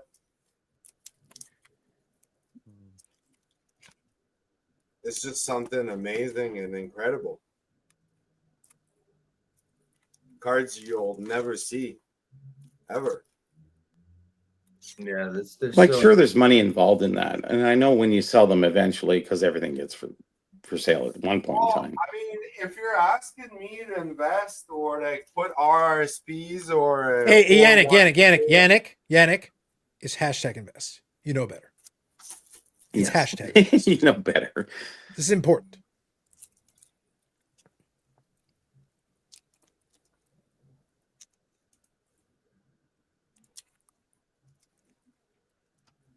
This is an addiction.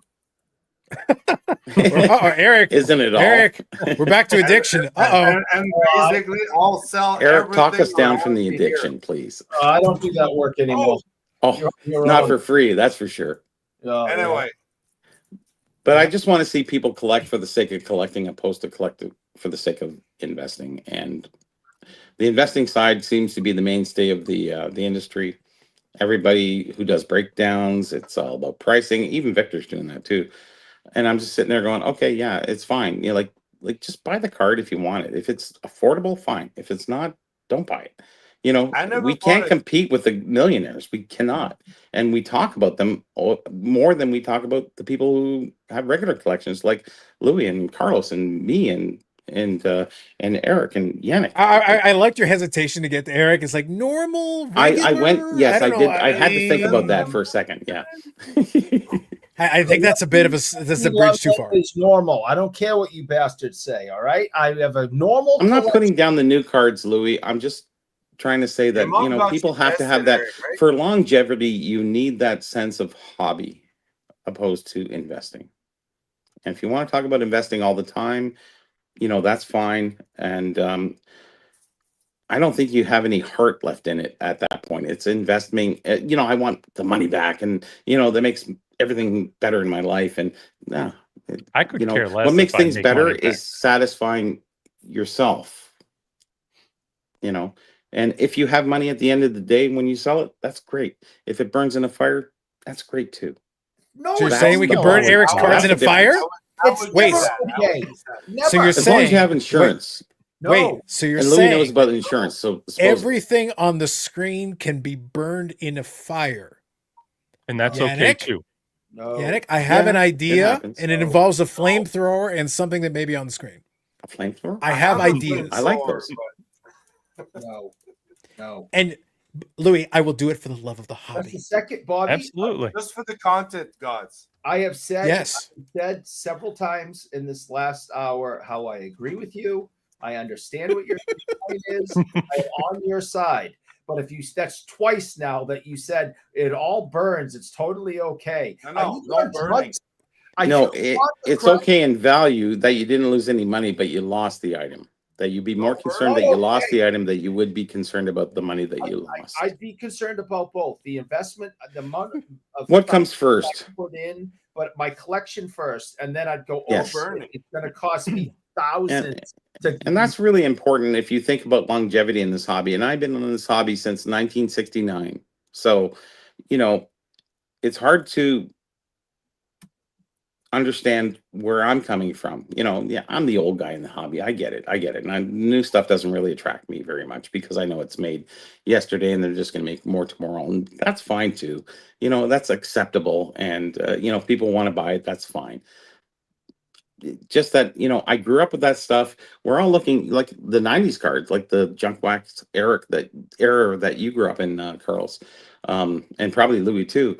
You know, those things you appreciate, but they're cheap, right? Most of them are cheap for the most part, right? So you don't mind, but it's the other stuff that you really kind of want that's not cheap, you know. And that $9,000 card is out of both of your. Hmm? What's that? It's an ancient relic. It's when the Leafs won a cup. Oh my God! Yeah, shit. It's still current time. I think they found that with the cave drawings. I Anyway. think so. Yeah. Yeah. Unfortunately, our teams don't do so well. But any which way, regardless of that, getting back into it, you know, I'm all about the hobby first, and the investing part. It really doesn't come into my mental thought of what I have into something. I never think of how much I have into it and what I can get out of it. I just think that it's in my collection and I enjoy it. And whatever happens, like when I die, my wife will have to sell it, whatever. I don't care about that. She might, but I don't. And again, and I think we need that going forward a little more heart into the hobby opposed to the industry. And I think we have too much industry going on, too much talk about the industry, and we need a little bit more heart talked about cards. You know, your appreciation for certain cards. You know, we all have collections, and they're all valid in whatever we collect. You know, and we can only spend so much money on our collections. So, you know, we're not millionaires here, any of us. So, at this point, we have to sit there and be satisfied with what we can buy and what we can afford. And not worry about what everybody else is doing then. You know, Louis, that's actually probably the best thing you said. Louis, I worry a lot It's like about what not everybody's worry doing. about what It's other problematic. people think It's a about concern. what we're collecting. And even what I'm saying, you know, because I'm the older guy and I've had a lot of history with this hobby. And I just remember the stuff when I was a kid and I love it. I just love it. I bought a Superman sealed what was it paper towels with a Superman comic in it. I bought it for $120. I said, I don't care what it's going to cost, I just want it because it reminds me of that time period when I grew up. It doesn't matter the value, it doesn't matter if I can sell it for less or more, it doesn't matter. I just wanted it because of the possession of it survived the test of time, and it reminds me of being you know, a time I grew up in. So, and I think exactly the way we probably need to get over the Madonna and any of the other cards that come out. Madonna was my hero playing hockey when I grew up. I was not very old when he came into the league, and I looked up to him. And then I am 30, gonna be or 30. Jesus, I'm going to be. I was going to 40 say you're taking some 47. I like it. Yeah, Louis, you know what? I'll do that too. That's I great. love it. I love it. I'll do that too. Oh, That that's sounds good. great. 32. Then I'm 25. I'm Okay. 25. Hey, it's not a math show. Eric Ask knows Eric. this. He knows. Ask Eric is Eric. glad for this. No, we don't. I'll have- be 47 in a month. Wow. Okay. I didn't think But- you were 46 or something. Anyways. But yeah, I really don't want to get into the whole Madonna thing again. But like you said, Madonna was my guy. Yeah. If I had 10 grand and I wanted it, I don't care what you But thought. that's your I wanted era. That's your era, right? it. Right. But Yeah. that was that dude's choice to buy the card. We don't know if he's got millions of bucks or not. Maybe he had 10 Well, grand. at laying around. 10K, he has to have. At 10K, you'd have to be worth probably about 400,000 at least at that point to spend Mhm. that kind of percentage on that. So you have to Not- have some good job or something, because Carlos wouldn't buy that, You don't. and he said it's way overpriced for him. Right. And that's I'm okay. not just saying. So I take it a step further. So just to be clear, Sure. I'm not just saying it's overpriced. I'm saying if I have, literally, if I If win he a had Powerball, the money, I know, if I have Yeah. $100 million, I don't want to pay that price. I don't because think you it's understand the worthwhile. value of McDaniels. You're really well educated. For Medano collectors, you guys, two guys, probably top two guys here, right?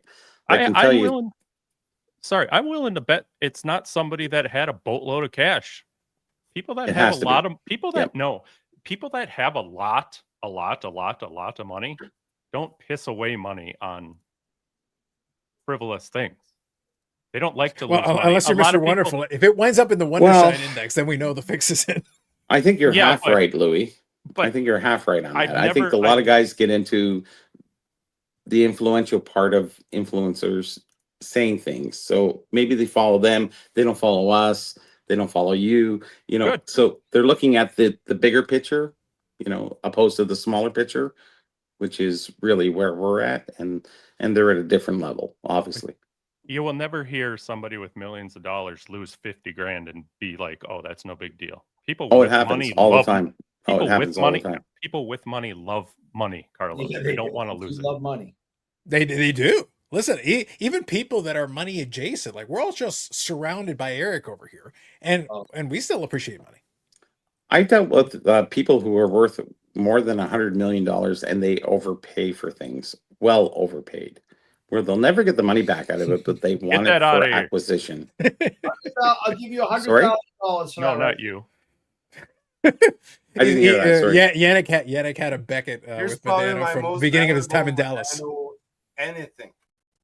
Yeah. But they I will like that you overpay include for a the lot of things I because just wanna say, possession is 9/10 of the law, right? Wendell was right behind Sure. Medano. So let me actually I want to divert to one other topic real quick. Sure. So we're approaching the end of the evening, but I do want to touch on one other thing. But let me quickly touch on, since you brought that up. Overpaying is not the issue here. I want to be very clear on this. Going back to what the conversation happens we had all the already a little time. while ago. Yeah. As a collector, I am willing to quote unquote overpay for something, but I still have to decide for what that means. What overpaying means is going to be a different answer for me than for somebody else, and they all have to figure that out on their own. When I'm talking Quick question about, though, go. are you overpaying for personal satisfaction, or are you looking at investment first? If I'm investing, I never want to. I don't think you're investing. I think you're paying. No, but what I'm getting at personal- is if I'm ever investing, my goal is to get it as dirt cheap as possible and do everything in my power to do But that. you're not investing though. I It's understand. Medano. Yeah. That wasn't what I said. Let me finish the answer. No, I'm just If trying to. I am preempt you. investing, then but you failed because I'm actually answering the question correctly. If I am trying to invest, my goal is to pay nothing. If I am collecting, then I care about what I'm paying for it, but I am willing to quote unquote overpay for it because the return is not the concern. Investment, the return has to be the concern. That is the concern. Yes. So what you're paying for it initially is critically important. From a collecting standpoint, it's less important, but it's not unimportant. Because I am not willing to pay $5,000 for a $10 card. I don't care if it's a player I collect. I don't care if it's nostalgic. I don't give a shit. None of that. I am not willing to pay that. Or if you're Going back to the item we used earlier tonight, you could love that 61 box. It could be for collecting. Yes, you'd be willing to pay good money for it. Let's say you've got tons of money. You might be willing to pay $10,000. You might be willing to pay $50,000. You're not willing to pay $500 million for it. Why? Maybe No. Bill Gates. And if you're willing to pay $500 million for it, there's a lot of better things you can spend your money on. So you might be willing to overpay. Yeah, get back to me when somebody pays $500 million. I'll make you the same bet. Within the next 10 years, someone paying $500 million on that, and you can give me another beer at Expo. I'll bankrupt you one beer at the Expo at a time. So like I said, there are limits to everything. Even for a collector, yes, they'll overpay, but there's always a number. There's always a limit. There's a point at which they'll say, like, look, man, I'm willing to quote unquote overpay, but it's like, I'm just going to throw money at you for the sake of throwing money. Carlos, it's not an argument. I'm just trying to state my facts of what I'm trying to say. You know, you are a collector. If you're investing, that's a different story. If you're a collector, it's a different story. And that's where I'm saying. at. But I'm saying, though, as a collector, there's still a limit. We still have a point. At which No, we and I can't be understand like, you know that further. limit. You do know, because you sat there and you said, I wouldn't pay that for that card. And I understood that. And I said, yeah, okay. So that's where the rationale comes in for you to sit there and go, oh, come on, $9,000? Like someone's paying a 7,000 bounty? Like I wouldn't even pay 4. Like really? And would you even pay 4? No, because you've never paid 4 for anything. Right? True. Nope. Right? Yeah. So there you go. So what percentage are you in of the Medano collectors, or even whatever collectors? Are you in the 10%? Are you in the 50%? He doesn't have 20%? to be in any percentage. He's a Madonna He doesn't collector. have to be. I'm just saying. I'm just trying to state something here. But see, this is the other problem I have is we shouldn't give a shit. You shouldn't. But he is in a percentage, regardless, right? I think he's in the top end of the Medano collectors, where he would pay up for the right card. But I don't think he would go over past $3,000. I don't think you go past $3,000. Well, no, he's already made that case. He already said that. So yes, I of know where he course. stands. There are items that I currently hold the record price that anybody's ever paid for certain specific items because I want. And what would be the top price that you would have? On what? $2,000? Any Medano, well, whatever. Well, no. If I have unlimited funds, there are cards that it doesn't matter. No, what you have right now, what you've done. Past. The most I've paid for it is probably about $800 or $900 US on an individual item. There you go. That's because it hasn't been necessary to go any further, and I'm not. It hasn't been for you. Yes, understood. Yeah, because you're a collector. You're a collector. I hold several records. You're a hobbyist. I believe you are. G. Lemlin collection. Yeah, Eric, we know about your hobbyist. And you're a hobbyist. We know about your $5 and I think purchase. that Louis is a hobbyist too. $5. I think I have $5 was the highest at that time. And it was like American, no less. That was crazy. And then you had to pay shipping on that. That was wild. You're damn right. Yeah. Listen, that was like a Guinness for you. Canadian money, buddy. I'm talking about the real stuff. Eric, that was like a Guinness for you. That's like one Guinness away from you going off a chandelier. That's how much you're willing to sacrifice. Don't try to get me to have more than 2 next week, because I'll wait. Louis, if this man has 3 beers, he might go off a chandelier somewhere. He might jump off a tall building. I can't have more than. And 2. It's Guinness too. And Guinness is weak. So good though. No, it's about 5%, isn't it? No, it's 4.2. Really? Yeah, it's 4.2. Yeah. And 3 makes me go sleepy times. 4.2, 3?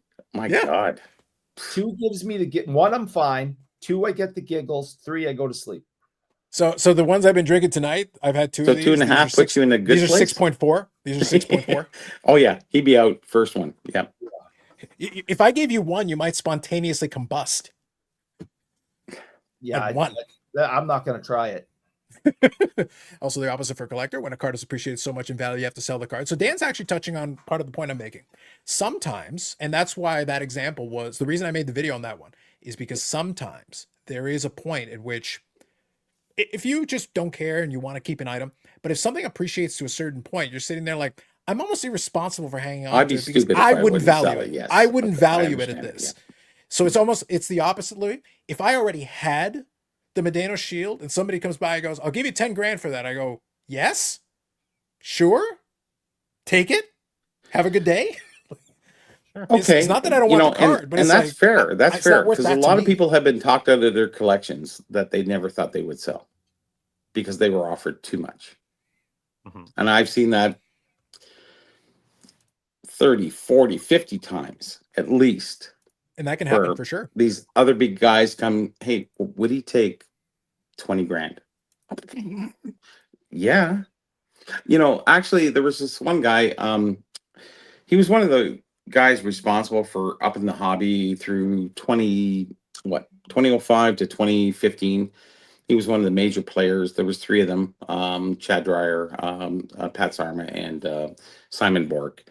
Three guys really up the hobby because they were after everything that was rare, and they would bid against each other. And you know that's why a York peanut butter glass sold for $17,000 one time.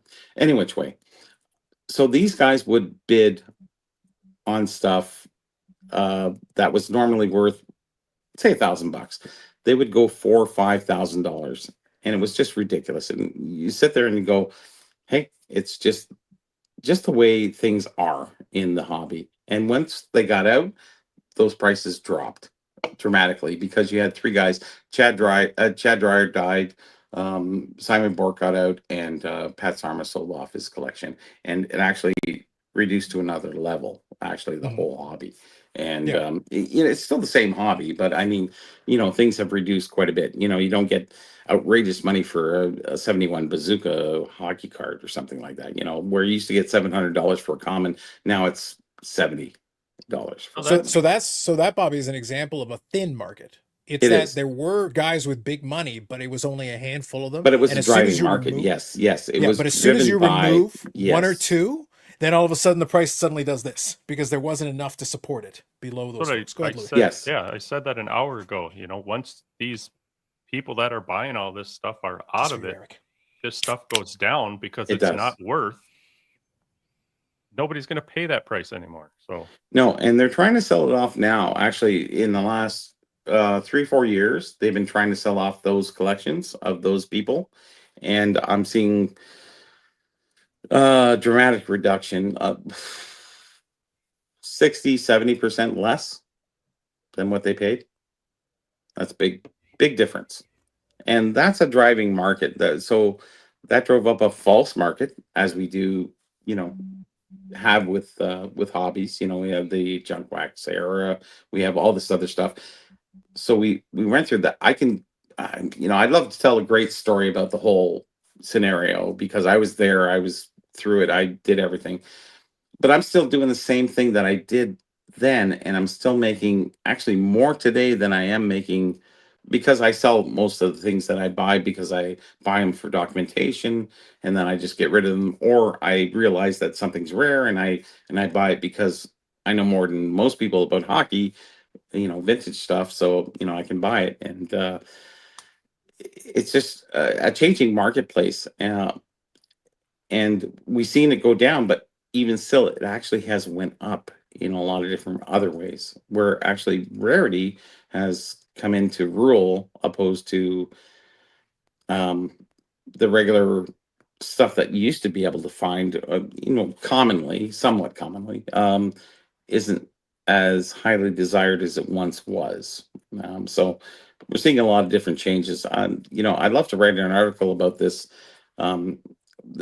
trend change and how three people really affected the hockey hobby market from 1998 to 2015, something like that. That'd be really interesting to see. And then you can understand how things are.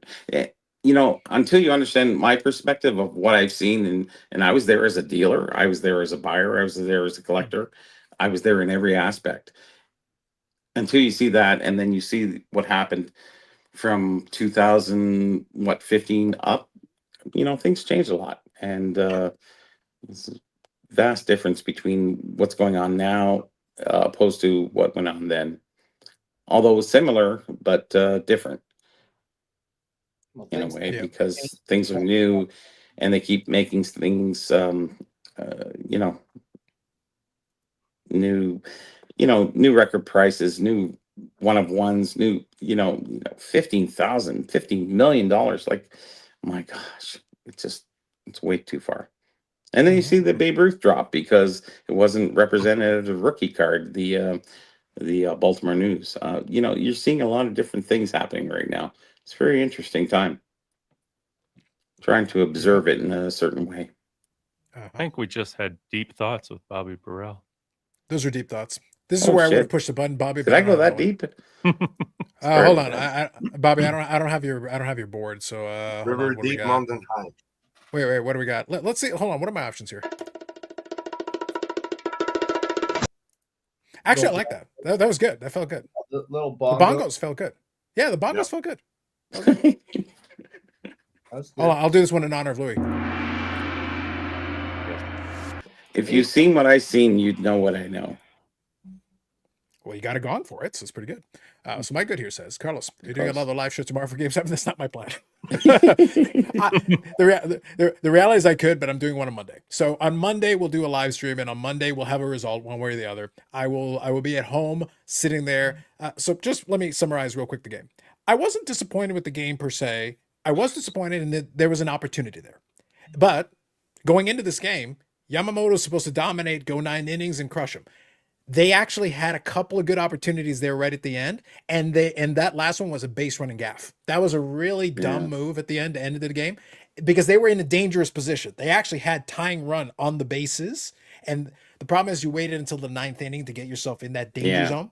Yeah. And if you had just been dangerous a little sooner, it would help. Seventh inning. Yeah. Now here's the funny Not very thing. good. The reason why I'm not completely discouraged about it is that even with all that, the Dodgers scored 3 runs. That was That's the it. best they could muster. They're still not showing me anything that Kinda I'm supposed to sad. be impressed by. So yeah, Yeah. Nick, I got to be honest. You remember GSP? Yeah. I will quote the great GSP. Oh, I'll paraphrase. I Nice. continue to not be impressed by your performance. I'm still like these Dodgers are not impressing me, and it's the Jays missing opportunities to bury them that's really unfortunate because they're there. They're right there. 2 3-1. runs in the American. Yeah, Come 2 on. runs in the 2 runs in the American League is nothing. nothing. I It's thought you nothing. were gonna quote the "Are you crazy in the head?" That'd be a good one too, but I think the not impressed with your performance I think is valid because the Dodgers are winning, but the ones they're winning are squeakers. I'm not worried, guys, at all. Game 7 tomorrow. They Yeah. got one more. We'll look they got forward one to more that. opportunity. They got one Eric, more I just are opportunity. handing it to you guys, and you just haven't taken advantage Yeah, I of know. it. Finger's You know, gonna put you, Eric. True. Otani, every home run Otani's hit has not had. He has not had Not with somebody on Toronto. base in front of him. Yep. Yeah. Very true. Very true. Opportunities are there. So yeah, Mike, I appreciate the sentiment, but we'll reconvene on Monday. We'll have a result already. And then crossing my fingers, I'm hoping for some good news tomorrow night. And if we have it, it'll be a little celebration to go along with everything else. But there is one topic I want to get to, but I want to finish reading these comments. Sure. So 99-cent sports card here says, the boy Samuel served the Lord in Eli's presence. In those days, the word of the Lord was rare and prophetic visions were not widespread. I thought Eric was here for all our Good one. religious overtones. Excellent. Mm-hmm. Sure. Dan here says, this is what happening with the 14-15 Cracker Jack cards these days. A few dealers are hoarding them and jacking up prices, which can totally happen. If it's a limited supply, you can do that. It is. Yeah.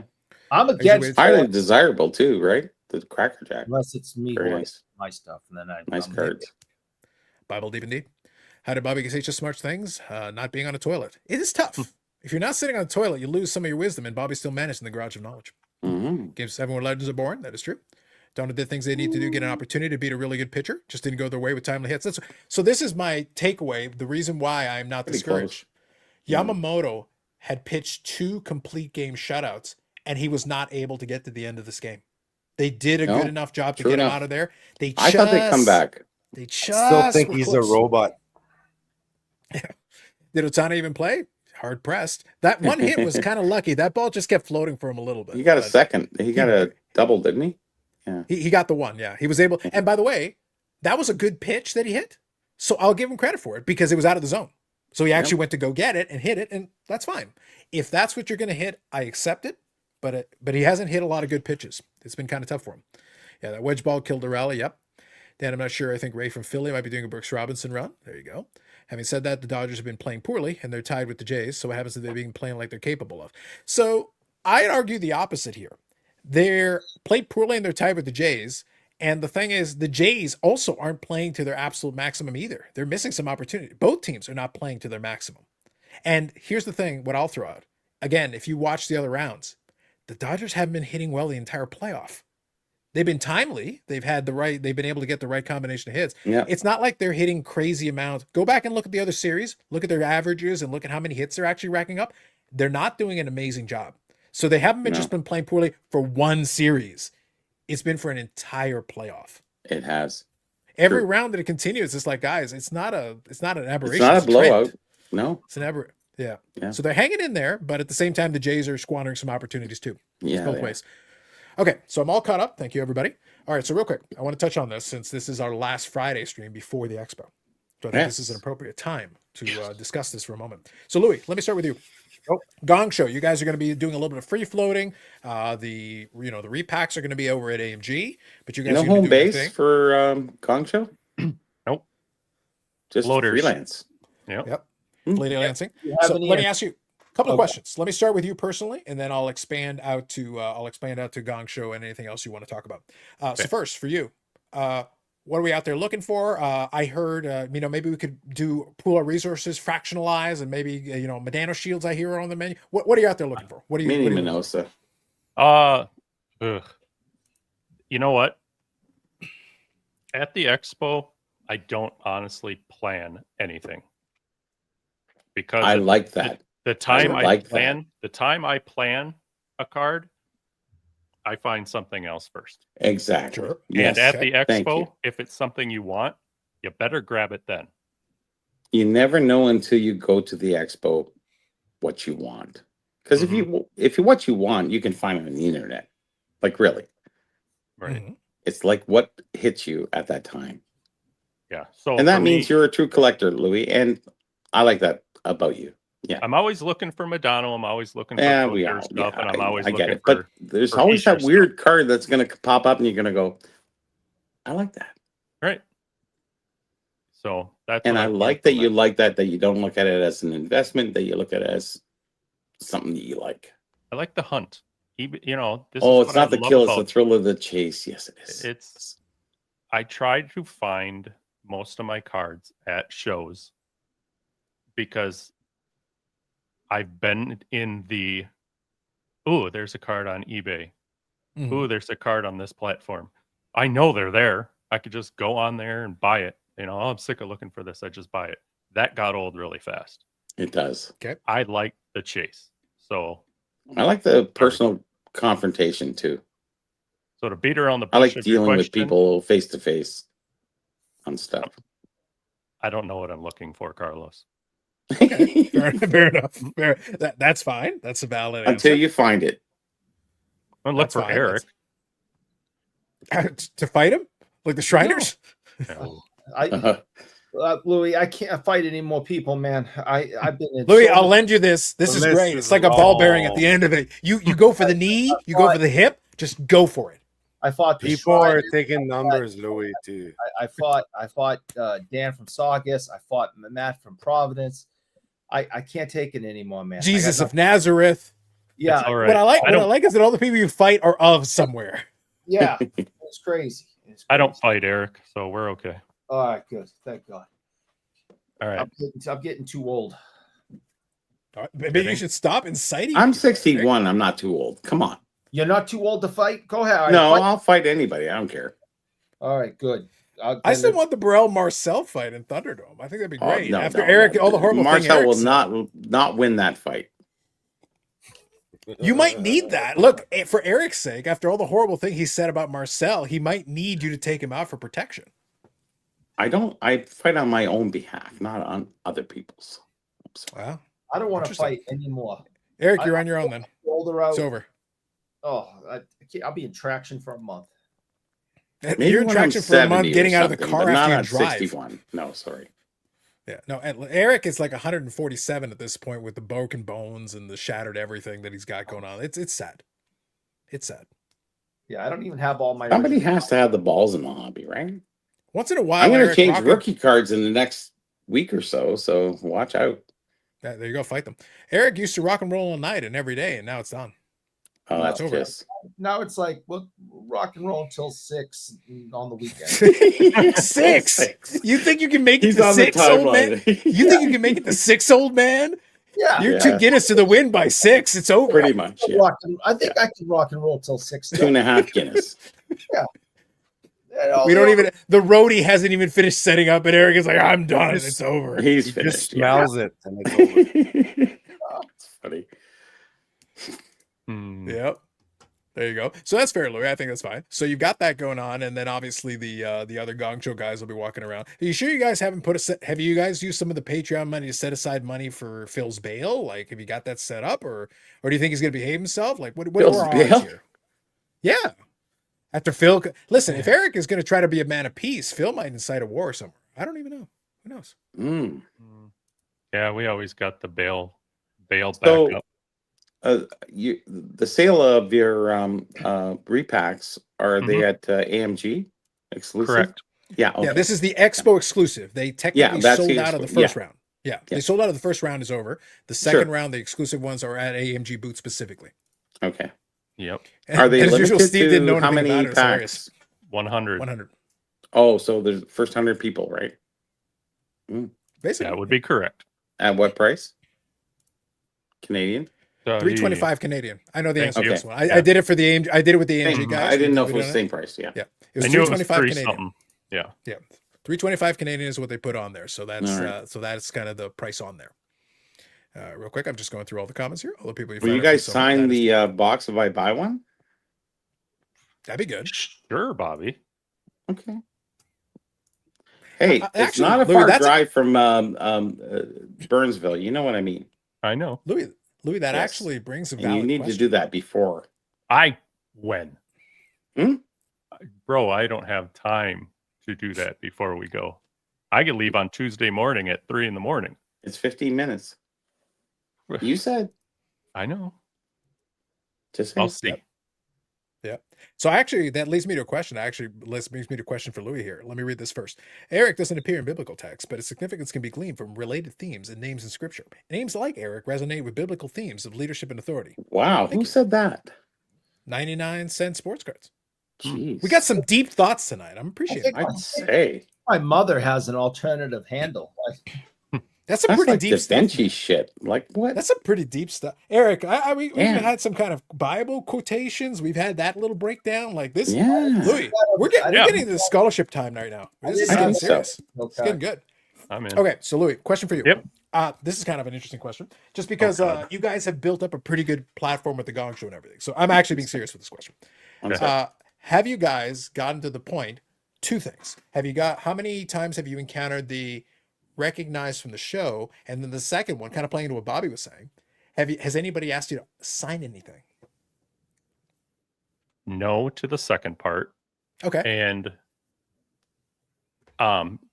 yeah, I've been recognized a lot more lately, but what blows me away the most is when somebody hears my voice when I'm at a table Okay. and they look up and say, Louis, and I look, they've never watched it on YouTube. They're only listeners, and they're like, I recognized your voice. I'm like, Nice. oh, is it that bad? So I'm glad you brought that up. tell So us on the you've been listening in on the on the lives and everything for the last little while, and obviously I did the conversation with Josh, and I pop in on the Slab Sharks thing and have a little bit. By the way, I appreciate that Phil sometimes catches it, but my comments are very clever and sometimes very sneaky. The things I throw in there, You good? he has to take a second and really pay attention because sometimes I'll throw something in there for him.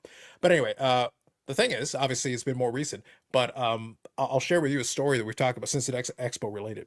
The first show after COVID was lifted, because we had live expos for a couple of shows because they were trying to figure out, okay, how are we going to do this? How are we going to make this work? As soon as they were able to have a show again live, and Eric was there for that one, and we had some fun with it. Bobby, Eric, myself, I think Yannick as well, maybe. Yeah, we were all sitting at a table just talking. And the thing is, what they did is they met in the middle. They said, look, just bring the masks, we'll wear them. And then the thing is, when you're in the eating area, you don't worry about it, whatever. But we're still kind of wearing them and we're kind of whatever. And a couple of people came over that recognized our voices because they'd watched the live stream. And even though our faces are covered, like we're literally sitting there, but it's literally the group of us are tired and basically talking bullshit and heinousness as we do now. But people recognize the sound of that.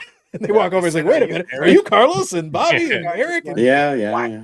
That was funny. Yeah. It's weird. I'm not used to it. I don't know that I'll ever get used to it. well, You please will. don't become like Eric. He's You will. insufferable. No, Like at this point, he charges people. It's bad. No, that's silly. But I had someone come up to me today at the Shriner show and asked me if I was me, which I always Were you? Are you Eric? Yeah. Mm, I always think it's depends. Today. I just It depends. and they said they enjoyed the show and thought it was funny, and I said that's great, thanks for watching, appreciate it, and that was that. I've yet to have anybody ask for an autograph. I don't even know what I would do. I would just be like, I think you need to see a Just doc. sign the damn thing. Have you thought about signing your name? Have No, you considered that option? Need to see a Louis professional. got to get used to his signature. So, But yeah, see, that was Dan. That makes sense. Yeah, that was Dan.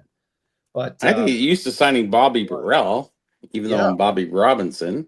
Anyways, so Look, my concern is that I've heard rumors around the expo that not only are you signing, and not only are you charging people, sometimes you're not signing as I don't Eric charge Lee, anybody. you're signing as Marcel Dion. I'm talking about Eric. Oh, You're signing okay, as sorry. Marcel Dion. Like, Oh, probably, Eric, I yeah. don't think you can pretend to be Marcel Dion. That's no, not cool. he asked me to do it because he's getting tired of everybody coming up to him and trying to get free autographs. He's like, listen, you just stand out there, say you're me, and just sign my name and just keep the people away from me.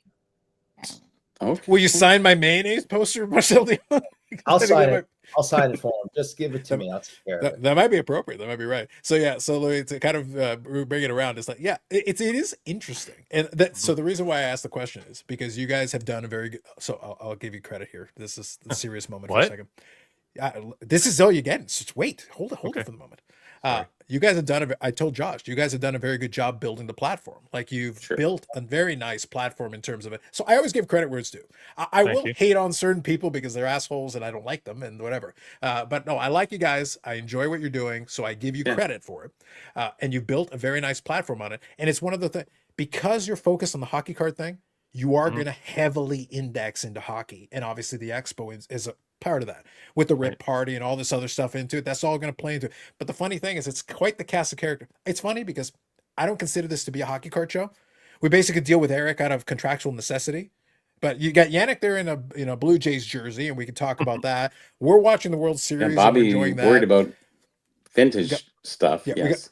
all this other categories, but the thing is the hockey card gong show is still a hockey card show, which is Mhm. part of it. But then it indexes very well. So it doesn't surprise me. And I think you guys are going to have another little level up in terms of the amount of people that are going to come by and see, I think so. because your faces are on the videos. They can see you.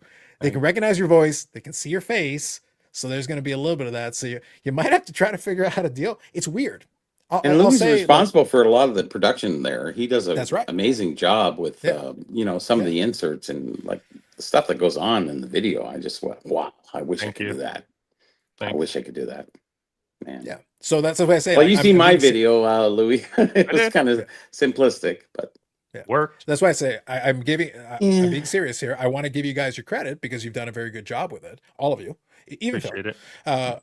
Phil with more reluctance than the rest of you, but Yeah. I'll give some credit where it's due. Phil's But the thing Phil. is that Phil's Phil, but it doesn't surprise me, and it's something kind of weird that I don't think you get used to too much. Again, Eric's ridiculous arrogance notwithstanding, it's absurd. Like he walks in with shades every single time. No, whether even if it's the middle of the night, he'll walk in with shades. It's ridiculous. He demands things. He wants M&Ms done a certain way. It's weird. It's weird. Just the I green think he's one. more Corey Hart. Yeah, it's very strange, very strange.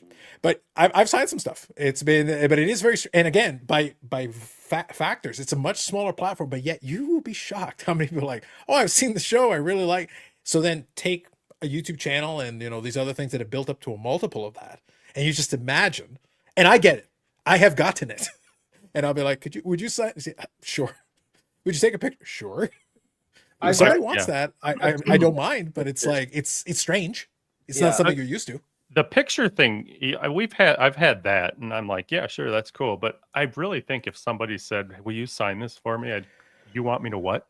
Yeah, exactly. That's I've taken weird. pictures, but I can't. No, it's just people appreciation for yourself. And I used to get that with the books, and sure, it was actually more of a compliment than anything else. And they just care about It is flattering. It is flattering. It is very flattering, and just do it, and don't feel any indifference about it. It's just something Just have some fun. people want, and give it to them. I think Just have it's like an old hockey star who says, yeah, I'll sign your jersey or whatever. Yeah, hey, no big deal. It's not a big thing, but it is big to them, and maybe not so much to you, but maybe a compliment to yourself, and you deserve it. So Thanks. Yeah. Look at that. Well, Look at that. I'm ready to sign. All right, let's go. All right, you gotta get He's ready. ready to go. Look, Louis, this better be a good signature. Look, Eric, attest to this. When I've sent you some shit, I usually will do a handwritten note. Yeah. That's a legit signature. I actually sign my whole name. So you better not do any of the half-ass squiggly whatever. Like, Hey, nah. Carlos, how come I don't have anything signed from you? Like, What do you want me to send you? I don't know. You have your sticker, right? I can send you a sticker if you like. Sure. I already Just give me have the one. address. I didn't get Yeah. it signed on the back. All right, then I'll sign it for you. No problem. Okay, I'll bring it. Yeah. Carlisle here says, when you guys sign autographs, do you add inscriptions too? YouTube Hall of Fame honorable mention. So I'm glad you asked. I prefer YouTube Sports Card Hall of Fame runner-up. No, I got something special to put on. Runner up adjacent. Yeah, runner. No, Eric. In fact, this channel. So I don't know if you've heard about this, Louis. There are several folks out in the sports card kind of community, not just hockey, but everything else, that they do this thing called the YouTube Sports Card Hall of Fame, which I make fun of relentlessly. However, there was one year a couple For of years ago. years. So what they did is originally they had like the top 10 votes would get in, but then they changed the rules to make it 5. The first year they changed it to 5, this channel was number 6. Yes. So we were like the YouTube Sports Card Hall of Fame bubble. Yep. That's what this is. The runner-up. The You were last one close. just before. You were It close. was very close. It was. Someday. Interesting. Someday. Yeah, We're always gonna- ask going to be before signing facts. I've never met either of my subscribers. Someday, Carlo. Someday. You I know, wanted one to meet them, thing, but they both go. an autograph is very personal to the person. It's a part of you, and never deny anybody that. I think it's really important. You feel flattered doing it, but you don't understand it at a certain point. You sit there and go, yeah, okay, I'll sign my autograph, whatever. But it means something to them, and that's what really matters in the end.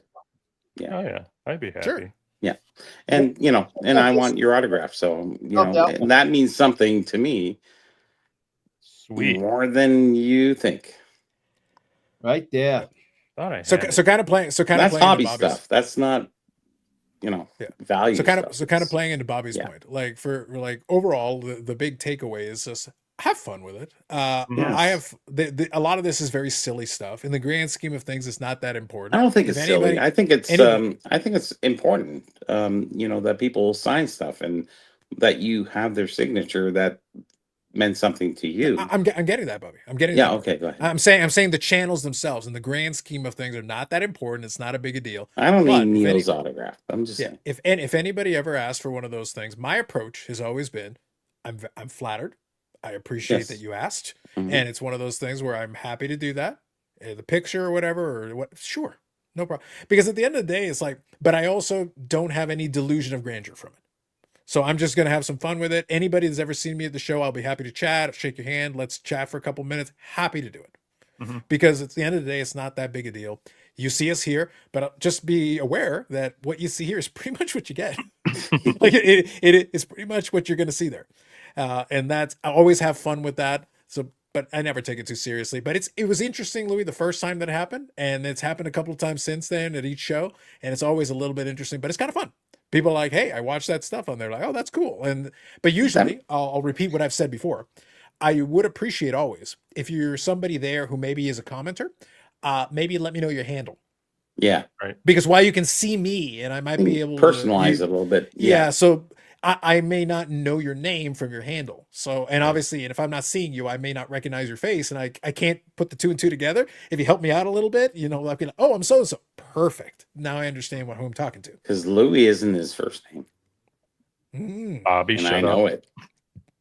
Yes. Yeah, that's the interesting thing about, and you feel bad. Some people come up, hey, it's so and so, and you're like, hey, yeah, how are you? And you're like, I don't know who you are. There's hundreds of you, and Oh my one of, God. it's like, Yes.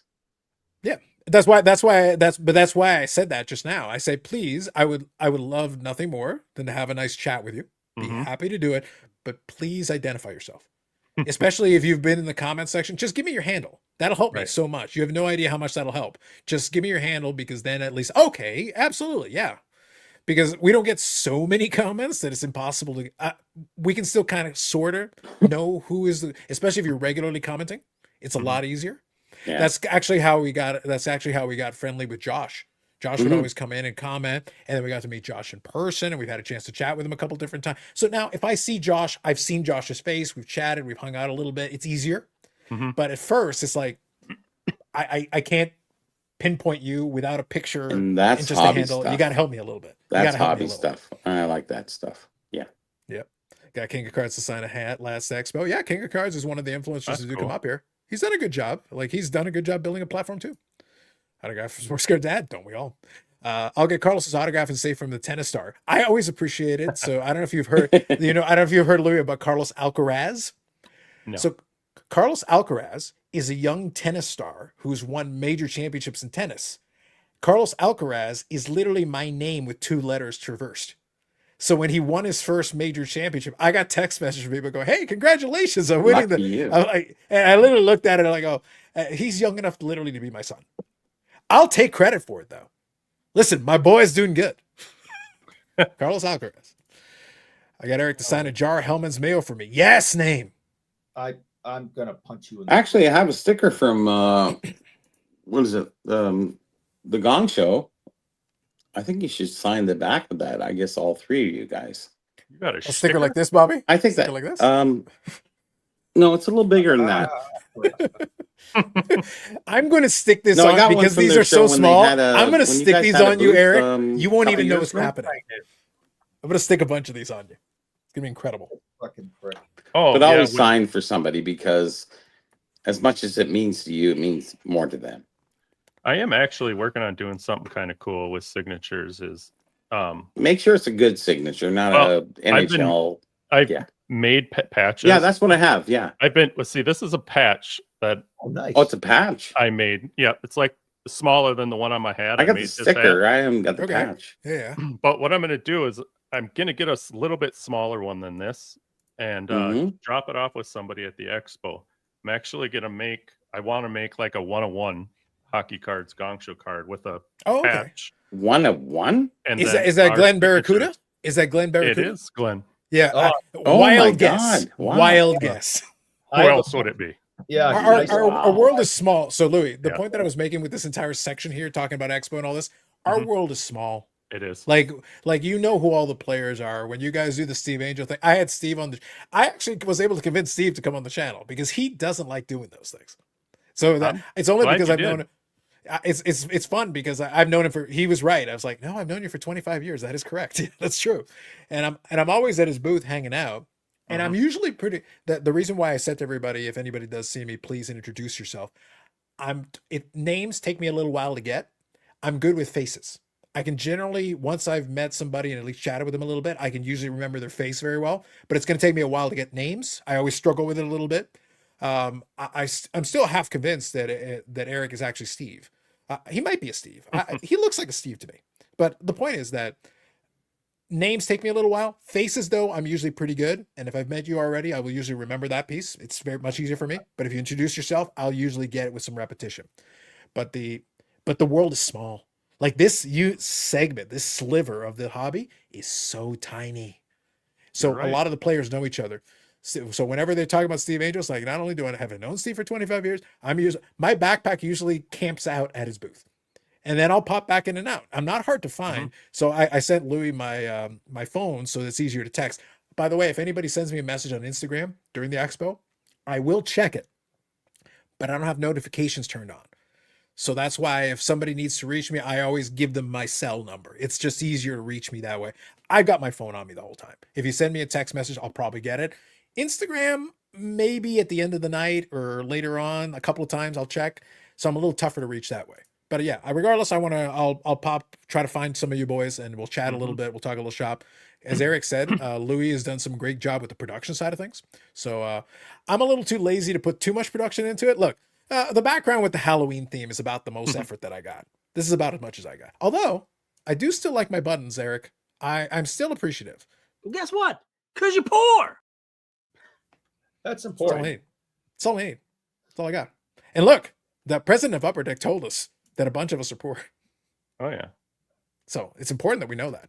I'm glad he told us. It's good to Eric be is Rupert all day long. Yeah. Yannick, wave to make sure your captives are treating you well. Yes. Thank you, Yannick. Trading my $10,000 Pro Scene bobblehead for Because I'm Carlos Cass signed. Carlton Fisk jersey. Yes. Yeah, he broke man code. I'm still not forgetting. I was at the same urinal today that he broke man code with me years ago, and I was thinking about it as I was sitting there staring straight ahead, doing my business. I'm like, I was at this exact same urinal when Carlton Fisk came over to my left and started talking to me and broke man code. I was having some deja vu and some trauma flashbacks. Interesting. Cool monster. You turned your head and you said, Scoutmaster Ken. Wait, sorry, no. No. Too soon? Too soon? Exactly with that. Just saying, people shouldn't break man code. And Too Carlton soon. Fisk did it. No, He got into the no. Hall of Fame like the week before. He said, like, I don't have to follow man code. There's I'm like, urinal protocol. You know that. son of a bitch. Damn. Dan It's says, all there. yeah, the Tickle Trunk song was a major production. It was. It was. So Yep. believe it or not, I Bobby, I was going to do it tonight, but I didn't have time. I literally ran out of time. I actually had the same platform create an expo song. I had to create one in 1980s hair metal style. Oh, really? Nice. Yeah. That'd I'm be gonna kind see. of cool. I Hair want to see if metal's good. I'm gonna upload it, and I forget if it was hair metal. I know I put it like an 80s metal. It's very like 80s styled for sure. I'm gonna see if I can get it uploaded. I'll probably debut that one on Monday since it's just before the expo. Okay. We'll play it. We'll have some fun and we'll play it for a little bit. I'm gonna order a silver YouTube play button for T-Boo and have all my favorites sign it. There you go. So actually, Louis, you already mentioned that I know. From what I understand, so are you in the end not gonna get anything signed from Medina, or have you thought about anything, or is it just out? I really don't know. I don't want him to sign a card. Really. Yeah. I got enough of those. Yeah. Jersey? I get to kind of cheat because I still have a couple of jerseys and I do have a Hall of Fame plaque. So if I bring the Hall of Fame plaque that on the little plexiglass thing, that would be kind of Yeah. a good one. I think that I would think be I fun. can reach it. Hold on, I'll grab this. Go for it. Got a whole world in my hands. That's right. Finding where Eric thinks about baseball players, there's in his hands. I know. I was Guys, seriously I'm gonna say debating. goodnight. I'm sorry. I just want to Debating. Go for it, Yannick. Take her easy. Have yourself a good night, okay? Go for it. Easy. Yannick. Hey, Okay. Yannick. Later, buddy. I was go. debating getting him to sign this poster I got. What is that poster? That's nice. Put him on single. He is, I Bobby. am. Oh my God! Why? am I don't know seeing why it four? doesn't show on your end, but I promise you, everybody's seeing Louis in full screen. Okay. I promise you. All right. Yeah. Oh, that's So I don't know. That's a nice one though. That's pretty good. You could probably if you took it out of the frame, you could probably roll it up and make it easier. For Oh you to carry. yeah, I'd bring it. Yeah. Definitely would do that. Yeah. But it's a nice piece, and I think it would Mhm. look good, especially if you get on a dark pen or dark Mhm. ink or some kind. I think it could look pretty good. Yeah. But I don't know. It's just one of those things where it's cool, but I'm like, eh. I agree. Have you had an opportunity to What do you mean? him? Well, is that like? Is it not worth the money, or is it what? I don't. I've met him before. I met him Yes. when I was younger playing hockey. When Oh, that's a long time ago. yeah, there was a couple times we played at the old Met Center before we Oh, played. the old Met. We Oh my played two gosh. games before the North Stars actually played a game there, and I met him both times then. Yes, I was young. I was 10, 11. Well, I was gonna say though, Oh. he'd still be That's a young guy early. too. He was still the youths at that point as Right. well. Yeah, so he wasn't that much older than you. No, but we'll see. Who knows? Yeah. Changed my mind like I changed my underwear, so we'll find out. You never know. Wow, there you go. Well, Carlos once says, a "Wait, month's Medina." not bad. No, it's pretty good, right? Yeah. So wait, Medina's a real person? I always thought it was an inside joke, like snipe hunting. No, he's not Reggie Lemon. That's a joke. That's just No, something we make up. Something we that's made not- up. Look, he doesn't have two pictures, Eric. Someone who has moved has more than one picture. Yes. You lying sack of shit. Like, come on. Settle down, sir. Leaf is just cheap. There's more than one picture. I was Whatever not you one say, of man. those kids. Whatever you say. Louis, Burnsville will be a revelation for you. Oh, I'm no. Here's the problem, though. Yes, I can. There's get no there. problem. There's no problem. No. I can get there, but I need to spend time there, and I don't have the No, time. you have an hour. So it's 15 minutes there, half an hour there, 15 minutes back, 1 hour. I'm gonna kill you. People say they try, like you said, you try. And anybody who tries, I tried to do an app. It took a long time, but I never stopped trying. And See, when I try to says- do things, they don't happen. When I'm not trying, things happen. okay, don't try. Okay. Thou shalt not effort. That's a rule. Listen, I That's- that got is- something to sign for you, and I'm giving you a free book. That's $150 value. I got the other book too. That's a 200. I got 2 of them, Okay. and All they're right, there you go. $250. But I'll give you one free if you go get the first one. Fine. I'll give you one Scandalous. free and signed. On top of Mhm. that, I'm not trying to drive you to that. I'm just saying the value is in going there more than you will even know. I know. No, you don't know. And that's why I want to not feel like I'm in a rush. I don't want you to be a rush. You don't have to be a rush. Like 1 hour of your day is nothing. You I see. Canadians, Do you know how much I do in a day? Like honestly, you Canadians do will you know how work. many Not a lot. articles I write? Do you know how much updating? If you guys knew what I did in a day, my God, you would think, geez, I got forever. Like honestly, Mm-hmm. I do so much in a day. drive around a lot with your arm out the window. When No, yeah. That's Thanks, literally what he Eric. does for Yeah, 95. I Eric, he guess does you're that for right, yeah. 95% of the day. The rest of that stuff he's talking about is like a 10-minute window. Like literally it's inside of 10 minutes. Listen, I've Bob- written 3 books. I've written hundreds of articles. I've done so much in this hobby, and everyone says who don't have the time. Okay, Bobby, I'm going to stop you so I can finish reading these comments. Bob Boozle says, see, this is how I time manage. Bob Boozle says, because I'm Carlos, a much more developed show than Game of Thrones. Has its own mythology. That is true. We do have lore. A lot of deep lore. Name says, Medano Schmedano. Remember and meet Gordon Bombay. That's a real celebrity. That is true. Dan says, is Josh Rosen signing the expo? Be still my beating heart. Dare I live the dream? That'd be a lot. That'd be pretty sweet. My good says, so will you put the Tickle Monster song in rotation with the $1 Million Man? Let me tell you. Eric was begging me to just play it the whole night. He was so Eric is having nostalgic. Why fond doesn't he memories. sign? The Tickle Trunk? No, $1 Million Man. Well, he has. He was at the Montreal one. He was the Montreal show. Yeah, he's not in Toronto though. Yeah. Yeah, he's been to the Toronto show, but this past time he was at the Montreal one. They signed him for Oh, that okay. one. Yeah. Yep. Emilio Estevez, yes. Did you ever meet? Emilio. Don't forget the Jumbo Joe signing Friday Night at Frozen Oh, Pond. you know the same. Eric will be there. Yes. Well, Eric Mhm. doesn't need that. He's got an oversized 5x7 that a good Samaritan is going to provide for him. You're welcome, Eric. They do a Labubu giveaway with sale of each book. Yes. Oh, Make a Day in the whatever. Life of Burrell. Polly, LOL. Got the title set up. That's right. Life with Bobby. There you go. I wanted to get all caught up on the comments. Thank you. One other thing I'll quickly mention as well, since it's part of it. Obviously, the RIP party. So I got a question actually related Yep. to specifically to that piece. Okay. Obviously, the guys always joke about it and everything. Now, with the amount of boxes and everything, it is going to take a while. You guys are doing it at Mint Inc., and obviously they have people that do a lot of breaking, so that's fine. Where is Mint Inc. Going to be at that point? They're Is Is so that they're an doing that RIP party. invitation only, or The RIP party thing is at the store. I think they're doing you guys are doing at it the that store one at I Mint believe, Inc.? right? Yeah, we're Okay. doing it at the store because we didn't Okay. have a house in time. Yeah, they're Just- going to have the booth and everything as normal, but that'll be after hours. And obviously, then you need a venue where you can rip into the middle of the night and connect to the internet and all that good stuff. And Mint Inc. is well situated to do that. They do How live far streams anyway. away So. are they? Where is that though? Are people allowed to attend, or is it what? No, it's just a handful of people. We just try to keep it just a Sure. small group because we Of want course. it to be the people online, Online, watching, yeah, of you know, course. you know, How far away is it from the expo? Like 10 minutes or an Must hour? be minutes close. maybe. It's not far. Yeah. All right. Hotel? Hmm? Is it in a hotel? No, the Mint What? Inc. is in the store, like literally their store. In the Oh, their store. Oh, Yeah. okay. Mint Inc. Yeah, up there. Okay, yeah, Yeah, yeah. Mint yeah. Inc. has their retail location. So what they've done So they're basically going to do is it there? they're Wow. sponsoring it and they volunteered Cool. to help because number one, they have a venue. Number two, they have access Yes. to the internet, so I they can understand, do live yeah. streams from there. So it makes it easier for them Smart. to kind of host it, Yeah. basically. Yeah. Very So nice. no chateau this time. Last year, So that's- last year No we did it chateau in the this time. chateau. We Yeah, did it because in the last house. time I think it was Chateau, was it not? Mhm. A certain, was, yeah. yeah. And it worked. It worked out perfectly fine. But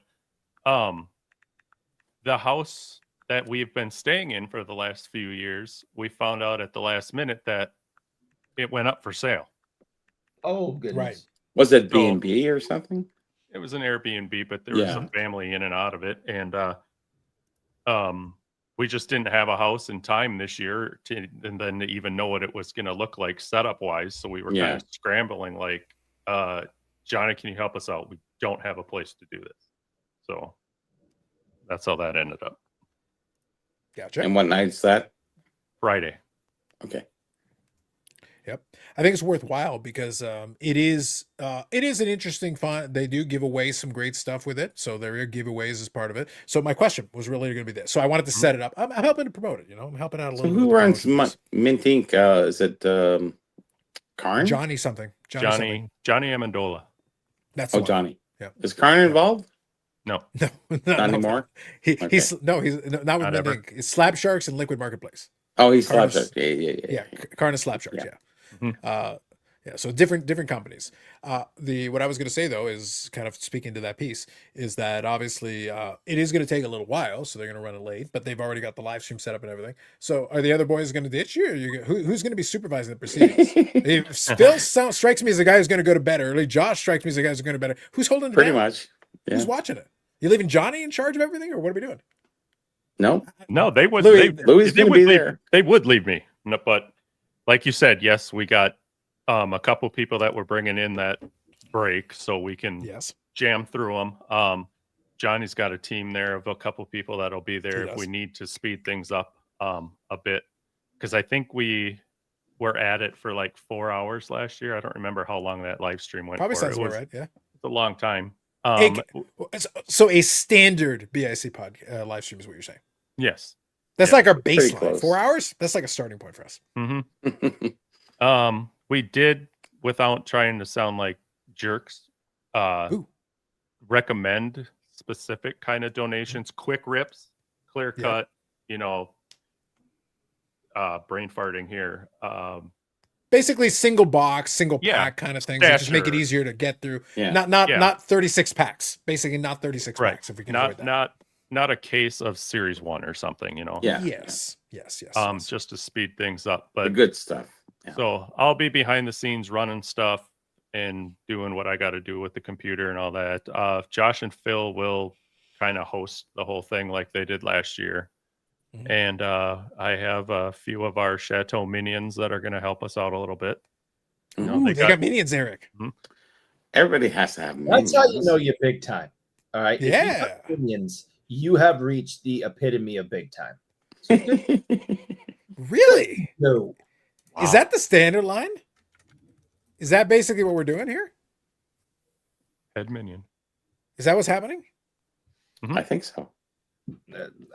Whatever. I don't even care. I've learned new things. I listen. I just want to, Baba Louie. I just wanted to get the vernacular right. If minions is the key, I'm a big fan of people, but if we need some minions, I can make this happen. We can get some minions. I think that'd be pretty good. But no, the reason I was asking was I'm more of a night owl. I always joke with the guys is that they like to do the early. Look, Eric. Basically, you're seeing him now, but there's like a 50-50 chance that he will actually be outside the building going, "Let me in!" basically by tomorrow. It's pretty You know, much, yeah. the show is not even. They're literally like, "Sir, we're not even doing setup. Like, let me in." The show must go on. Holy. Yes. It's very sad and desperate, is what it is. It's very, Pretty very much, sad and yeah. desperate. But yeah, so they're there very early, and listen, I'm a diva. I basically come in after lunch most of the time, so I'm like, fuck this. I'll show up when a damn well feel like it. Now, the advantage of that is that for what I'm doing and what I'm collecting most of the time, Thursday is actually a good night to do a sweep. And if there's something really good, I'll just buy it on Thursday. Right. That's the play. But if it's stuff like, no, if this is here on Friday or Saturday or whatever, we'll negotiate. I can take my sweet ass time then. I'll walk in at the crack of noon. I don't need to be there early.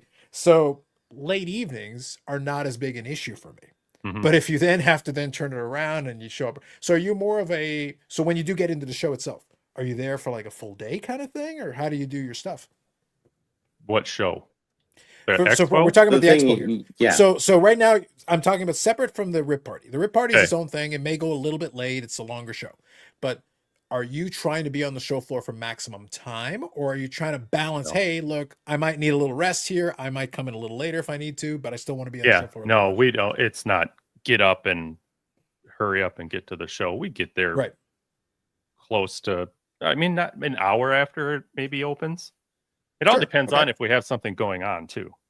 That's you know, right. So, but no, it's not a rush to get there. And, we're just walking around talking to people and kind of hanging Cool. out anyways. I That's don't, nice. That's fair. Yeah. That's fair. No, that's completely fair. That's why I say everybody's got a little bit of a different agenda in terms of what they're Yeah. doing. Eric is desperately clinging on to basically anybody that has hockey cards. It's a little sad, but at least we know what his agenda is. It's very Yes. straightforward. I like He's hockey. an Bobby agenda, goes early. for sure. Bobby goes early because he's looking for specific items, and early bird gets the worm. That's a different conversation. That's a And very we have to specific finish the focus. 79. It's a very plus. specific focus. It's a very specific focus. So there is a reason for that. That makes sense. But I think for the rank and file, so this is advice for like expo goers. For the rank and file expo goers, unless you're looking for something obscure, particularly rare, something that you need to be first in line in order to get it, or else, my God, the end of days. End of days. Maybe just chill a little bit because the line gets a little crazy some of those days now. Nowadays, it gets a little wild. If you don't already have your pass and don't already have that, we've got those arrangements taken care of. So for us, it's a little bit more straightforward to be like, I'm gonna flash my wrist. The bands are gonna be on there, and I just kind of walk in. So there's no rush. Mhm. So I have the luxury of being like, same vein though. If you're collecting like Young Guns for this year's Upper Deck, like, dude, plenty of people are gonna have them. You don't need to kill yourself to Don't rush in the rush front for door to that. get that. Don't kill yourself for that. But if it's a more obscure item, something a little tougher, a little rarer, then yeah, you might have to rush. You might have to make sure you get in at least to get a good look around. That's just a thought and some advice for people. I probably do most of my stuff on Thursday, and then right when everybody's wanting to leave on Sunday, when they're ready just to offload stuff. I think that's fair. So 99 Cent here says, best place to eat outside Expo, Firehouse Subs. So this is a good call. Closest. So look, I'm giving a little bit of advice. I'm giving a little bit of, so we're I trying think to do it at the very Lizette's tail- is probably a place that's often not said. I Lizette's is think good. Lizette's is good. Lizette's is amazing. Yeah. So this is kind of this little segment here. We'll talk a little bit more about it on Monday, but since we've got everybody on here that's been to the expo, I figure I'll take a few minutes and talk about it here at the tail end. There are some good options if you're willing to walk outside of the convention area. The International Center is very good. They have improved it, Oh, but it's yeah. not cheap. But they've improved it by many facts. Like, it's way better than it was. It used to be very crummy food. There's some stuff that's decent. It's But okay. It's if okay. you walk out the door and walk across the parking lot, there is literally a plaza right there that's got a couple of eating options, and it is much better quality. A&W, Egg Smart, and And Firehouse. Firehouse is a decent Firehouse. option as well. Yeah, that's the big one. Yep. Yeah, so there's a good option there. If you're willing to go a little further down the street, then you've got a few more options. The point is, Lizette's. if you get Yeah. outside of the convention center, your options expand, and it tends to be a little better bang for your buck. But in a pinch, if you absolutely have no better options, they have improved it, but it's not cheap. It's a convention, and you're paying for convention prices for food. So just bear that in mind. Right. And some people have said, the beer price is a little high. If you lose beer bets, at Expo, that might cost you. Just saying. But Firehouse Hobbs is not a bad choice. Mindig sounds like a tattoo parlor. It does. You're right. That's a good call out. Any other time I would say hit the like button because Eric pays, but he needs the money for Expo. No, don't take pity on him. Don't do that. So, Louis, YouTubers, when are I we going to do 79 plus OPG? Finish it off. We'll have to talk. Have your people call his people. I'm ready to go. Have your people call my people. Yeah, I guess so. Who's the There you go. people that I have to contact? Probably Phil. Yeah, Phil. Chief negotiator. Phil. Chief Yeah, negotiator. I don't know about him, but maybe Louis, John. please make Phil the chief negotiator. Please. Please. I'm begging you. Phil's your guy. Yeah. Phil's He's the guy. Phil's the guy. I think Josh Bribe is him, the guy. bribe him with Shane Pintos. Bribe him with Shane Pintos. Yeah, Phil handles the Canadian connections. We handle the It's US not even ones. Canadian connections. It's Louis, it's have you about considered finishing getting off an actual the So run. Louis, just a side question: have you ever considered getting an actual Canadian for Canadian connections? Because Louis is in Ottawa, sorry, Phil is in Ottawa, so I'm kind of like, He's kind of yeah. there are times where I'm like, are you sure that you want to? Are you sure you don't just hop across the border? Are you sure you're not from Phil from Buffalo? Because I'm not buying it. I'm not buying it. No. It could be. I got questions. I got serious questions. Bubbles says you're being hush hush about the gatherings lately. They heard about the dancing bears that detached the Nebraska show. Bobby may be wearing a wire, asking a lot of questions for this one entity. Fair. Will Phil I'm be not allowed to have asking. cake? I'm He shouldn't be offering. allowed. I'm offering, not asking. Yeah, Phil should not be allowed to have cake. Big difference. We've heard rumors that cake in They're him not is a rumors. disaster. Yes. Smart for Shriners. I really wish I could find that picture. It's killing me that I can't because it's awesome. You gotta have the receipts, man. Always have the receipts. I know. So Polly actually has a question. I got for you. pictures Here. of everything. Don't worry. Is Phil as annoying in person as he is on YouTube? Oh my God, that's terrible. You know what? If you know Phil is probably the biggest down to earth guy you could ever meet in your life. He would give his shirt. We wouldn't want his shirt, but he would give his shirt off his back for you. We have this He is a problem with good Eric guy. all the time. Louis, why do you think I can relate to this problem? I have a problem of my own. Fair enough. It's called Eric. Yeah. So, like I said, Louis, I always answer this question. A lot of people are like, "Oh, do you give to the less fortunate?" No, I give to the unfortunate. This is what I have to deal with all the time. I'm really happy to be. And you have Phil. Phil's Yeah, awesome. Phil. I wouldn't trade Phil for anything. Well, maybe that Madonna shield. I was gonna say, if you could get Maybe Louis, yes. if you could get a deal, I think there's negotiating room there. So here we go. Good one. The name here says, "Are you familiar with senior hockey in Minnesota? War Road had a wagon for years and it's won several Allen Cups in the '90s." War Road's a hockey mecca. I know about War Road. I don't know. I'm not familiar with the senior hockey though. Interesting. All right. Well, So you have name to go to Burnsville to find out. Name Indigenous rookie cards. I don't know if you like. So real quick, I just want to kind of plug him a little bit here. So if you're not familiar with him, Indigenous rookie cards. He is specializes in a lot of that. Has done a lot of stuff. So in the hockey sphere, again, the world is small, right? Yep. Name's a great guy. It was funny though. Last Expo was the first opportunity I had to actually chat with Name in person. It was very nice to actually be able to see him in person. Yeah, Well, obviously, we nice. chatted Nice all these guy. years, but it was very nice to be able to actually hang out and chat with him a little bit. Eric is usually trash. We kind of deal with him, unfortunately, but Name was great. Yeah. And Eric is shaking his head, but Name did tell Eric he was number one. I bet. Now, which finger Actually, he used? I met Name, and I was more honored to meet him than he was honored to meet me. Like, honestly, I said, "Hey, listen, you're great," and he said, "Oh, Bobby," and I said, "No, it's nice to meet those people that care about their collections and what they're doing," and I think he appreciated that a lot, and we had that mutual respect, and that's great, and I love that part about the hobby. Mm-hmm. No, he's always throwing it in our faces that he's been written up in magazines like Beckett and other things. Oh, he's been on TV and everything, so on don't TV, worry. And he's and Upper Deck asked him to design an Indigenous hockey card product. Yeah. I mean, I'm so sick of this guy. Like, you That's think for you got your number something one. going on, and that guy's got something other going on, and that's No, really more important than even what I got going on. Like, he's got 48. I like that. It's not about me. It's about, the hobby. It's about people within that hobby, and that's great. I love it. Louis, he's got 48 kids. That's irresponsible. He's got whatever. More Okay. than 8 kids. He's completely irresponsible. It's terrible. 48. And he's done a So- lot for his community, so give him. He's credit done a for lot. that. He's actually presented a lot of good information, so that's Yeah. kind of what we He's have a a little nice bit of guy. fun.